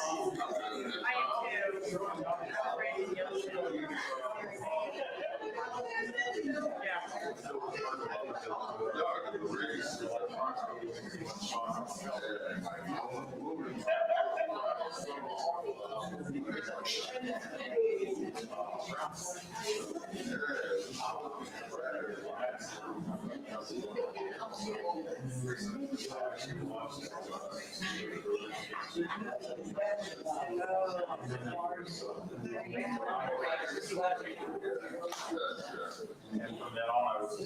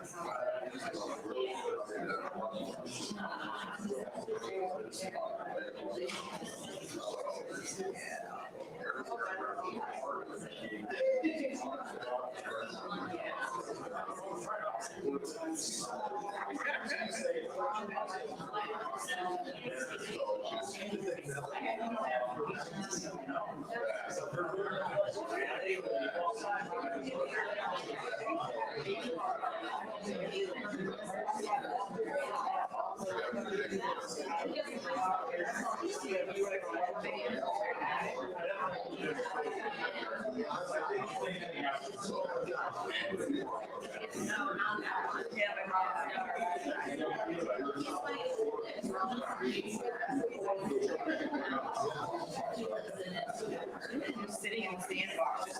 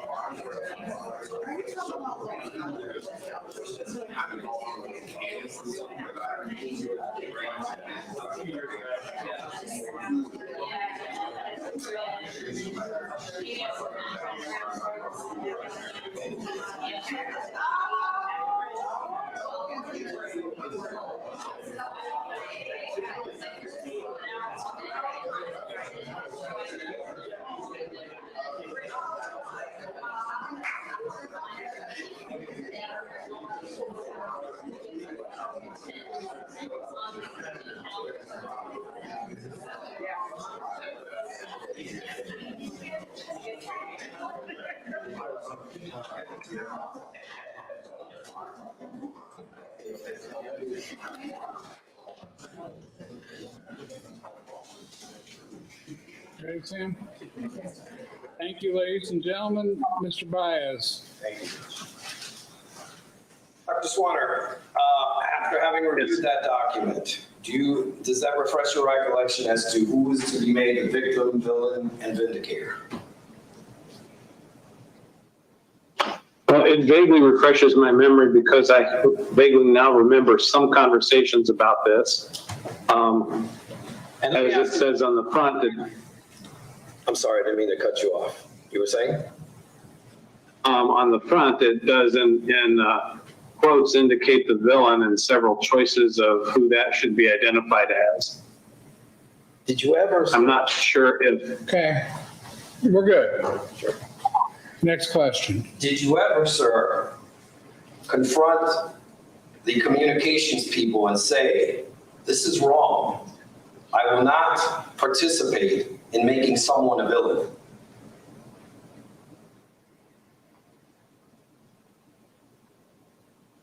No, because that particular communications consultant, I think, was replaced by someone else before this became active. Okay. Let me ask you this, sir. Eventually, you were asked to participate in making some videos. Do you recall that? Yes, And these were videos that were to be distributed to both internal employees as well as to the public in Columbus, Ohio, correct? yes, And part of this playbook, these videos were part of this playbook, was it not? I don't remember that. Okay. Now, you didn't write or direct these videos, correct? That's correct. Okay. I'd like to draw your attention to Defendant's Exhibit MCD 8. Can you take a look at that?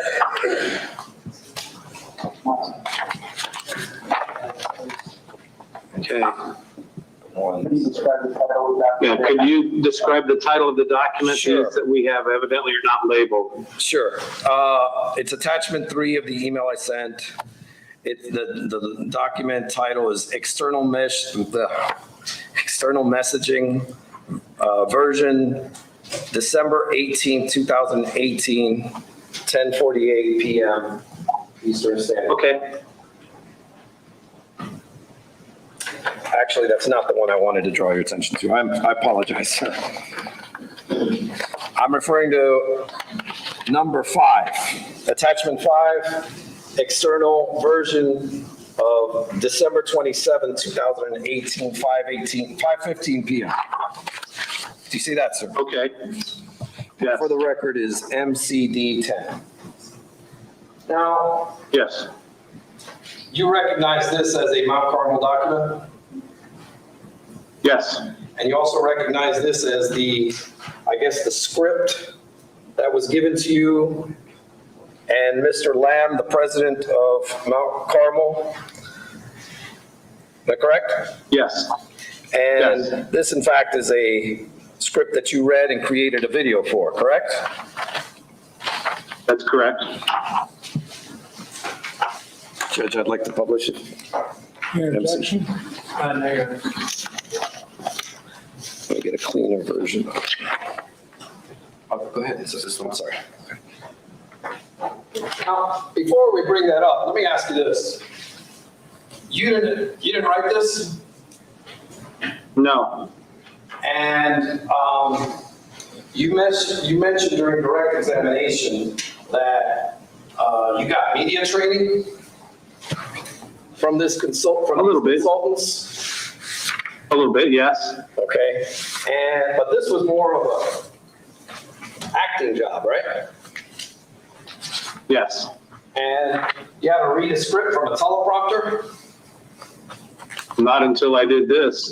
This is the first time you've ever had to read from a teleprompter, right? That's correct.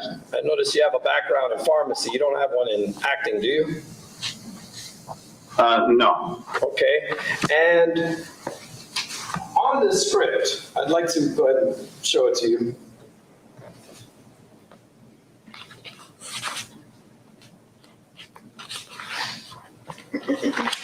I'd like to draw your attention to this portion right here, where it says, during the 5 years he worked here, this former employee ordered fatal doses of pain medication. Do you see that? Okay, take it down. Yes. Okay, go ahead. Take that down.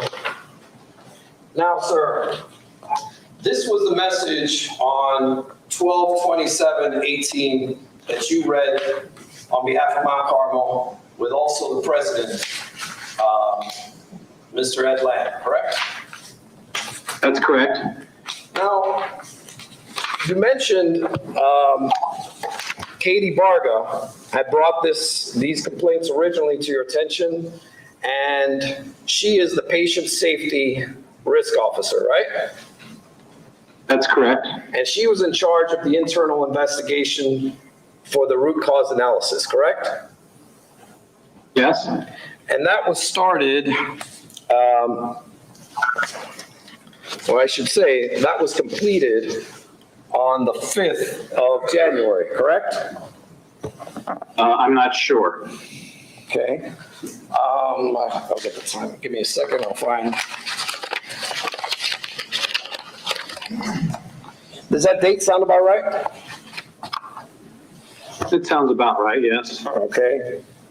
Subsequent, aside from doing many takes of these videos, you had to do a few. You didn't get it the first time, right? I'm sorry, I have a hard time hearing you when you move away. Sure. From the podium. Aside from doing several takes of this video, you had to do several takes. You didn't get it right the first time, right? That's correct. You also had multiple versions or different videos that you made, right? I did make more than one video. Right. That was my question. Sir, after the root cause analysis was done on January 5th, you did a new video on the 12th. Is that correct? I don't remember the dates. That could be correct. Okay. I'd like to draw your attention to attachment 4, and that's for the record, Defendant's Exhibit MCD 9. And it says external messaging important for statement, version January 12th, 2019, 12:30 p.m.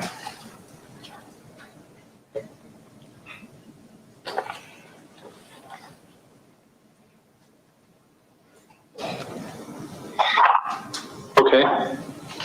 Sir, you recognize this as a Mount Carmel document?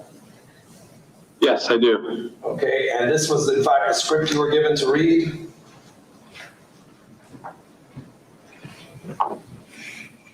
I believe. Yes. And you have a name? Which one is it? Is this one? I don't see it. MCD 9. I don't see this. Are you referring to the dates number? I don't have that. You guys can get us labeled stuff. The one dated 1/12/19.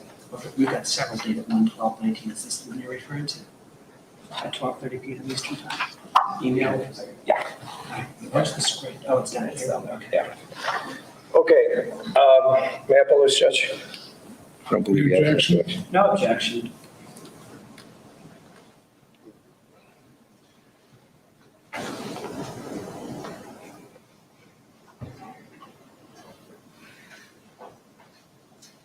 Now, sir, after the root cause, we already talked about your first, I want to bring you into the timeline of events here.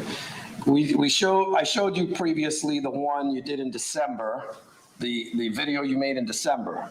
You recall that, right? Yes. Okay, and then you don't have an issue with the January 5th being the date that the root cause analysis was complete, correct?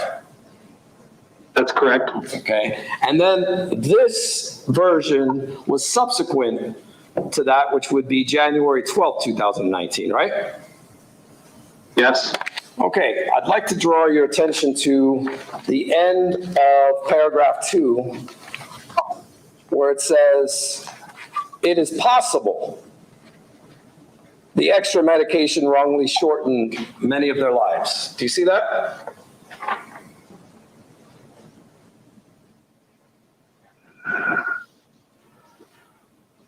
The very last sentence. Hold on one second. Sure.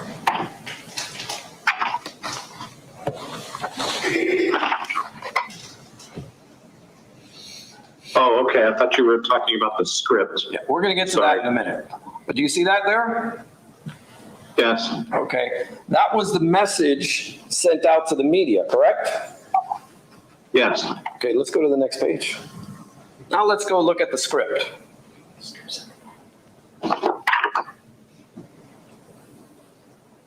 I want to direct your attention now to, scroll up, please. Keep going down. Down, I guess. Down.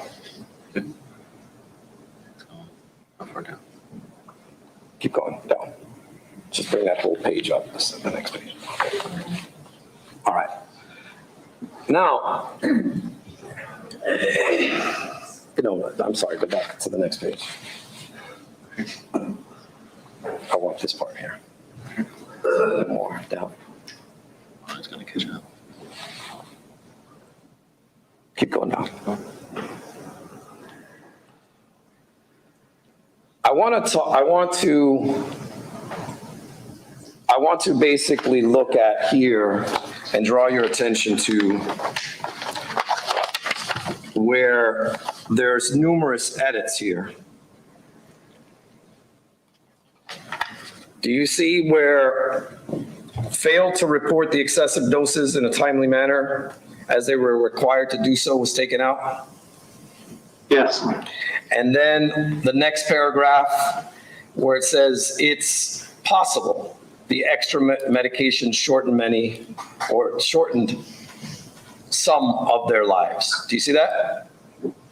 Yes. The word likely is scratched out, correct?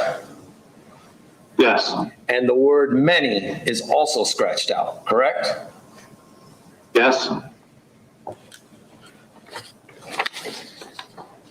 And then go back down to this section here.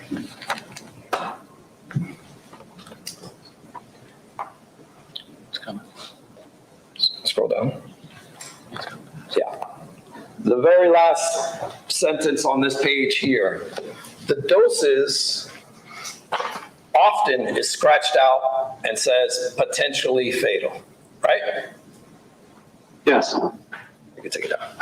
So in December, your message to the public, sir, as directed by Mount Carmel, were that these were fatal doses. Remember reading that from the script? Yes. Yes. And then after the root cause analysis comes out, it's now possible that the extra medication wrongly shortened many of their lives. You read that, correct? Correct. And instead of often, these doses were often, it was changed to these doses were potentially fatal, correct? Yes. Now, you were still meeting with law enforcement and the prosecutor's office when you made this video, were you not? I don't recall if I was still personally meeting. I was not meeting with the prosecutor's office at that point. I don't recall if I was meeting with the detectives. Did you ever pick up the phone and call either the police or the prosecutors and tell them about the results of your root cause analysis? No. Did you ever pick up the phone and call the prosecutors or the police and tell them,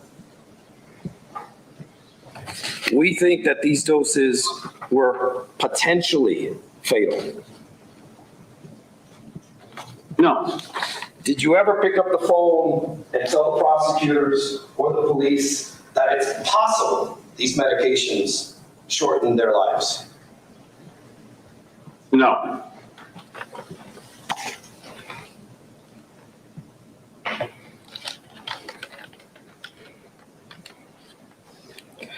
Sir, some of the other discussions that were had, the internal discussions from Project Lighthouse and the playbook, also raised the question as to whether you should self-report to the Department of Justice. Isn't that correct?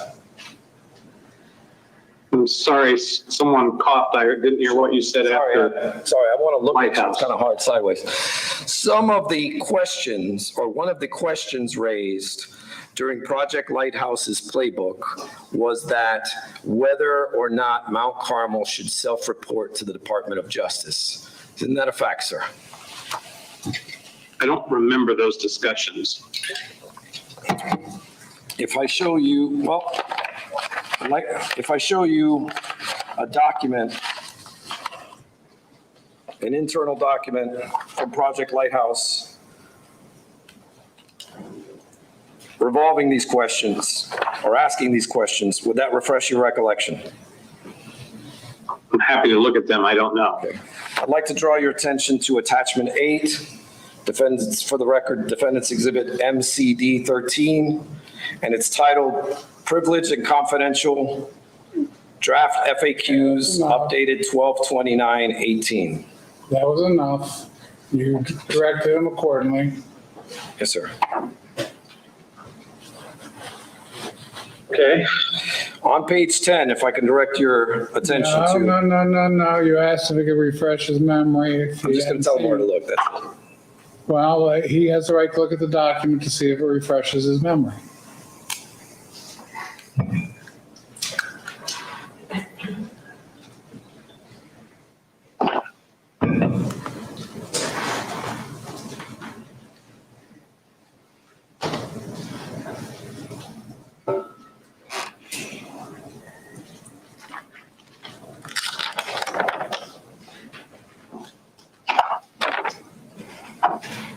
This is the document you're referring to. This is page 10. What particular are you talking about?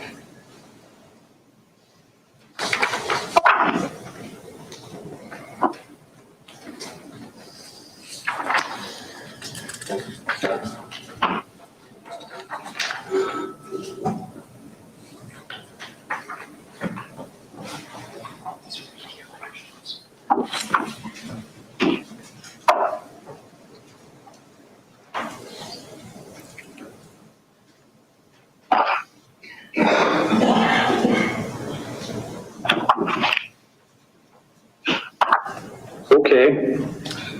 Now, sir, as it relates to, Okay, hold on. Doctor, does that refresh your memory? No, I don't recall seeing this document ever before. okay. In light of that, let me ask you this. Did you ever self-report to the Department of Justice that controlled substances were not, well, that there was an issue with controlled substances at the pharmacy? Me personally? Yes, you. No. Were you ever part of any discussions with other executives at Mount Carmel surrounding the decision as to whether you should self-report to the Department of Justice? I don't recall any meetings where that was discussed. Sir, as a hospital administrator, you're aware that entities such as Mount Carmel have been held criminally liable by the Department of Justice for failure to control controlled substances? Are you not? Yes. Yes. And you're aware that this is a serious crime, are you not? Yes. And you're also aware that you, as one of the executives, could also be held criminally liable. Objection, Your Honor. Sustained. Are you aware as to whether that was the reason Mount Carmel hired 2 criminal defense lawyers? No, it was not explained to me the rationale behind it. Now, sir, you talked about some of the external messages. Well, no, let me rephrase that. You talked about how, in your direct examination, you talked about making phone calls to the family members. Do you remember that? Yes. And you were also given a script for those specific calls, were you not? Yes. Sir, you're aware that executives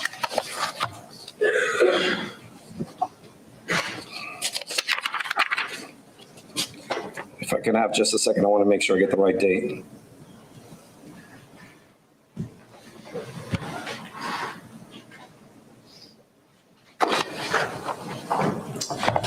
Were you aware of a meeting on December 17th, 2018 with Trinity Health CCO, Mount Carmel's General Counsel, Criminal Defense Counsel, Vice President of Strategy and Planning, meeting with the prosecutors?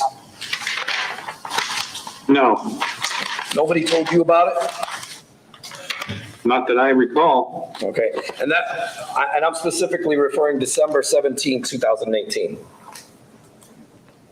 I don't recall hearing about that. Okay.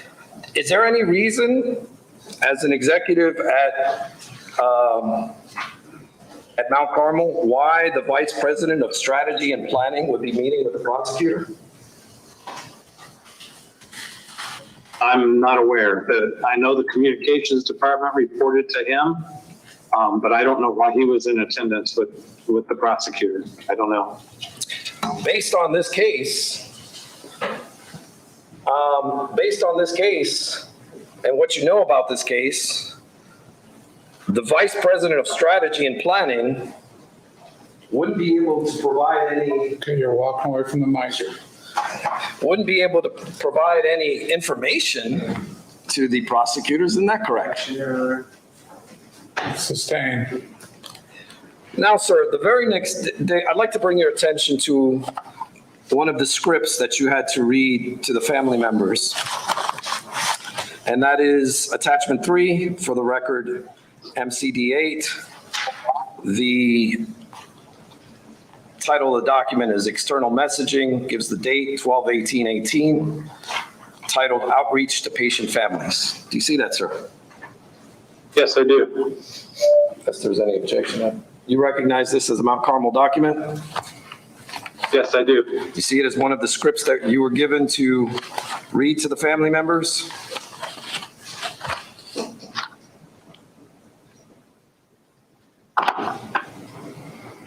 Yes. Okay. This isn't actually a script as much as it's a guideline, I think. Well, keep looking. Okay, let's relax. Let's let them look at the doc.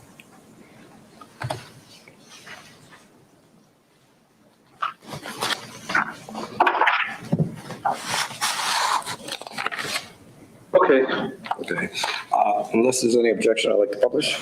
Any objection? Okay. Let's go.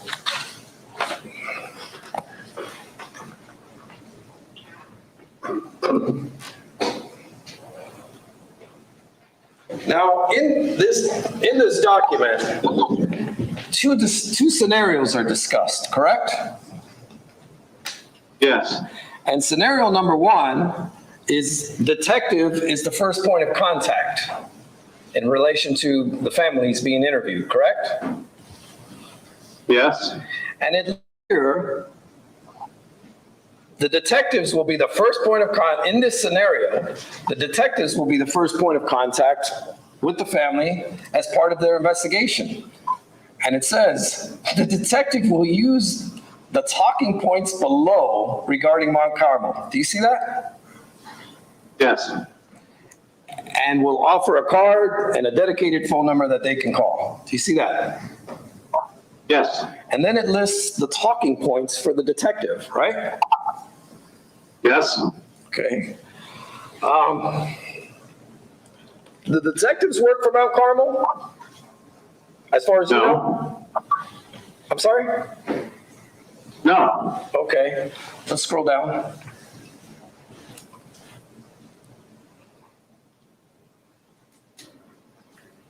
Keep going down. Let's go to scenario number 2 is Mount Carmel is the first point of contact because family is not part of the investigation. Do you see that?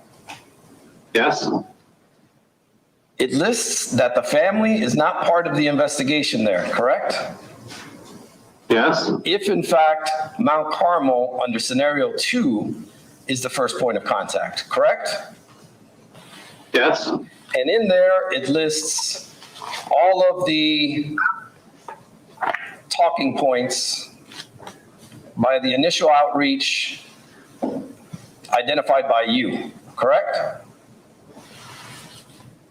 They asked me to talk to and pick appropriate physicians from the medical staff to be involved with this messaging and to get their permission and agreement to work with us on that. So that's what my job was ahead of time. Okay, but you testified on direct, you made these calls, right? Yes. And in fact, it was determined that scenario 2 would be the way things played out, correct? Yes, yes, okay. So Mount Carmel had the first opportunity to speak to the witnesses in these murder cases, correct? I don't think we had the first opportunity. I think the detectives may have, I was told that Columbus Police had signed off on us calling these people. So, for whatever that means. Let me, all right, so for whatever it means, sir, it ultimately resulted in Mount Carmel reaching out to the families 1 month before the detectives ever spoke to a single family member. Isn't that correct, sir? Objection as to what his knowledge is. I would object to the speaking objection suggesting an Okay, answer. both of you, stop. Overruling the objection, can you answer the question? You remember what the question was? I don't know. I do know what the question is, but I don't know when the detectives had the opportunity or did go speak to the families. So I don't know if this was before that or what. Well, I know you can't testify as to what the detectives did, so let me ask it this way. You reported this to the police December 5th, 2018, correct? That's correct. December 7th, detectives were talking to Mount Carmel employees, correct? That's correct. Employees you never spoke to during your investigation, correct? That's correct. And you didn't start making these calls until after Christmas, which is specifically December 27th, 2018, correct?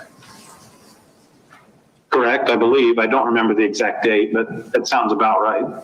And given those dates, it stands to reason, sir, that the detectives had the opportunity to speak with them from December 5th all the way until December 27th, but did not, correct? Objection once again. He knows he was the first. Okay, I'll permit the answer. Do you know the answer? Could you repeat the question again, please? December 5th, you guys go to the police, right? Yes. December 27th, you start notifying the families, right? Correct. They're already interviewing people on the 7th, correct? Yes. So they could have interviewed these family members and these witnesses all throughout that month of December, couldn't they have? Yes. But as far as you know, because that, well, let me rephrase that. But as far as you know, they did not. That's correct. And this is after meetings with you, criminal defense counsel, and the prosecutors, right? Yes. As well as a meeting with the vice president of strategy and planning from Mount Carmel, correct? Yes. Now, sir, I'm just about wrapping up.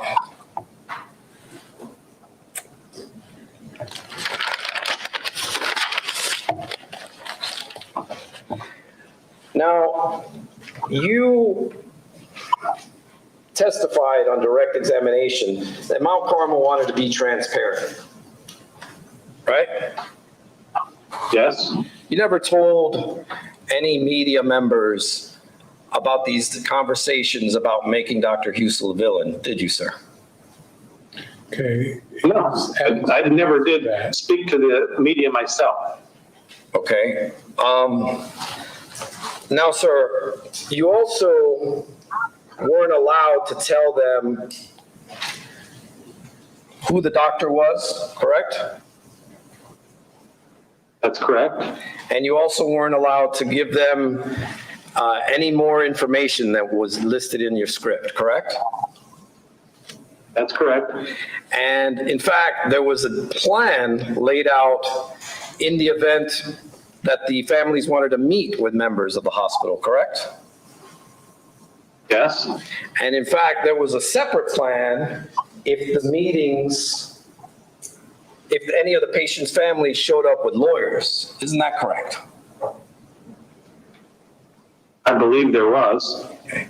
So Mount Carmel and their playbook anticipated that patients would probably get lawyers, right? I think they anticipated that that was a possibility. If I could have just one moment, Judge, I want to see if I have anything else.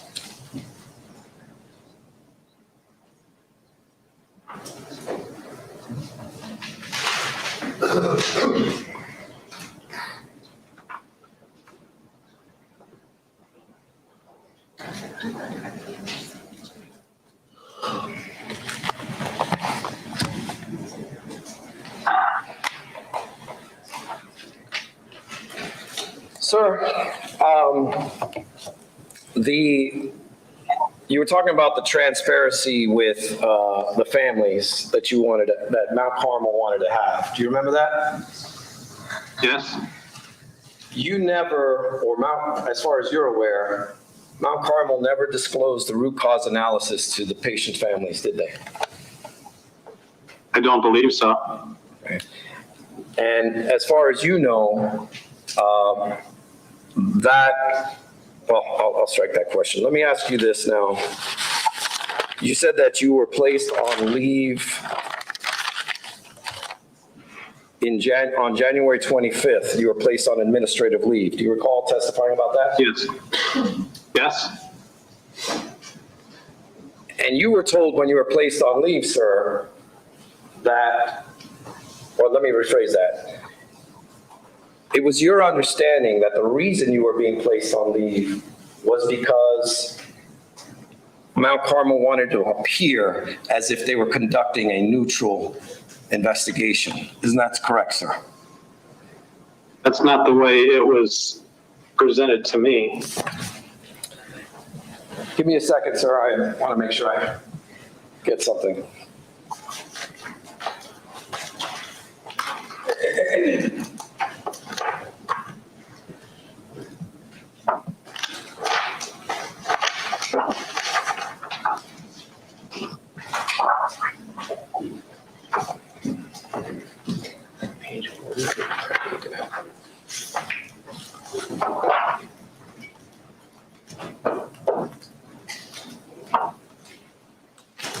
Let me rephrase that.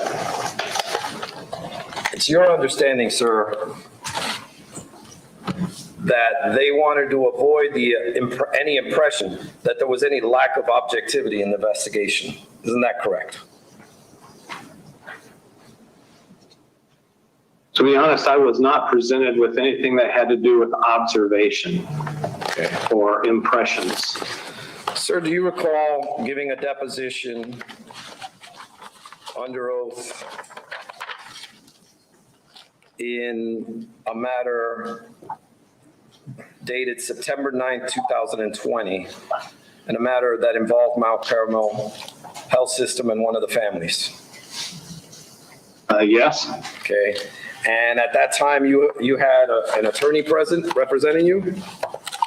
Yes. And at that time, you were under oath? Yes. Much closer in time to the incidents than today? Yes. Fair to say your memory would have been better at that time? Perhaps, yes. Okay. Do you remember, sir, stating, I was told that several people, as I said, executives and leaders, were being placed on leave while this investigation occurred so that it would avoid any impression that there was a lack of objectivity in the investigation? Do you recall making that statement, sir? Yes, I do. Now, sir, you were then fired on September 11, 2019, right? No, I was terminated on July 11th. I'm sorry, July 11, 2019. You were fired, right? Yes, yes. And no one came and spoke to you. Well, let me rephrase that. And you weren't given a reason as to why you were fired, right? That's correct. And no one came and spoke to you at any time between January and July to allow you to give your version of why you should still be employed, right?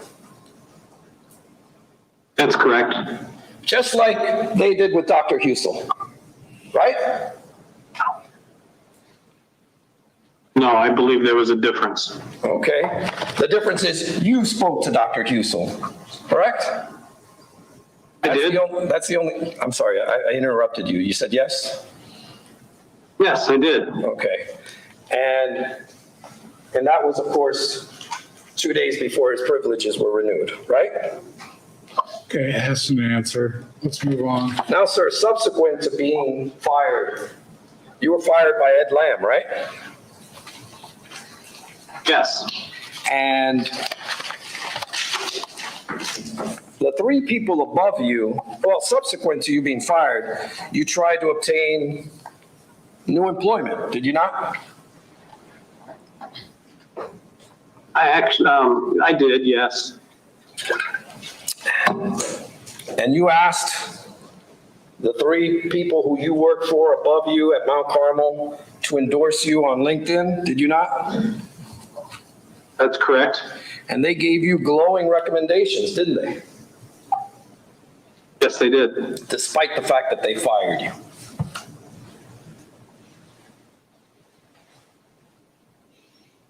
Yes.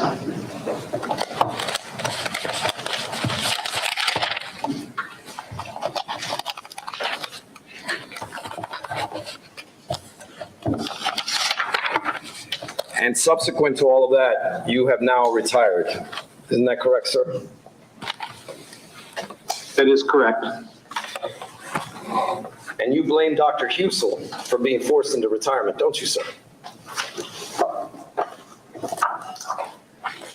I blame several factors. Being terminated, COVID, my age. I think what occurred around Dr. Husel and his behavior also contributed to that. So, sir, they knew your age when they fired you? Pardon me? They knew, Mount Carmel knew your age when they fired you? Yes. Okay, and have you initiated a lawsuit for age discrimination against Mount Carmel? Sustained. You eventually negotiated a settlement agreement, did you not? Sustained. No further questions. Okay, we'll go into recess. Ladies and gentlemen, have a wonderful break, 15 minutes. We'll get started back. I didn't think you could do it in 3 minutes. You asked all of us, needs to be more time. Okay, do you need more time than 15 minutes? 15 minutes will be fine. I appreciate the timing. Okay, thank you. Ladies and gentlemen, have a great break.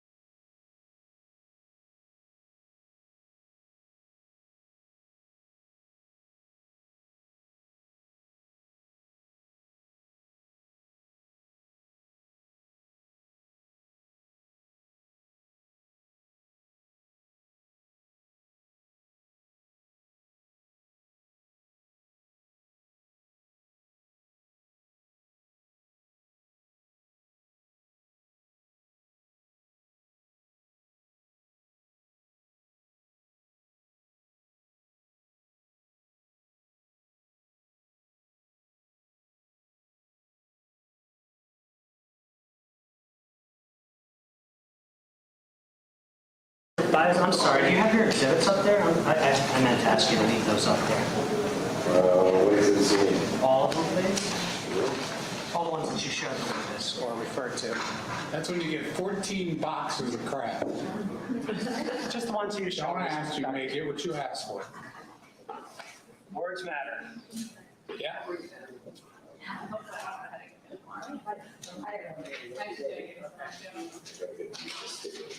Yeah, that's what I was saying.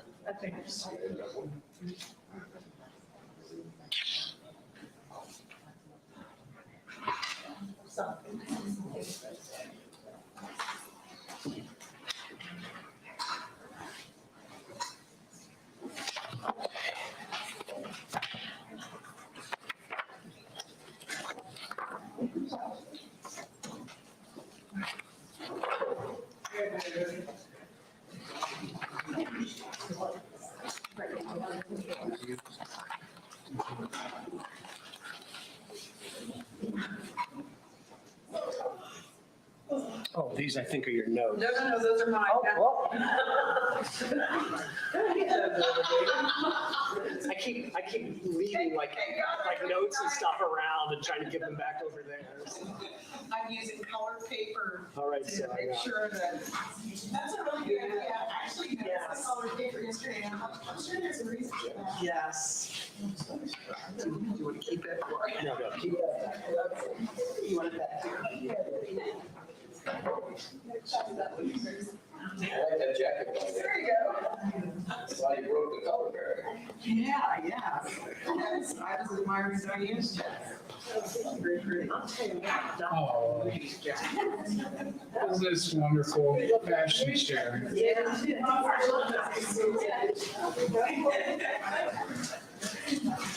I think comfort level.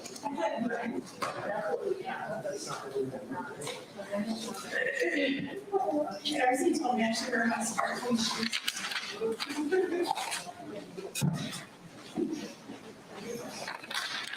I remember I used to have a court reporter that shoes were the key. Loretta. She always had wide shoes. These are more open-toed shoes, though. Probably because you can. I was never one for open-toed shoes in the courtroom. And beginning of the end. I just don't think it's very professional, but I realize that fashion tolerances have changed.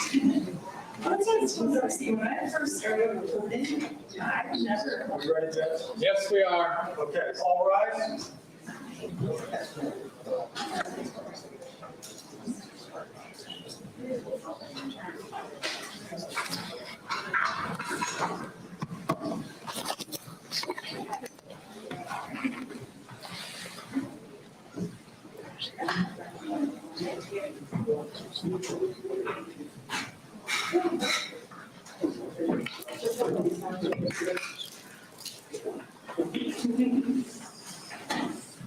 Thank you. Please be seated. Ladies and gentlemen of the jury, I just want to take a second. I had something come up with another judge. That's why we're delayed here, not these guys. Okay? We each have about 600 cases on our docket. We're the busiest state, we're the busiest court in the state for what we do. Cleveland has the same number of cases, but they have 36 judges, we have 17. So we're generally busy, and it involved another murder trial that you'll see my ugly face later this summer on. But that's beside the point. So we had to deal with something. So I apologize for the delay. Mr. Zion, are you ready to read? Doctor, you're still under oath? I'm here. Mr. Zion? Thank you. Doctor, I'd like to start my redirect where Mr. Baez started his cross-examination. Did you receive a subpoena to testify in this matter? Yes, I did. At some point, did you communicate health problems you were having? Yes, I did. Do you feel comfortable in general terms talking about those health problems and how they might affect your ability to testify? Yes. Do you recall the parties? Objection. Are you willing to stipulate what you guys agreed to? Yes, if it's complete and accurate, absolutely. Do you recall the parties responding? What would be, out of these three options, the best? Objection. I'll permit the question so far. He was not present during the Okay. conversation. Let's do it this way. Doctor, did you give us three options about testifying? Yes, I did. Okay. And that was relayed to who? The state? To the defense? No, that was relayed to my attorney. Okay. And you don't know what your attorney did after that? He told me he contacted the concerned parties in the court.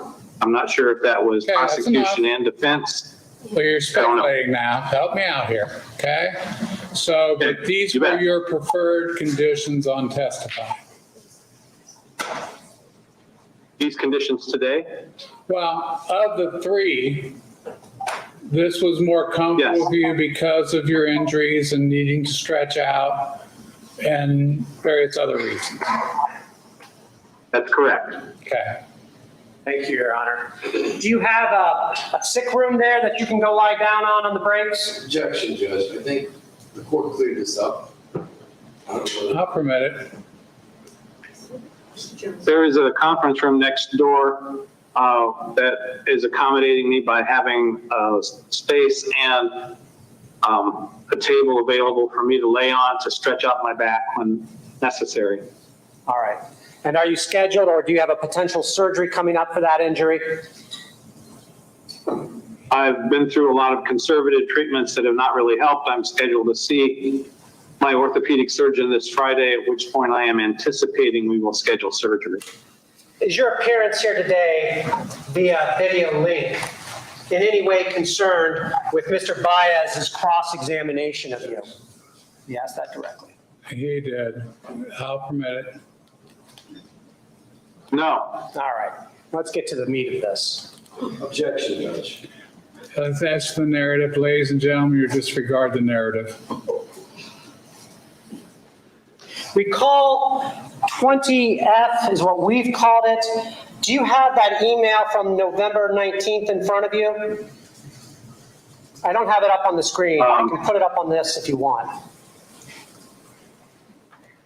I have to look for it. I've had a lot of documents laid in front of me today. Let me find it. Email from 12/19. 11/19 or 12/19? 11/19. November 19th. I don't think we ever received a copy of that. All right. It was shown to you by both parties. Mr. Baez talked about what Dina says on that. Could I use this, Judge, to show him? Any objection? No objection. You'll go blank for a second. Looking at 20F, what Dina said on that. If you could transfer it over, Judge. It's already there. No, you got to like blank him out and go to the overhead. That's not how I was explained to me. David, do you know? Paul was over there having secretive secrets. Black it out. We'll run it again. I don't know how to use. You're assuming that it's going to work. This pad up here is, excuse the expression, stunk the whole trial. David, you may have to hit cart front location and to all, because it's not reacting to me at all. On the pad, it should be presentation, video conference, cart front, to all. And those are all highlighted. Okay, hit black out, Black hole. black off, and then go back to cart front I wonder if you can. and to all.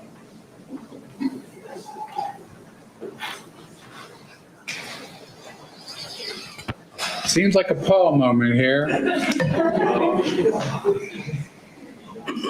Okay. can't get it, Judge. Let me do something with the jury here real quick. Government things, we're probably one of the best technology courtrooms in the United States, okay? This was from our preceding vendor. It was their solution to upgrading life. and it's not been the most conducive. We actually went to a different vendor. Okay, but they haven't had time to remove this. I'll leave it at that as this. Okay, so we're bearing with it. So we're gonna get Paul. We can move on, Judge. I think we've Why got don't you do something else and we can come back to it if you wish. I do. We agreed on something, so Okay, we can move forward. okay, so we'll take off. Doc, are you there? I'm here. All right. So by stipulation of the parties, 20F, the part referring to Dina, the part that Mr. Baez, you agree you showed him that. By stipulation, it says, see back up?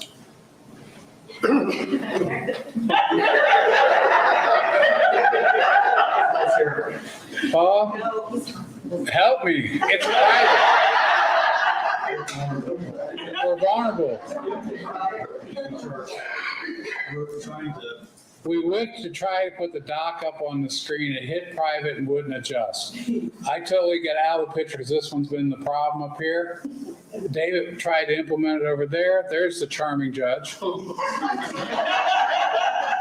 There's the charming courtroom. And there's the charming private.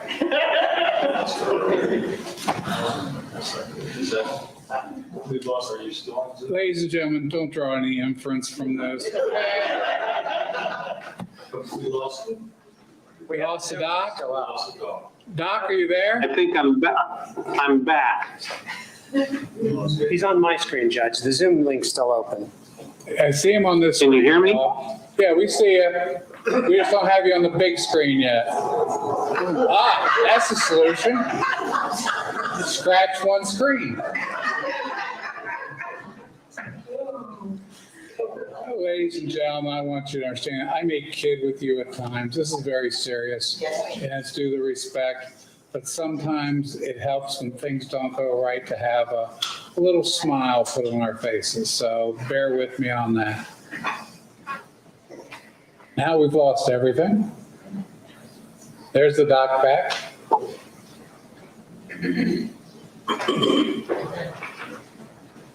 Okay, I still got private on the screen. Sorry to do this. Uh-oh, he's going into the closet.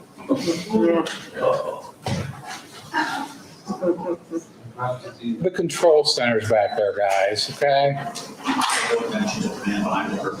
That's it. We'll do Wizard of Oz. Pay no attention to the man behind the curtain.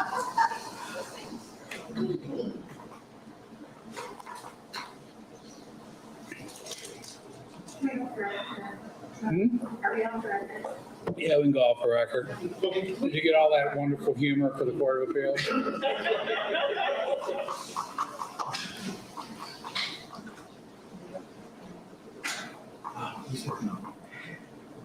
Paul went to the. Patience, Doc. We'll be there in a second. That's fine. We'll just stay here. Is it on that screen there, the doc? It's on my computer, Judge. It's not on. I understand. It's on the screen on the docket thing now.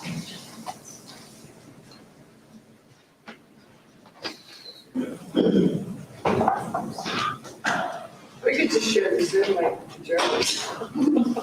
Yeah, they got all their computers up there to join with us on their phones. Yeah, that's all I need. It'll send the system into an overload.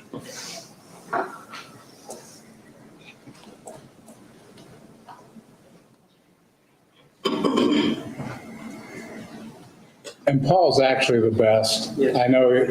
There we are. Yay.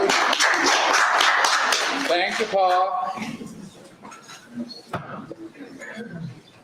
Okay, so we don't have to worry about a doc for now. Stay here behind. Take a minute, join us for a minute and help us. Mr. Zion. Thank you. By stipulation of the parties, 320F, the part shown to you by Mr. Baez. Dina, I wanted to copy you as well, since pharmacy is concerned that the nursing staff is overriding Pyxis to obtain and administer these medications. I will keep you updated on the progress and send you an optional invitation to this meeting. Thank you. I agree, that's what that says. Do you recall that being shown to you in your cross-examination? Yes, I do. Do you recall the question of Mr. Baez? Sounds like there's a problem in pharmacy. Do you recall that question? Yes. In fact, doesn't it sound like there's a problem in nursing staff? Yes, it did. All right. Mr. Baez asked you about diversion, also known as just stealing drugs. Do you recall that? Yes. All right, I'm going to ask you if somebody can lower that blind behind you there. Diversion. You're shining. Was there any evidence of diversion in this case that you found? No, it was discussed and considered, but there was no evidence of that. All right. Doctor, can they close that blind behind you? We're doing it as you speak, Judge. I mean, you look very angelic up there, but I think that may be the first time anyone's ever said that. well, it's the first time you testify with a blind in the background, or the sun, actually. True. I'm gonna. There we go. That makes a huge difference. That's all right? That's all right. Okay, Mr. Zion. There was questions about what action you took initially with Dr. Husel. Do you recall testifying on direct? You took him off the schedule. Yes. Do you recall Mr. Baez characterizing that as putting him on leave? Yes. Are those two things the same thing? I don't know. I've never really seen a definition of on leave and how it would compare to being off the schedule. Well, you were placed on leave. Yes. You were told to go home and not come back, right? Yes. Is that the same thing you did officially with Dr. Husel after your, in December, with your initial actions with him? I believe it was. All right.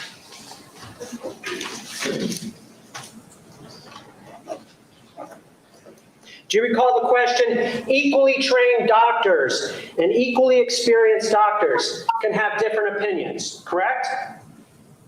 Yes. Let's run through the doctors and experience they have, if you know, of the people you talk to about the dosing habits of Dr. William Husel in the nighttime ICU regarding ventilated withdrawals. Objection. Okay, we're gonna have to have a sidebar on this one because I know where it's going. So, ladies and gentlemen, get to know each other some more. You guys, I know you guys have gotten possessory about your spots. You might want to switch up, get to meet somebody new. Just a thought. No one's gonna give up their spot. I already know that, right?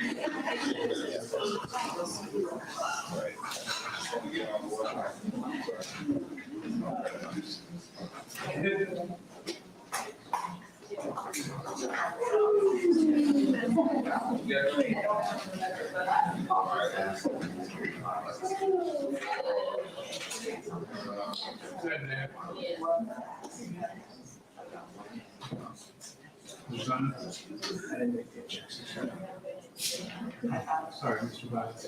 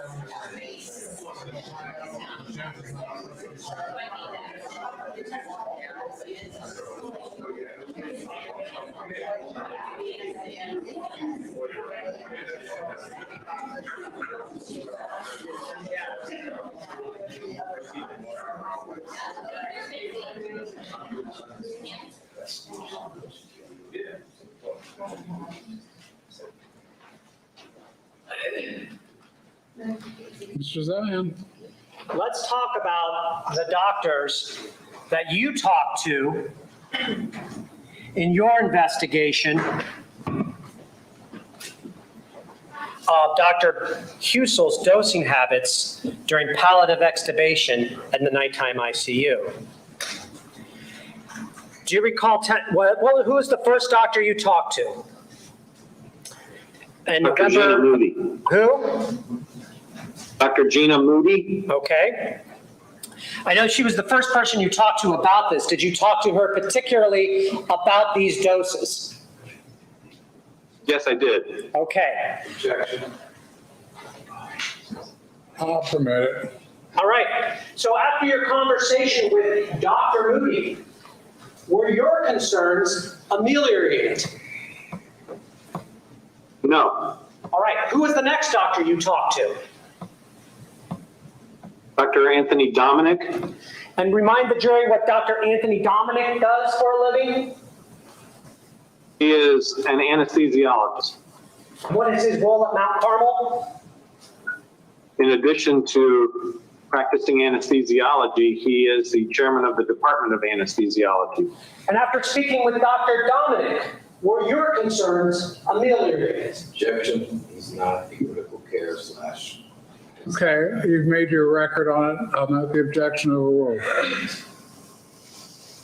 No, they were not. Who was the next doctor you talked to? Dr. David Ralston. And remind the jury what Dr. David Ralston does at Mount Carmel. He's a critical care physician who also served as the medical director of the ICU. And after your conversation with Dr. David Ralston, were your concerns about the dosing habits of William Husel during palliative extubations in the night at the ITU? Were your concerns thereafter ameliorated? Objection. I note the objection overruled. No.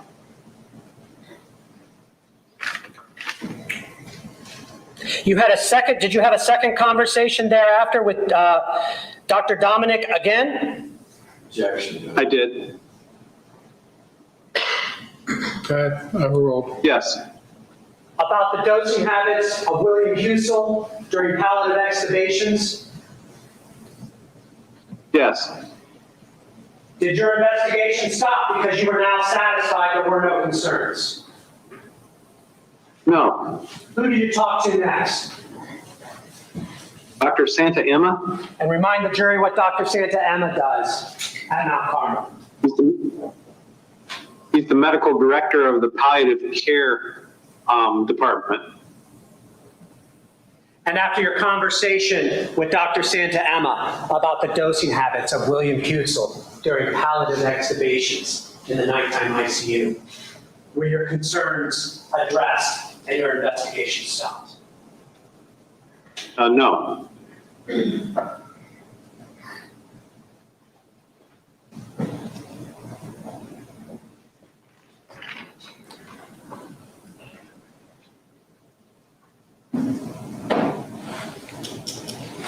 To your knowledge, was Gina Moody had only been a doctor for 5 years? Objection, Judge. I don't believe so. Okay, stop. I'm sorry. Stop. I'm sorry. Rephrase the question.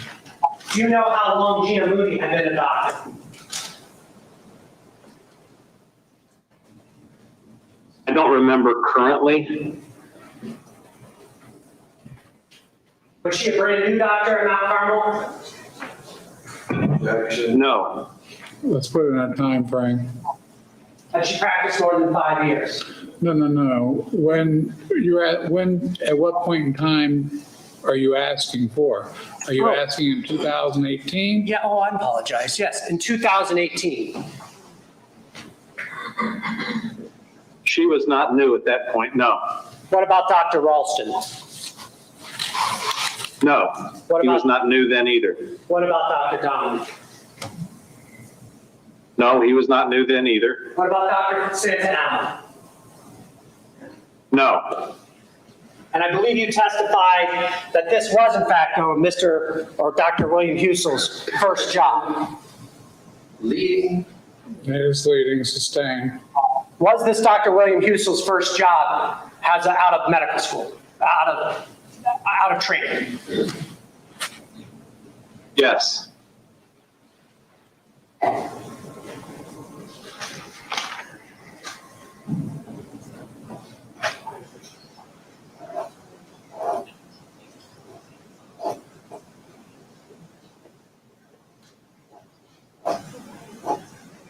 Mr. Baez asked how many times you talked to the prosecutor. Do you recall that line of questioning? Yes. You recall him asking, have I ever spoken to you? Yes. To your knowledge, has Mr. Baez ever asked to speak with you? Objection. Sustained. Let's. All right.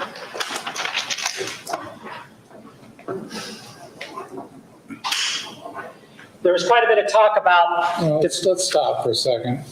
Ladies and gentlemen, we were going through voir dire. Mr. Baez doesn't have to do anything. He's got no burden here. The burden's on the state of Ohio. So any reference there is improper. He doesn't have an obligation to do anything.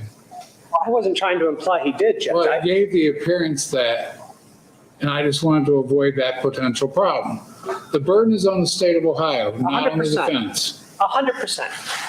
But I think there was an implication that he couldn't talk to him, and was my only point. Well, that infers that he would have to.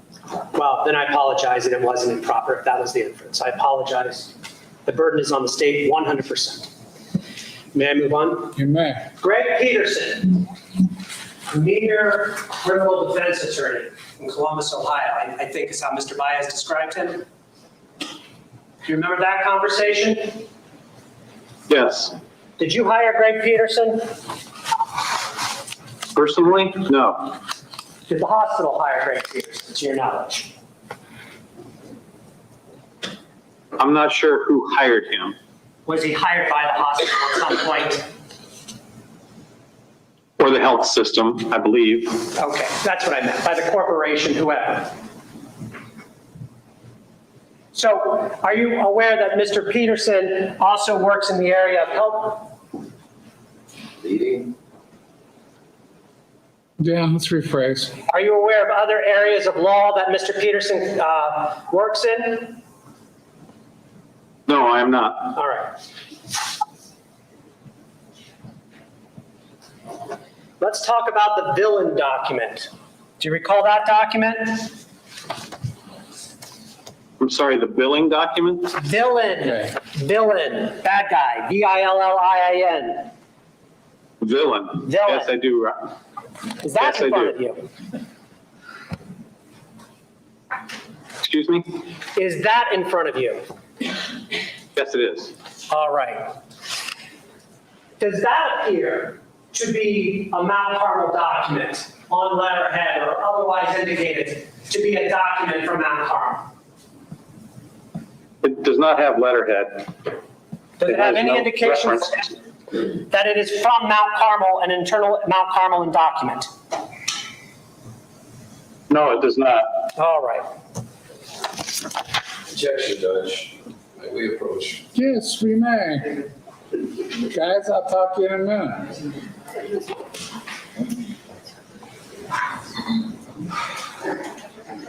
David? Is he run out of things to talk to you about? Oh. David, you got to get more interesting. I won't let him juggle for you, so that's out of the routine, guys. He's under injury care.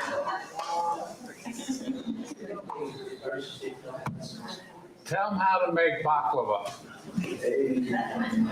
No, just make it work.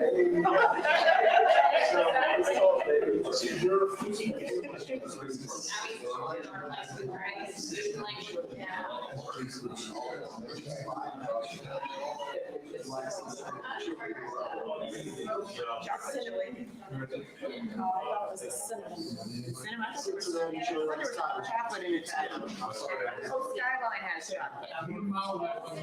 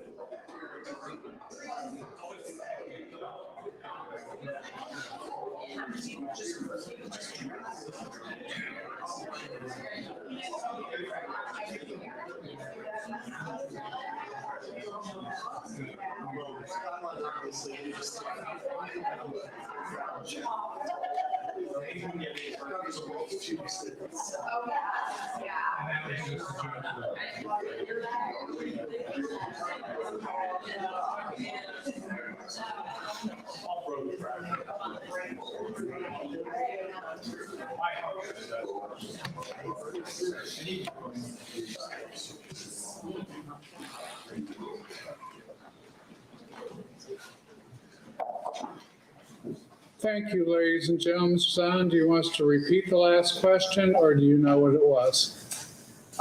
Let's repeat it. Oh. Okay. Yes, Judge, I'd like to repeat. Evidently, you have somebody speaking for you. Okay? So, Mr. Baez, you would like to repeat it? All the balls and strikes. So I don't. Repeat the question then, Madam Court Reporter.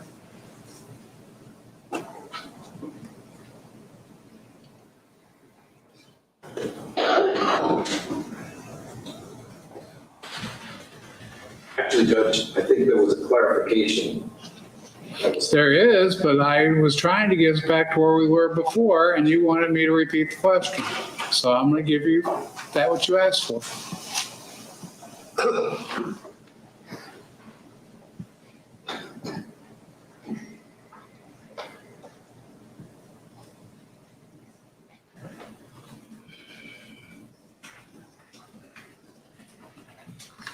Question doesn't have any indication that it is from Mount Carmel in an internal Mount Carmel document. Answer no, it doesn't. You may proceed. Yes, Your Honor, and with the court's permission, just to summarize this and to move on in a leading way. So, Dr. Swanner, does that fact that it doesn't have Mount Carmel things on it corroborate your memory? Object to corroborate. Well, that was the point. Okay. I'll permit that part of it. I haven't heard. Why don't you finish the question? That was from an outside consulting firm that was later not used. Yes. So, one more on this. It was part of Mount Carmel documents, but an outside entity prepared that, to your memory. I believe so. Okay.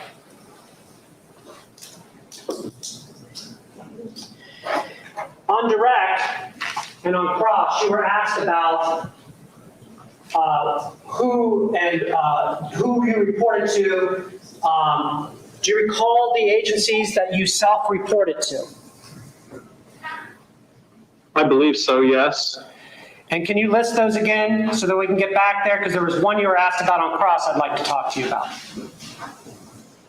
CMS. What's CMS? The Centers for Medicaid and Medicare Services. It's the government entity that administers Medicare. Who else? State Board of Nursing. Who else? State Board of Pharmacy. Who else? I don't know if we reported to the Board of Medicine, but we did report to the National Practitioner Data Bank regarding Dr. Husel.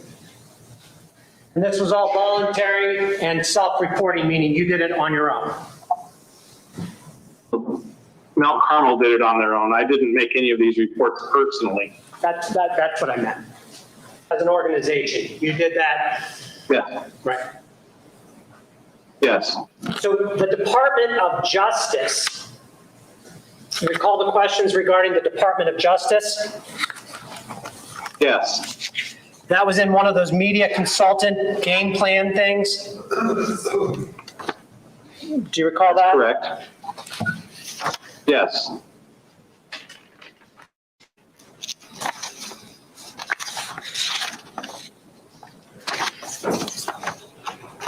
Oh my goodness. It was on page 10 of this document. And I believe, and I'm not even going to try this jazz again. This is what you asked about, right? That's page 10. Can I just read that to get back to where we're at? Question, this is on page 10. Situation overview, updated 12/29/18, that document. Okay. Okay, you got the page 10 there? Yes. Q, does that stand for question?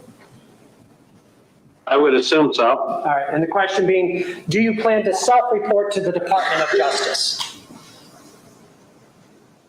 Let's see, what's written below that? Following up with, Hold on, there's an objection. Okay. Council objected to it being admitted, so I don't know. Okay, well. Okay. Let's rephrase, because I know why, but let's rephrase it. What is MCH integrity/compliance? That's just what I'm trying to get at. Mount Carmel Health System, Department of Integrity and Compliance. All right. It's a part of Mount Carmel Health System. Does this document indicate that there needed to be follow-up with that part of Mount Carmel Health Systems? Yes. All right. And you're not sure if the hospital self-reported to Department of Justice? No, I don't know. But you are sure those other 5 agencies, they did self-report to? Yes.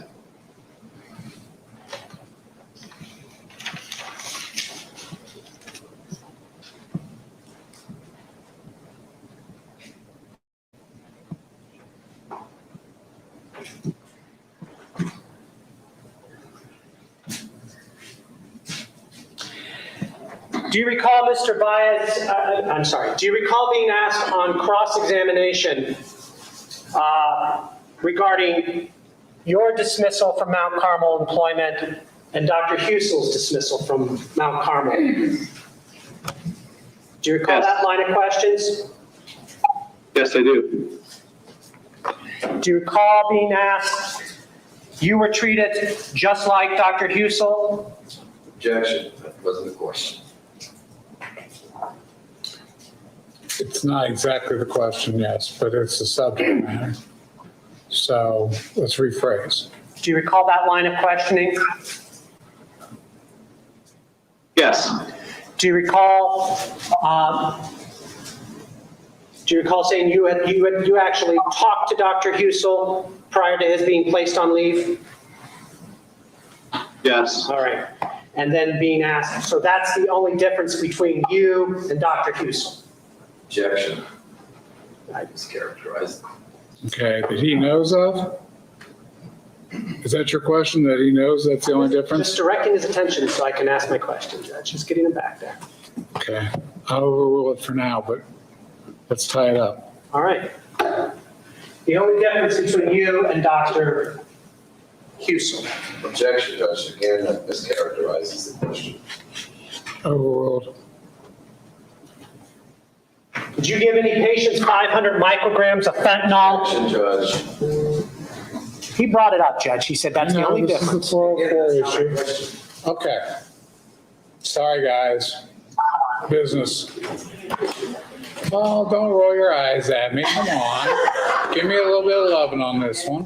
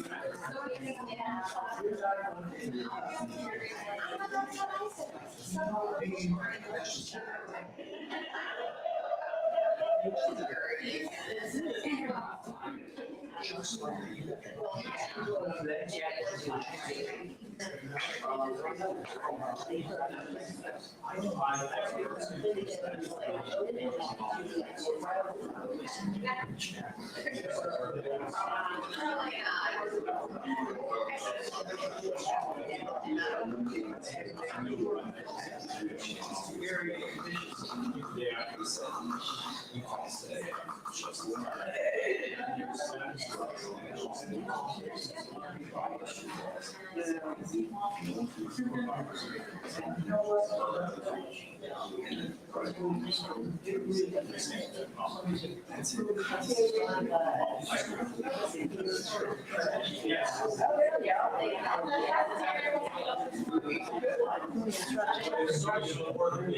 seen the signs, I've heard,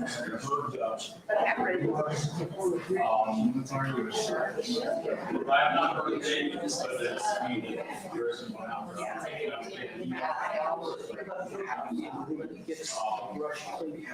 I know that's.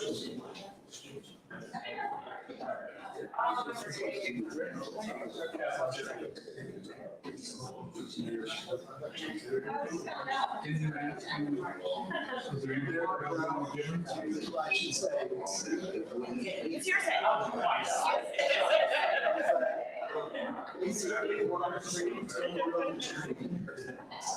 There will be a soft opening of the cafe.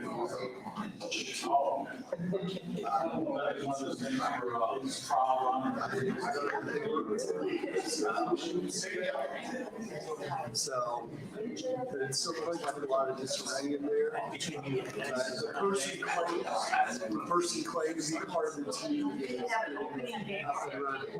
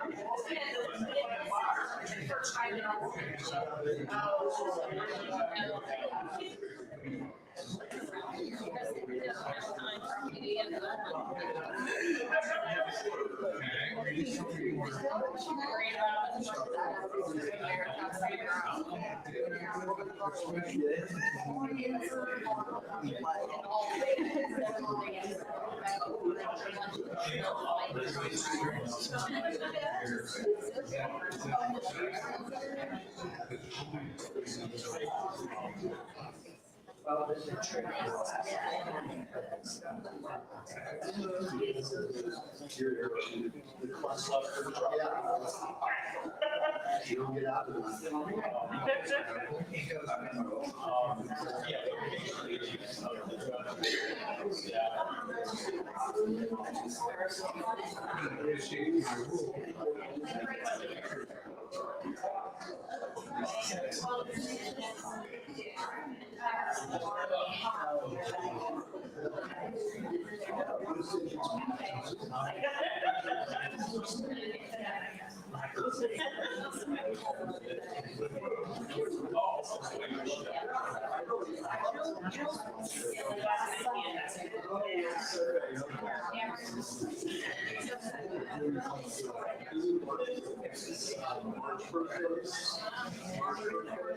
Just Marty dropping it. Yes. Well, I will make sure tomorrow that I pass off the,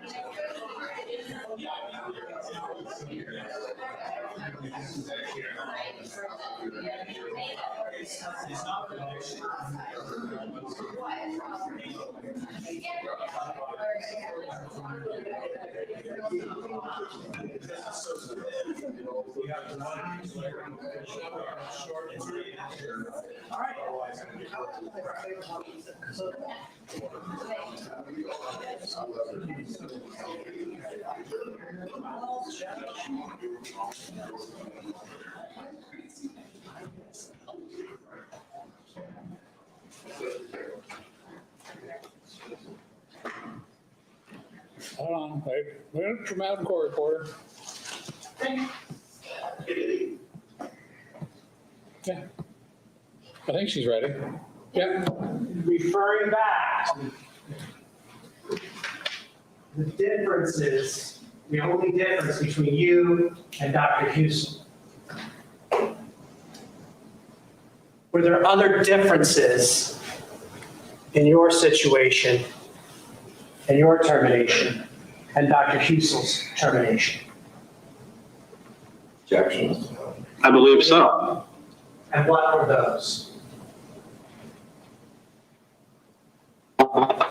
They were given a reason at all for any poor performance, expectations that were wrong, or any other would justify my termination, whereas Okay, you're totally breaking up. Slow down. Doc, stop. Okay, let's let the machine refresh itself. You remember the question? I do. Okay, you can answer now because all we were getting was gurgle, gurgle, gurgle. Okay, sorry about that. I was not given any specific reason of poor performance or expectations that were not met that justified my termination as an explanation at all. Whereas I know in Dr. Husel's suspension from the medical staff, there was a reason given regarding excessive, I don't remember the exact wording, but it had to do with Then don't tell us. prescribing. Don't Okay, tell us. I do, okay. Okay. There was a reason given for his suspension, which is different than mine. Okay. Anything else? And did those reasons, Objection, Judge. The court ruled on this. Okay, I haven't heard the question yet. and did those reasons relate to Dr. Husel's medical practices? Same objection. Noted. Overruled. Yes. Thank you. I have no further questions. Thank you, doctor, for your testimony. I hope your surgery goes well if you have it. Okay, you're excused. Thank you. Do you have your next witness ready? We do. Call it. Your Honor, the state of Ohio calls Dr. Daniel Roth to the stand.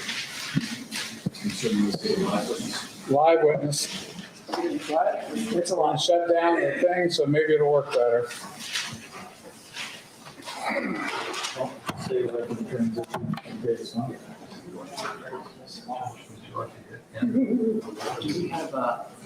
Back off. To the witness.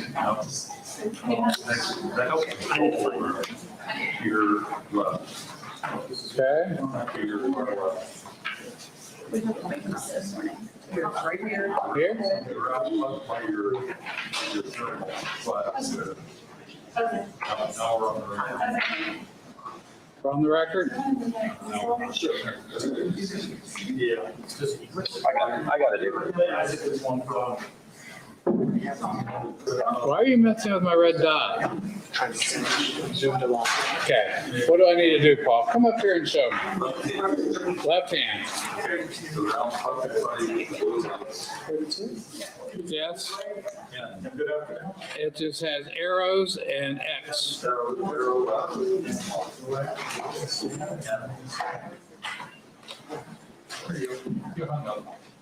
Okay?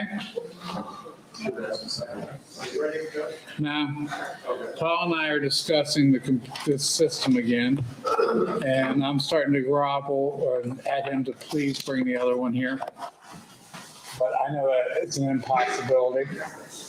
Okay, can we bring us back up to where we were? David, go ahead and swear. You swear or affirm to tell the whole truth, nothing but the truth, so help you God. Thank you. Please be seated, make yourself comfortable. And if you would be so kind as to state your name for the record and spell your name, please. My name is Dan Roth, R-O-D-A-N-R-O-T-H.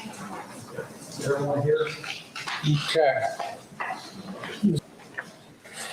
Sir, can you please tell the ladies and gentlemen of the jury what it is you do for a living?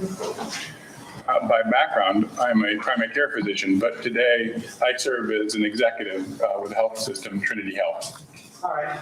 Well, then let's talk about your background. Where did you go to college? I went to college at Michigan State University What year did you graduate? in 1991. Did you go to any school after Michigan State University? I went to medical school at the University of Michigan.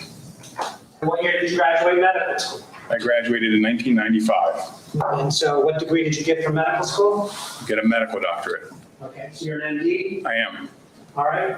What MD training did you receive after medical school? So after medical school, I did a residency in internal medicine, also at the University of Michigan. That lasted for 3 years. We've heard several other doctors say they were had specialties in internal medicine. Could you describe that a little bit to the ladies and gentlemen of the jury, what that involves, what that typical practice might be? So in general, internal medicine is a medical specialty that focuses on the medical problems that adults face. So it doesn't have surgical problems as an example, but more of the. Hold on. I'm sorry. Stop me out a bit, okay? These people are having a problem hearing them, and, being from Michigan, you're used to a lot of hot air and stuff. A little bit for us. This is Buckeye territory, sorry, I know you're probably already aware of that. But enunciate a little bit louder, because these people over here are stranger to hear, okay? Absolutely. And you're in a bubble anyway, so it's tough. So as long as you stay towards that mic, okay, you're usually pretty good. Okay. Okay? Absolutely. Mr. Zion, I'm sorry for interrupting, but I could see these guys about ready to fall out of their chair. Thank you, Judge. I'm going to stand back here. Hold on, just 1 second. Sorry.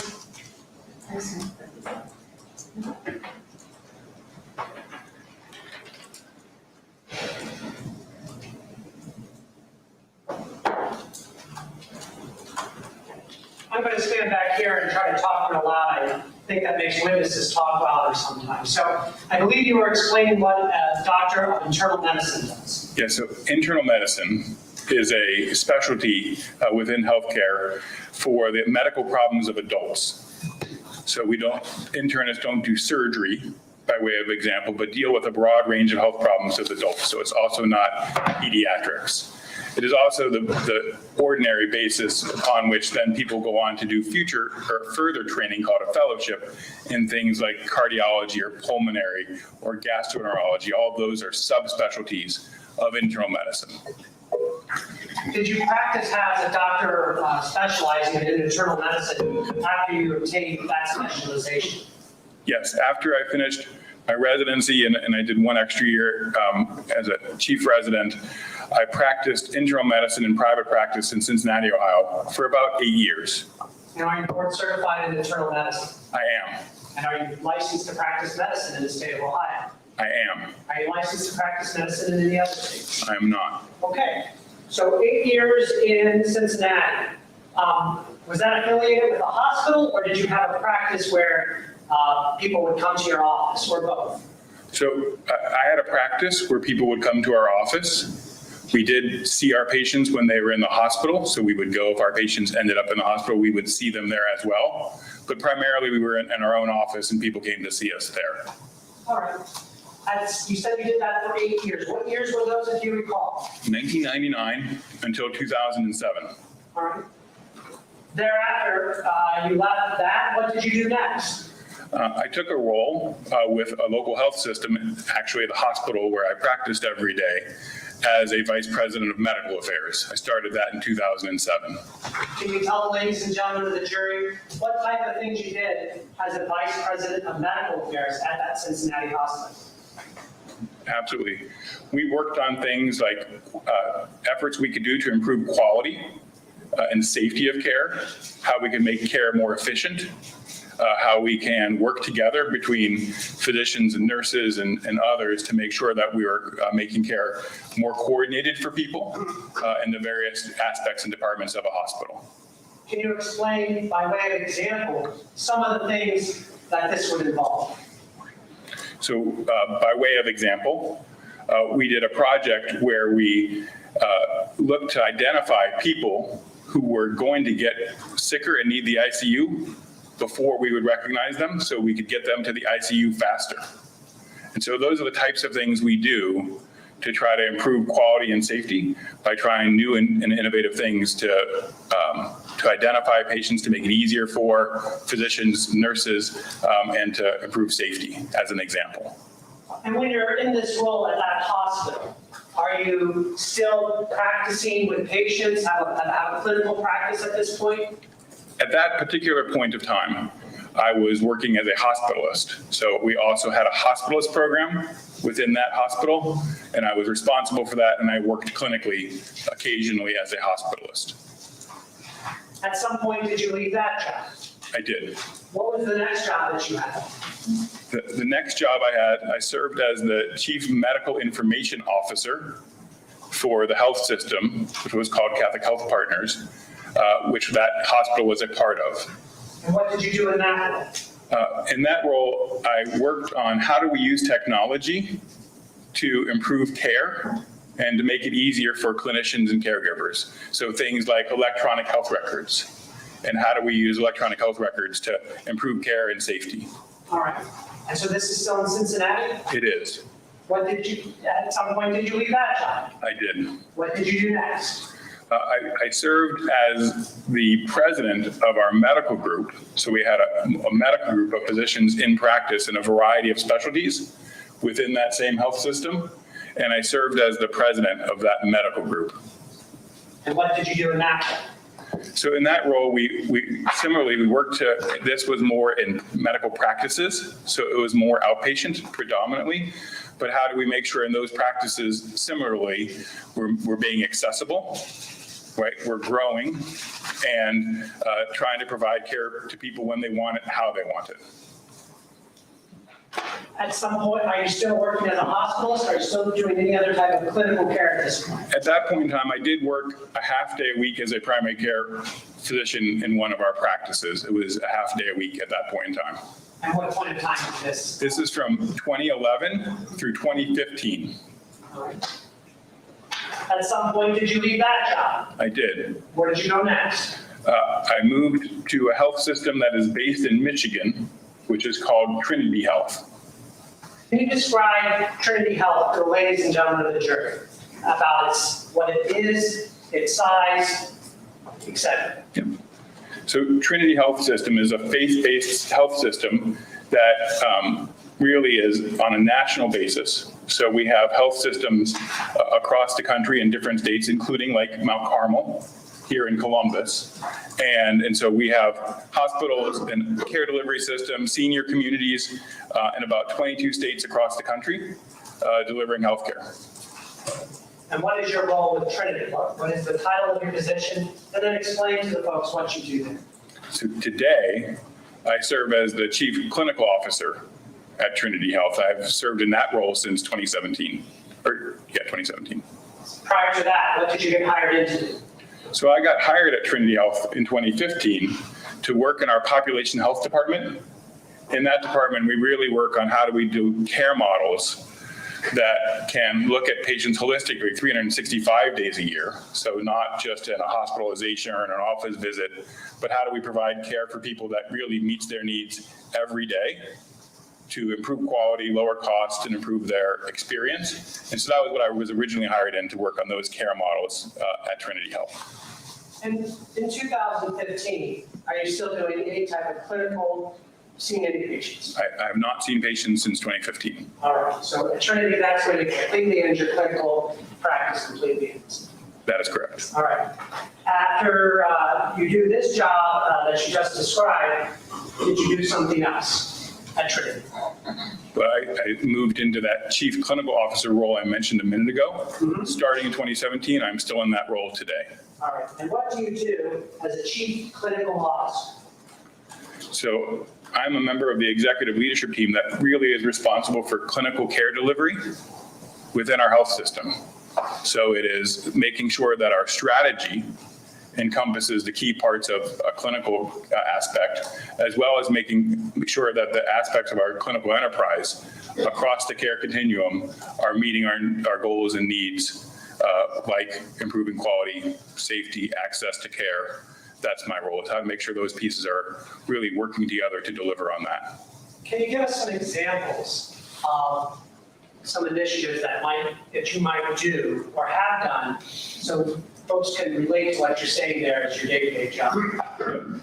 So a couple of things that we do or have done would include, so we have this notion of, I mentioned how do we deliver these models, right, to make it easier for people. So we have what are called accountable care organizations that are national, where we're then responsible for caring for 100, 150,000 people. And we then continually improve the care model to try to make sure people have access to care, that their care is coordinated. And so we've developed a system to coordinate people's care, to keep them well, to keep them healthy.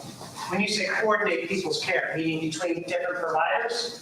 Yeah, one of the hard parts of healthcare is that sometimes people have a hard time moving from the hospital to home or in between specialists. And so our care coordination is designed to make that easier for people. So the doctors can all talk and know what's going on, for instance? Yes. All right. And were you in this role in October of 2018? I was in this role in October of 2018, yes. And you mentioned you work for a corporation or a hospital group called Trinity. Yes. You said it was nationwide. That's correct. Can you explain to the ladies and gentlemen of the jury what, if any, relationship there is between Trinity Healthcare and Mount Carmel Healthcare? So a large part of Trinity Health is made up of regional health systems. There's about 15 of them. One of them is Mount Carmel Health System here in Columbus. And so that is predominantly what we do. We have other services we offer outside of those regions as well, but predominantly, so Mount Carmel is one of those regions. It's a wholly owned part of Trinity Health. All right. And I think we've heard the term that, and you're Mount Carmel's parent company. That would be one way of describing it. All right. And as its parent company, do you have any responsibilities for the things that go on at Mount Carmel? Yes, I am responsible for all of the clinical issues that happen within Mount Carmel. Right. Indirectly. When you say clinical issues, you mean patient care? Patient care, yep. All right. So if there's an issue of patient care at Mount Carmel, that would fall under your purview? Yes, ultimately. So, with that being your purview, at some point, in either October or November of 2018, were you informed of an issue going on with a physician in the ICU in the night at Mount Carmel West Hospital in Columbus, Ohio? I was first informed about an issue in the ICU at Mount Carmel West on November 30th. November 30th, all right? What, if anything, were you told on November 30th, and how was this communicated to you? So I was told that one of the members of my team who works in Michigan had received a call from one of their colleagues who works here at Mount Carmel that they had identified a number of... Hearsay. Okay, ladies and gentlemen, I assume you're operating for what he did. That's correct, Chairman. Okay. As to the truth underlying the statements, that's different issue, different person, okay? You're getting this information because he's telling you why he did certain things. Okay? Now, you may say, but Judge, that don't make sense to me. Okay? Judge is explaining why he did what he did. Okay? You guys will get other evidence to determine other facts. Okay? So you can't take it as a true, but as to why he did it. Does that kind of make sense? I'm trying to summarize about 2 semesters of law school here. Okay? Think of it this way. You're getting the why. Okay? You're not getting the what. Does that make sense? Okay. For purposes of of what you did, what were you informed about? I was told that there were a handful of patients at that time that had received doses of fentanyl, around 1,000 micrograms during a palliative ventilator withdrawal. All right. What, if anything, was concerning about this report to you? There were a few things that were concerning about it. One, Also for an opinion. I agree. He's not qualified to make an opinion. Let's rephrase the question. I'll give you a little bit of leading on this since it is kind of a delicate issue. Sure. You're a licensed medical doctor? I am. Okay, let's stop. Ladies and gentlemen, make yourself busy.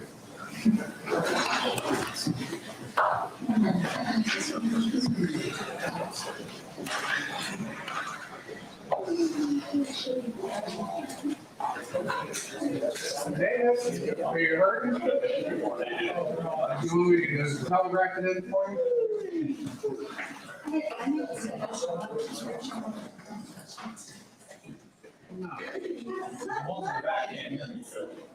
Oh, funny questions for David to answer? I like that idea.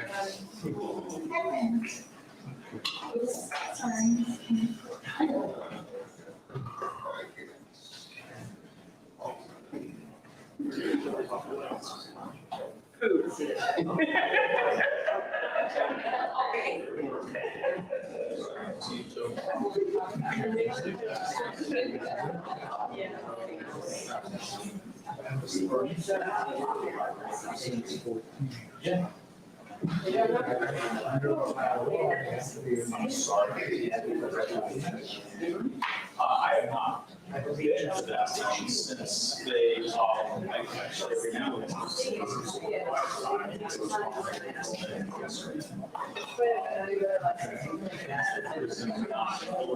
so I have not made that before.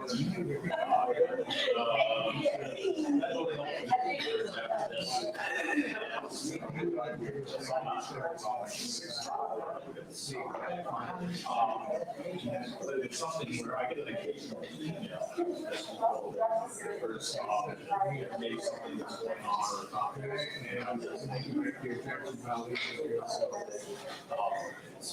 Yeah, I imagine this is, I think it's. I've only been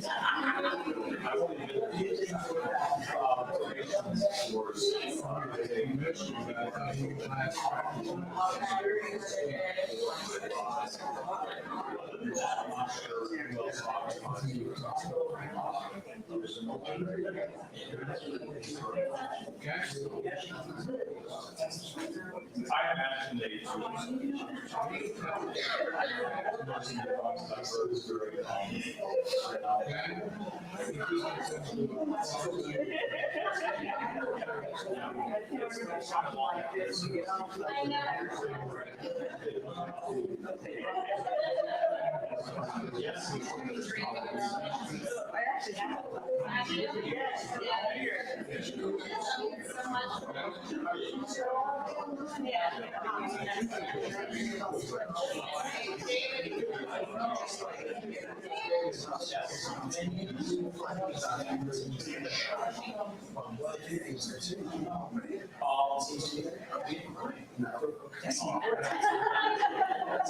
Okay, it's apples and oranges.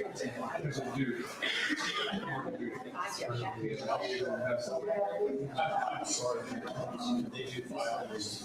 Sure. Remember the admonition, you got 5 minutes. We're going to take 5 minutes. Now relax for a second.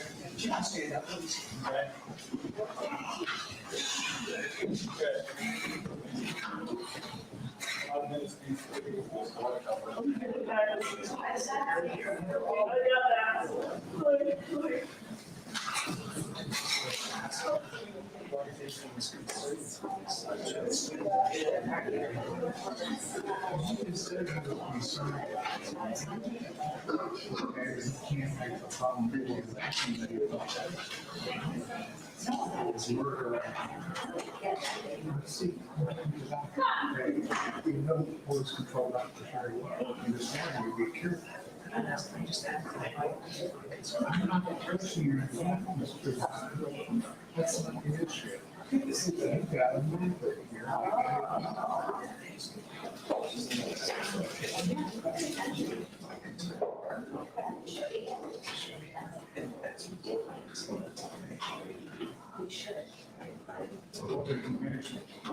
Everybody has a right to know what they're doing. Right. You object to the last report.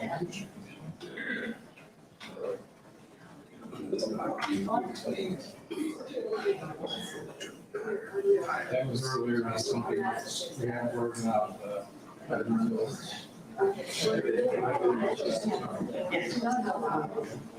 Milligrams, micrograms are.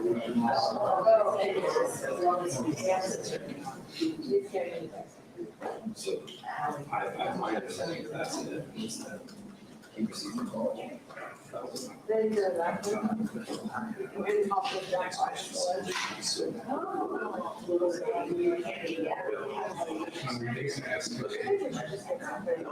sorry to be sarcastic. I think I'm like going down the subject, but when I wrote this is the question is posed by counsel invites an opinion. Why did you find her concerned? About information concerned. That's exactly what I'm asking. As an expert, I'm asking as his role as. Problems like you Okay, we'll try and see if that. Okay, we got your The rest of them that way. Yeah. We're gonna, everybody's gonna be okay with it.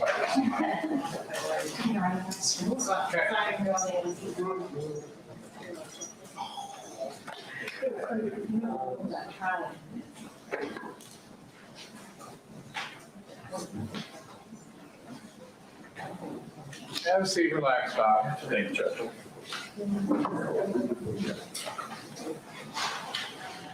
What happens if you're late today? That's quite all right.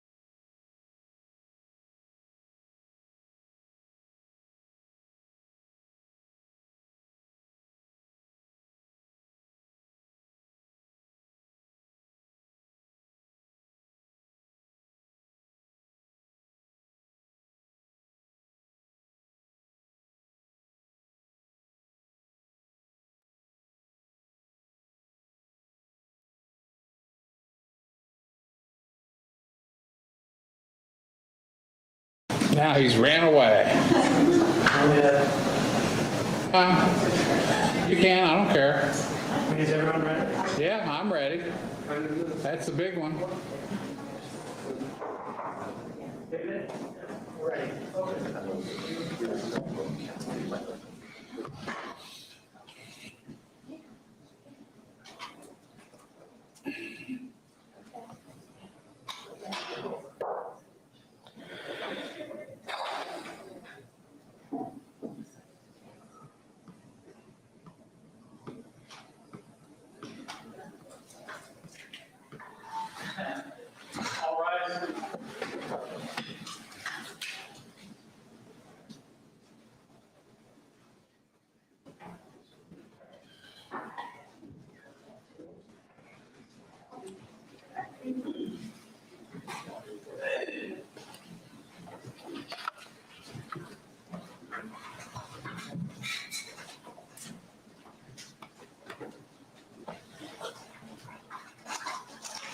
Thank you. Please be seated.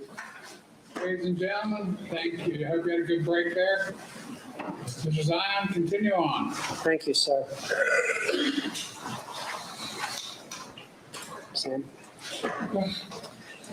I'm not moving fast enough? No, I was just making sure your court reporter was ready, sir. In your role as Chief Clinical Officer, when you found out about the dosing habits of Dr. Husel, were you concerned? I was. And based upon those concerns, what did you do next? I called Ed Lamb, who was at the time the Chief Executive Officer for Mount Carmel Health System. What happened next? So he and I had a conversation about what they were doing next to understand the circumstances behind this and how I and the system office could help the Mount Carmel team. What happened next? So that was a Friday. Was that the day you received this initial phone call? Yes, still November 30th. So that was a Friday. What happened next? So I had a touch base with Ed, and we talked about the progress on their work on Monday and Tuesday. And then we had a larger conversation about what the next steps would be on Wednesday, which would be, I think, December 5th. All right. When you say a larger conversation, do you mean a more wide-ranging conversation with just Ed Lamb, or do you mean more people are brought into the conversation? It was both a longer conversation with more people involved. What, if anything, are you doing to further your investigation at this point, besides talking to Ed Lamb and other people about this on that next Monday, Tuesday, and Wednesday? So at that point in time, the investigation was being led by the team here at Mount Carmel Health System. So I was not directly involved in the investigation outside of hearing what they were learning through their investigation. What happened next? So the decision was made to pursue a summary suspension of Dr. Husel's privileges because of a concern of safety. Can you explain that? Yeah, so physicians have privileges through the medical staff. They provide them the oversight and responsibility for exercising their clinical practice within a hospital. There's a provision which says if there's a concern about safety, that the physician's privileges can be put on hold or suspended pending an investigation in the interest of safety. Whose safety? Safety of patients. And when, if ever, was the suspension put into effect? I believe it was that week. I believe it was that Tuesday, which would have been the 4th. December 4th of 2018. Yeah. Did you task, or are you aware that Dr. Swanner was tasked with delivering that letter to Dr. Husel regarding the suspension of privileges? That is correct. All right. What happened next? So the next day, there was this conversation went into what our responsibilities were to notify other agencies and parties outside of Trinity Health or outside of Mount Carmel that we were learning about, what we had learned. So that included things like the state medical board or legal and law enforcement authorities. the state pharmacy board. So that was the conversation that also, as we were continuing an ongoing investigation. At this point, when you're having this conversation, had the state medical board, the pharmacy board, or other regulatory or law enforcement approached Mount Carmel or Trinity about anything they had heard about the dosing habits of Dr. William Husel during palliative extubations at night? Yet not to my knowledge. All right. So at this point, it is an investigation and a situation contained within Mount Carmel and or Trinity. Until that point. Do you have an obligation to report issues like this to those boards? We have an obligation for any time we identify significant or what are called sentinel events to notify or breaches in people's professional licenses. I believe we have an obligation to notify. You said something before the word, something events. What was that? Sentinel events, events that are rare and unusual. Okay. What happened next? Well, at this point in time, there are a number of things that are happening concurrently. Talk about the number of things that are happening concurrently. So these entail continuing an investigation to understand how many patients were impacted by this, to understand the medical facts in the cases where this seemed to occur, to understand the underlying reasons and participation about why safety processes didn't work, as well as to begin to think about how we would communicate this to patients. I'm sorry, to family members. Right, the patients that actually died, to the patient's family members. Okay. What happens either next or concurrently or simultaneously in this process to your memory? So concurrently, well, for one, the Mount Carmel team had a meeting with the Franklin County Prosecutor's Office to inform them of what they had learned to that point in time. Around the same time, the decision was made to terminate Dr. Husel's employment contract with Mount Carmel. And we continued to do a number of investigation, broadening the investigation to understand how many people were impacted. All right. Let's talk about the meeting with the Franklin County Prosecutor's Office, Mr. Ron O'Brien, former prosecutor. Do you recall if there was an attorney involved in setting that meeting up? Yeah, there was an attorney who was involved named Greg. Is that it? Peterson? Peterson, thank you. All right. Okay. Did you hire Greg Peterson? I did not hire Greg Peterson. Greg Peterson was hired either by Mount Carmel or Trinity or somebody associated with that for this purpose? Greg Peterson was hired by Mount Carmel. And if you know, why particularly Greg Peterson? I do not know why particularly Greg Peterson. Was there a concern about Mount Carmel and or its officers and or its parent company being charged criminally themselves as an organization? That was not a concern that was prominent. I think the biggest reason for hiring Greg Peterson was knowing that there might be an ongoing investigation from a legal or criminal perspective that was going to run in parallel with our investigation, and we don't have familiarity with that. And so we were looking for Greg to assist us in understanding that space so that we didn't unintentionally impact that process. When you say you didn't have familiarity with that space, meaning the criminal world? That's correct. All right. What about the attorneys that Mount Carmel either has on staff and or on retainer? Are they criminal defense attorneys or people that are familiar with the criminal litigation world? They are not. What is their familiarity, if you know, in general? I think they are experts in healthcare law, in business law. So you need an expert in this area? Yes. All right. So I understand many things are happening concurrently. Let's talk about one of those things, the meeting with Ron O'Brien. Do you recall that meeting? Can you be more specific as to which meeting? The first meeting, the first time you had contact or you were aware of anybody from Mount Carmel or Trinity had contact with Mr. O'Brien and or anyone with law enforcement.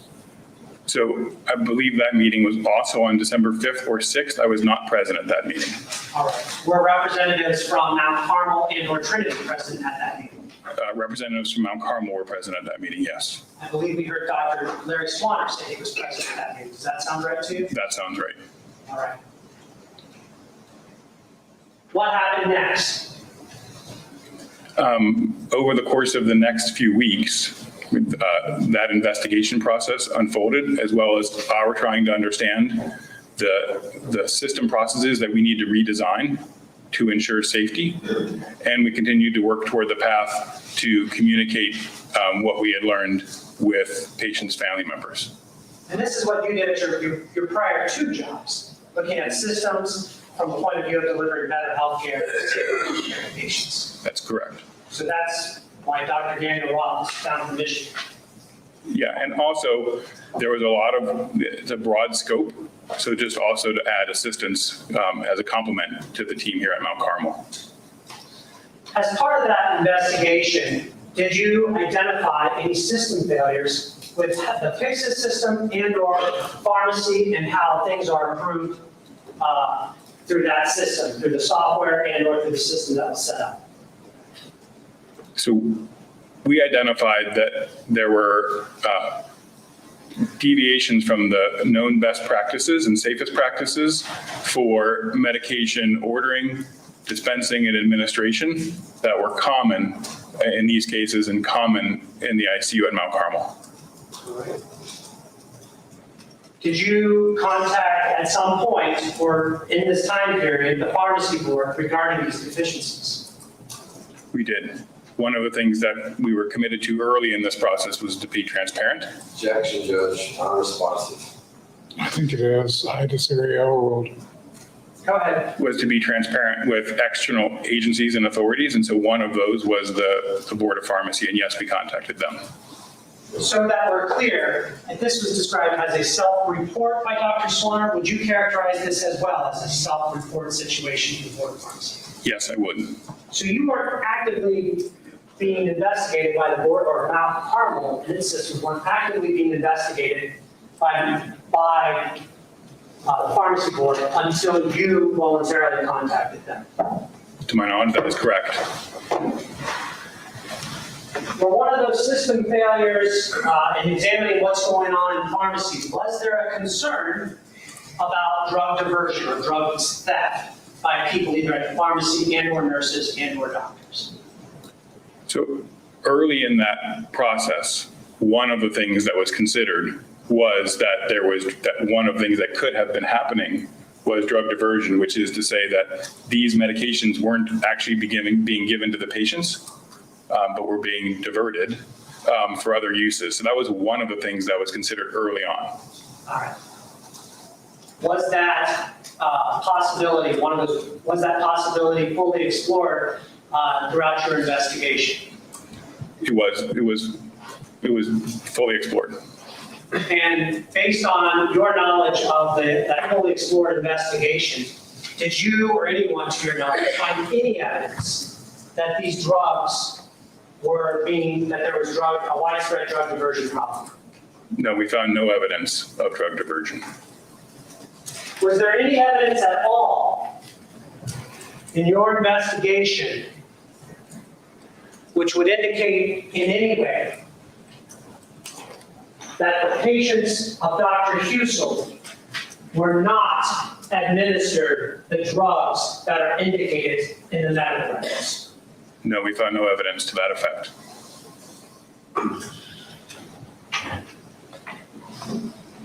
Taking you back to December 5th, there's a meeting that you're aware of, you're not part of. What happens next?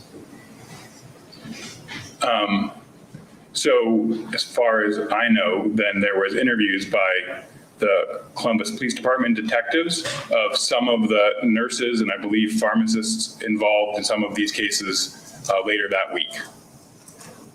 That same week? That same week. You say detectives. Do you know what division these detectives were from? These detectives I've subsequently learned were from the cold case division. The cold case homicide division? Yes, that is correct.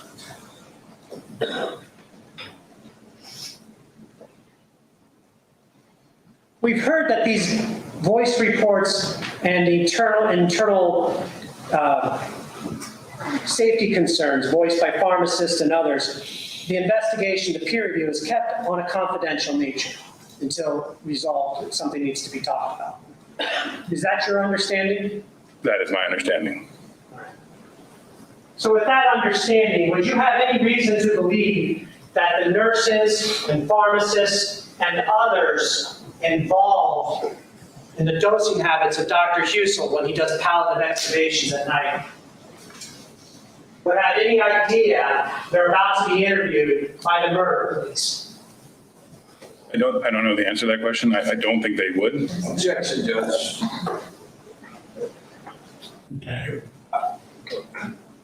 I would move it strike, and I would Let's ask strike the answer. be admonished for that.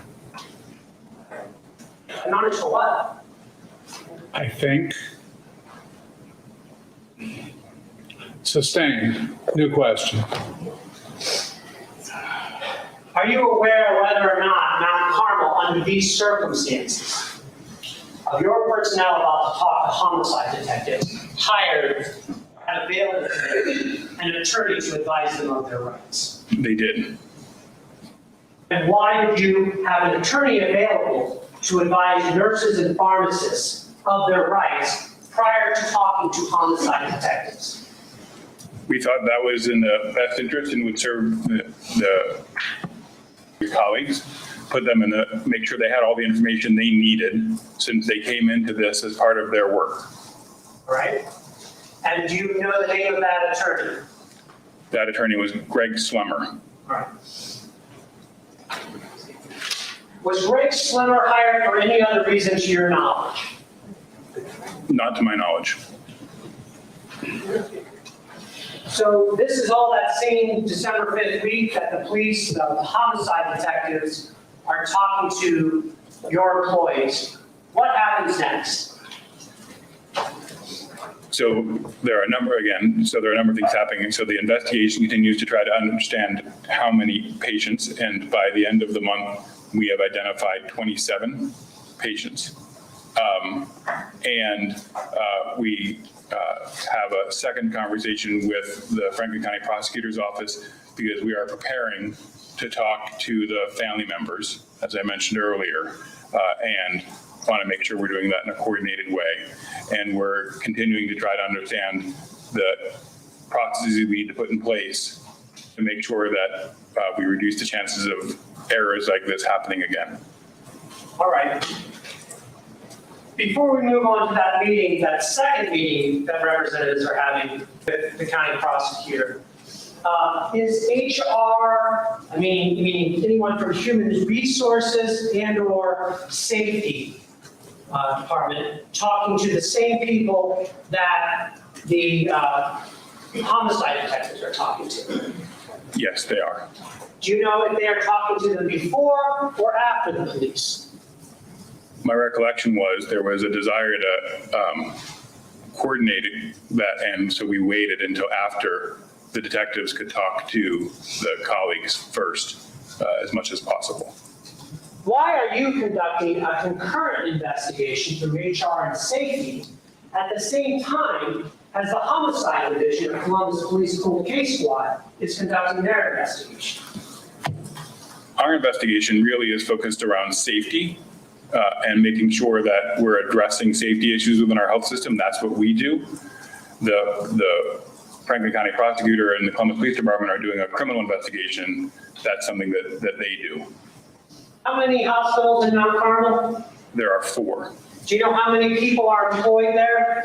About 9,000 people. Do you know how many doctors are employed there of those 9,000? Well, there are about 2,300 doctors and the medical staff. They're not all employed, but they have privileges to practice at our hospitals. Can you shut down those 4 hospitals and those patients that are being cared for by those 9,000 people and 2,300 doctors while the police conduct their investigation? We cannot. So you have to keep going. Yes. Do you feel it's your obligation during that process to get to the root of this, to make sure your patients are being cared for safely? during that investigation. Section judge leading. Okay, I lost the second part of your question because you turned around. Sorry, Judge. Did you catch the question, Sam? Yes. Can you read it back to me?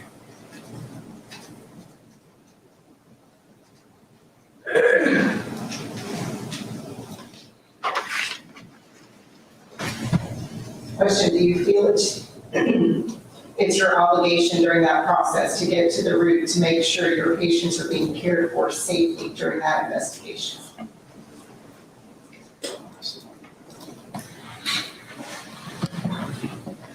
Again, please. Do you feel it's your obligation during that process to get to the root to make sure your patients are being cared for safely during that investigation? I permit the question overruled. Did you hear the question, Doctor? I did, Your Honor. Go ahead. Yes, that is our responsibility. All right. So what about this second meeting with the county prosecutor? When did that happen? And to your memory, who was there? So it was around the third week of December, if memory serves. And I was there, the general counsel for Mount Carmel was there, the executive accountable for communications at Mount Carmel was there, and I believe Greg Peterson was there. And then I believe Ron O'Brien and Jimmy Lowe were there from Franklin County Prosecutor's Office. All right. What happened next? The main purpose of that conversation was to make sure that as we proceeded Section to. judge, non-responsive. I'll let him answer. Go ahead. The purpose of the meeting was to make sure Section that. judge, the question was what happened next? I'll ask the question. Okay, let's redo the question so We can move on to what happened next. Thank you. What was the purpose of the meeting? The purpose of the meeting was to make sure, as we prepared to talk to family members, we did not want to do that in a way that would interfere with their work. So we wanted to be clear about the timing with which we would do that and make sure that they did not have any concerns about that. All right. Why at this point do you want to talk to family members about the dosing habits of Dr. William Husel during palliative extubations in the nighttime ICU? Section judge. let's go sidebar. I see we're gonna have a series of these, so let's just take it now. Okay, ladies and gentlemen, entertain yourselves, please.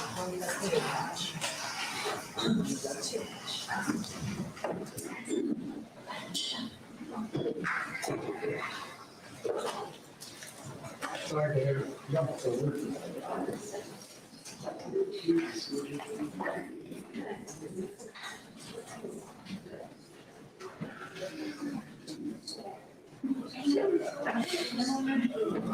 I thought you were just hearing it down.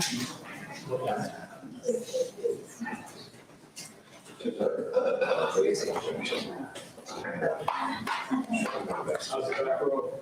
It's the active section, but everyone like this to see me. I know why. And or before, I agree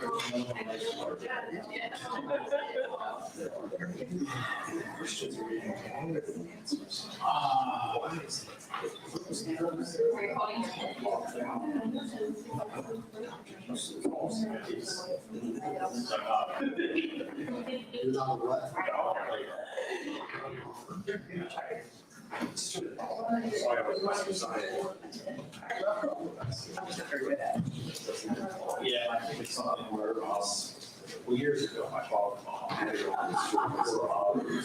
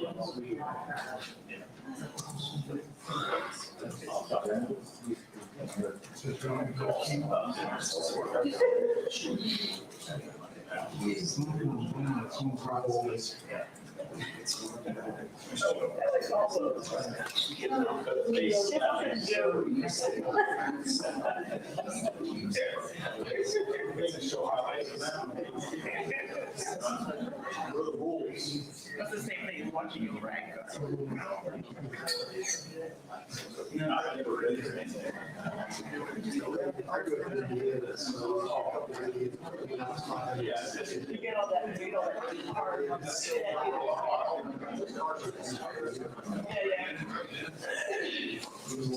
Yes.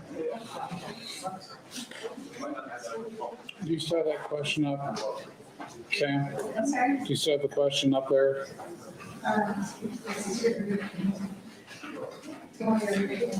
Well, when you get set up, I'm gonna have you read it to the jury again so they can understand what the question was.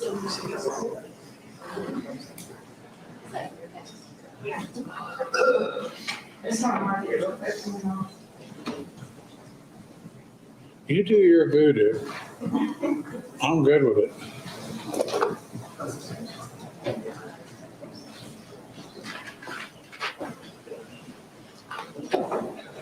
Okay. Read back the question, please.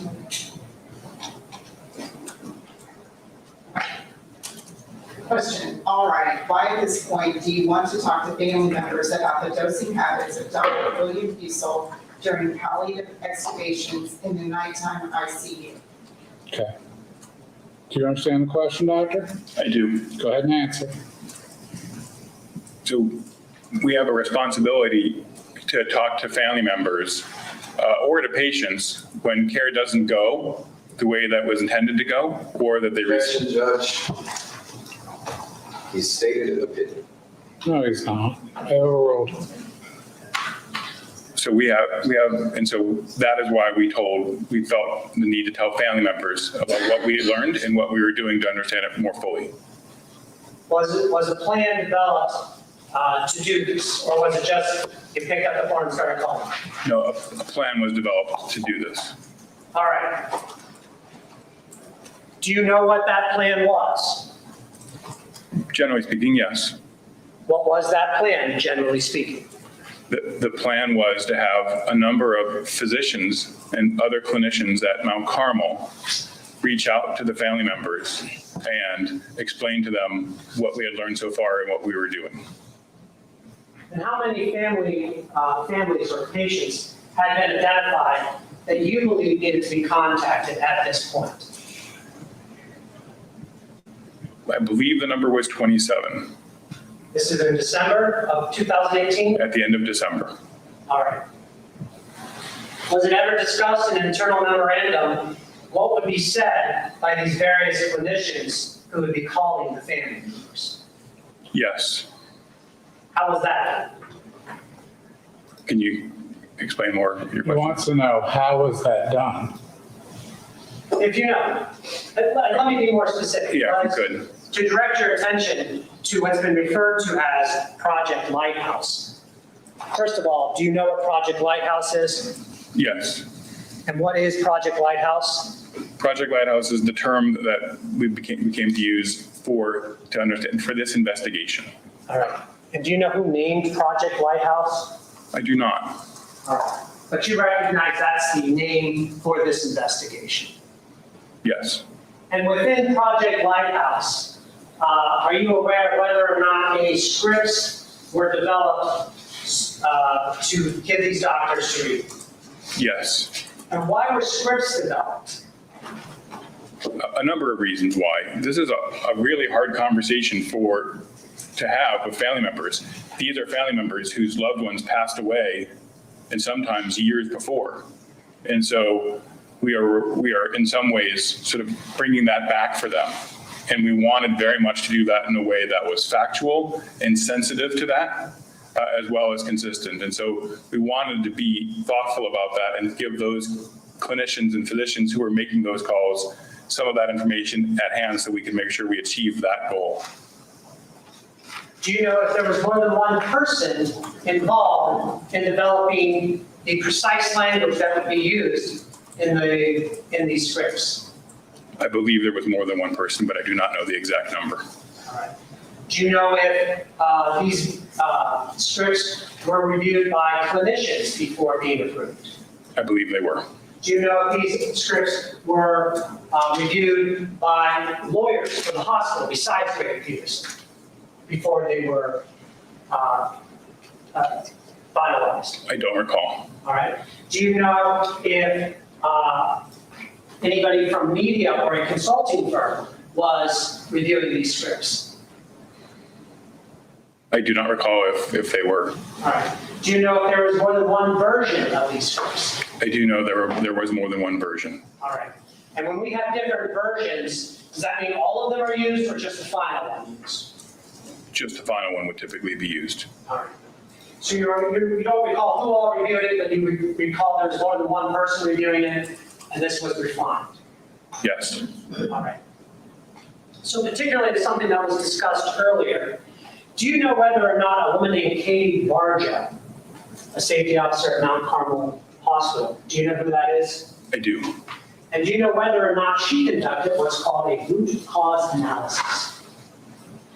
Yes, she did conduct a root cause analysis. And do you recall when the conclusions of that root cause analysis were finalized? I believe that was in December of 2018. It may have been early January of 2019, but I believe it was December of 2018. All right. And do you know whether or not the script that was being developed to talk to these families was changed as a result of Katie Barja's root cause analysis? Not to my knowledge, I did not know that. Do you know Katie Barja's report? And she's a safety officer, right? Correct. Is she a clinician? I don't know I believe she's a nurse, but I don't know that for certain. All right. Without her, yeah, she has nursing as a background. Do you know if she's like a nurse out on the floor doing that, or does she do something else for us? Now she's the patient safety risk officer, so that is her role. Okay. And she would have been the author of those root cause analysis. She would have led the team that developed that root cause analysis. All right. So based on your experience in dealing with issues like this, had you ever experienced anything like this, having to reach out to people about something like this before? Objection, Judge, relevant. Well, it's a compound question, but you change gears midstream. Let's do it again. Do you have any, have you had any prior experience in a situation like this? Objection. Overruled. A situation like this, meaning disclosing to family members? Yeah. Okay. So no, I've been part of teams and have disclosed to family members when care did not go the way that we expected it to before in other circumstances. All right.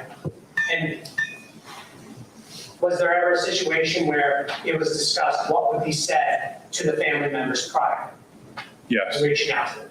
And were different versions of what should be said to the family members? Objection, asked and answered. I'm talking about his prior experience. I'll permit it. Go ahead. No to objection.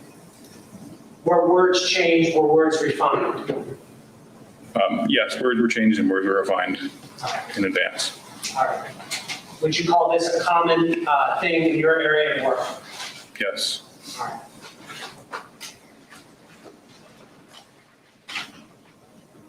So you had this meeting in December with Mr. O'Brien and others from the hospital and from the prosecutor's office and the police. You thereafter was, did you guys start contacting the family members?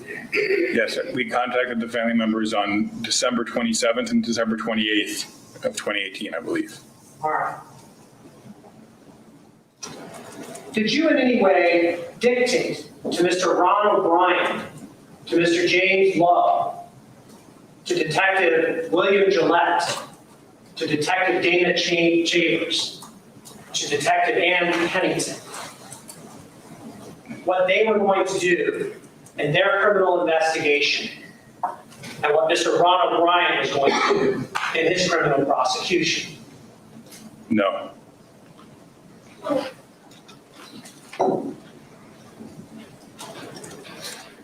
Were you asking for their guidance in what you should be doing so as not to interfere with that investigation?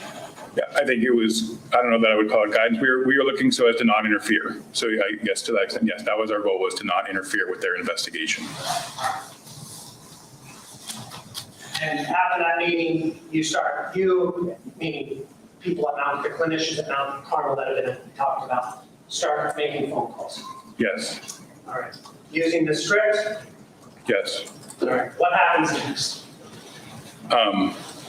So we continue the investigation to understand the scope of it. Over the course of the next few weeks, we interview more people to try to understand some of those, and then we begin to implement some of the practices we need to put in place to minimize the chances that errors like this could happen again. Okay, basis. Subsequent remedial measures. Any response? No response. Sustain.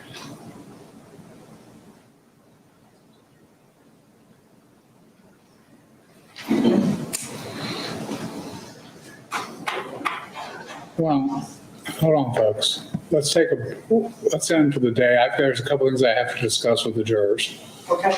Okay? Doctor, just hang tight there, okay? I'm very security conscious, and I just got notified. There are currently, I think, 3 other trials going on in the building.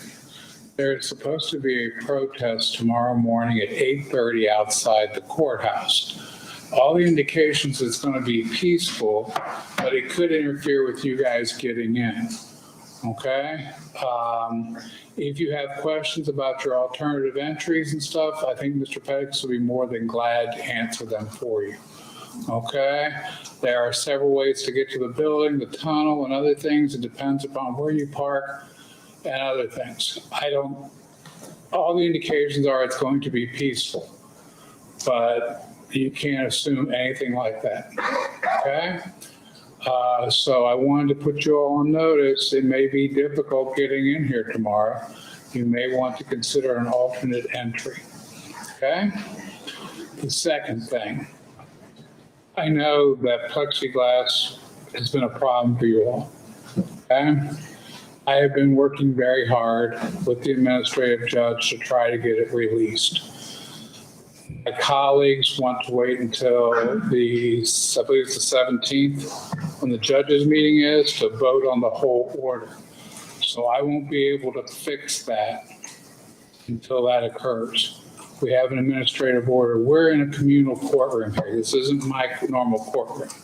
Okay, we're using it because of the size and all the lawyers and everything else. We're using the bigger room because we needed the space. Okay, so I'm bound by that order.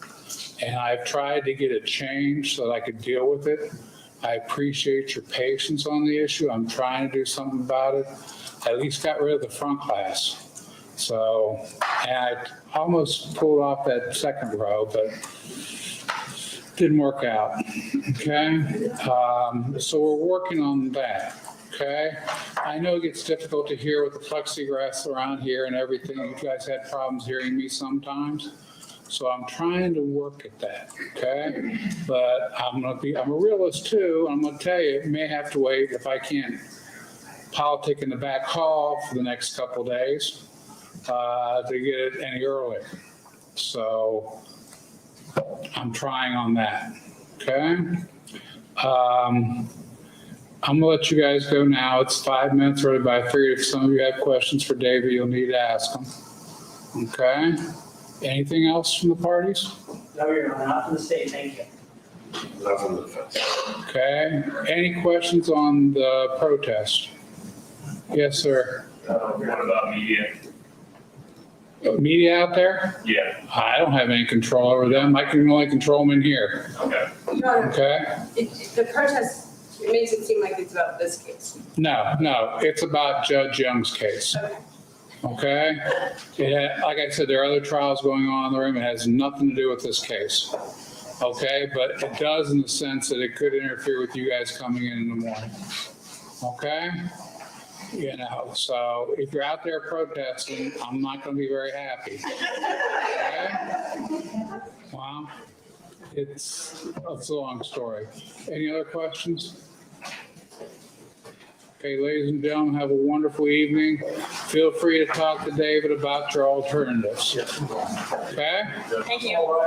Okay. Have a good evening, guys. Remember the admonitions. Thank you.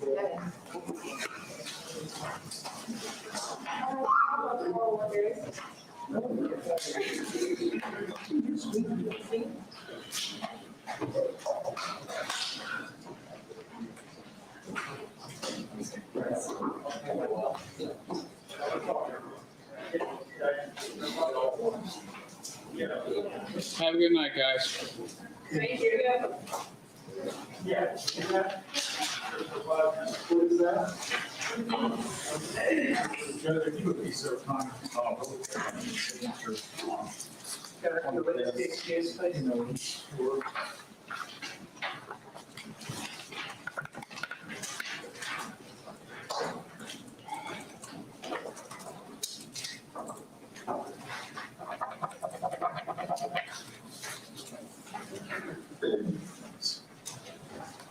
Okay. Be seated. You can go on out there. Remember, you can't talk about, I don't know if I instructed you on this. You're not to discuss your testimony on the stand. You can answer questions factually for people, but as to how you testified or anything, that's off limits. Okay. Okay? Yes, sir. I'll see you at 9 o'clock in the morning. That's right. Okay, let's talk about a couple things.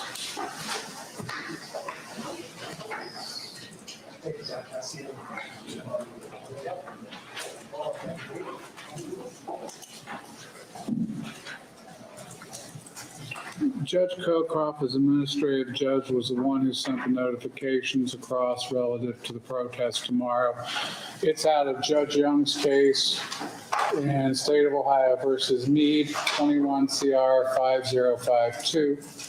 They anticipate that it'll be a peaceful gathering. Okay, there will be deputies out there. Okay, so I was just simply trying to keep the jurors out of getting in the middle of it. Understood. Any questions on the email? No, Your Honor, thank you. Okay, I don't need any more stressors with the jury, so. I understand, Judge. We just want to put one thing on the record regarding the experts. Okay. We have now received the expert reports that were promised today. We were told they're not going to use their fifth expert, and we would just like it to be clear that we hope we're done with this now, Judge. That no more supplements, no more switching around, that the court could make a ruling that on the 2nd of March, we are done now with changing and supplementing their expert witnesses at this point. Spies? We advised them that we weren't using that last expert witness. So no more surprises? I don't think that was ever a surprise, but the court wants to characterize it that way. No, a surprise would be from now after. No, we're moving forward with the experts that we have. Okay, fair enough then. And the reports are in, no more supplements, because every time we get a supplement, we got to do a bunch of research and whatnot. Which, we should have had these 21 days. They have a duty to supplement any report all the way to the time of testimony. Okay, well, there's a rule that said that it has to be done 21 days before trial. I understand, and I vacated the rule for this proceeding. Right, so can we be done with that now? Is there any reason why it could be a supplement? Let's put it this way. If you have a supplement to report, it's to be brought before the court and I'll make a ruling from there. Thank you. Okay? Thank you. Anything else? Not from the state. You guys have a great evening. Yeah, that was just a Google. Record down. I didn't know what he did. Yeah, I think this is all mine. So, thanks.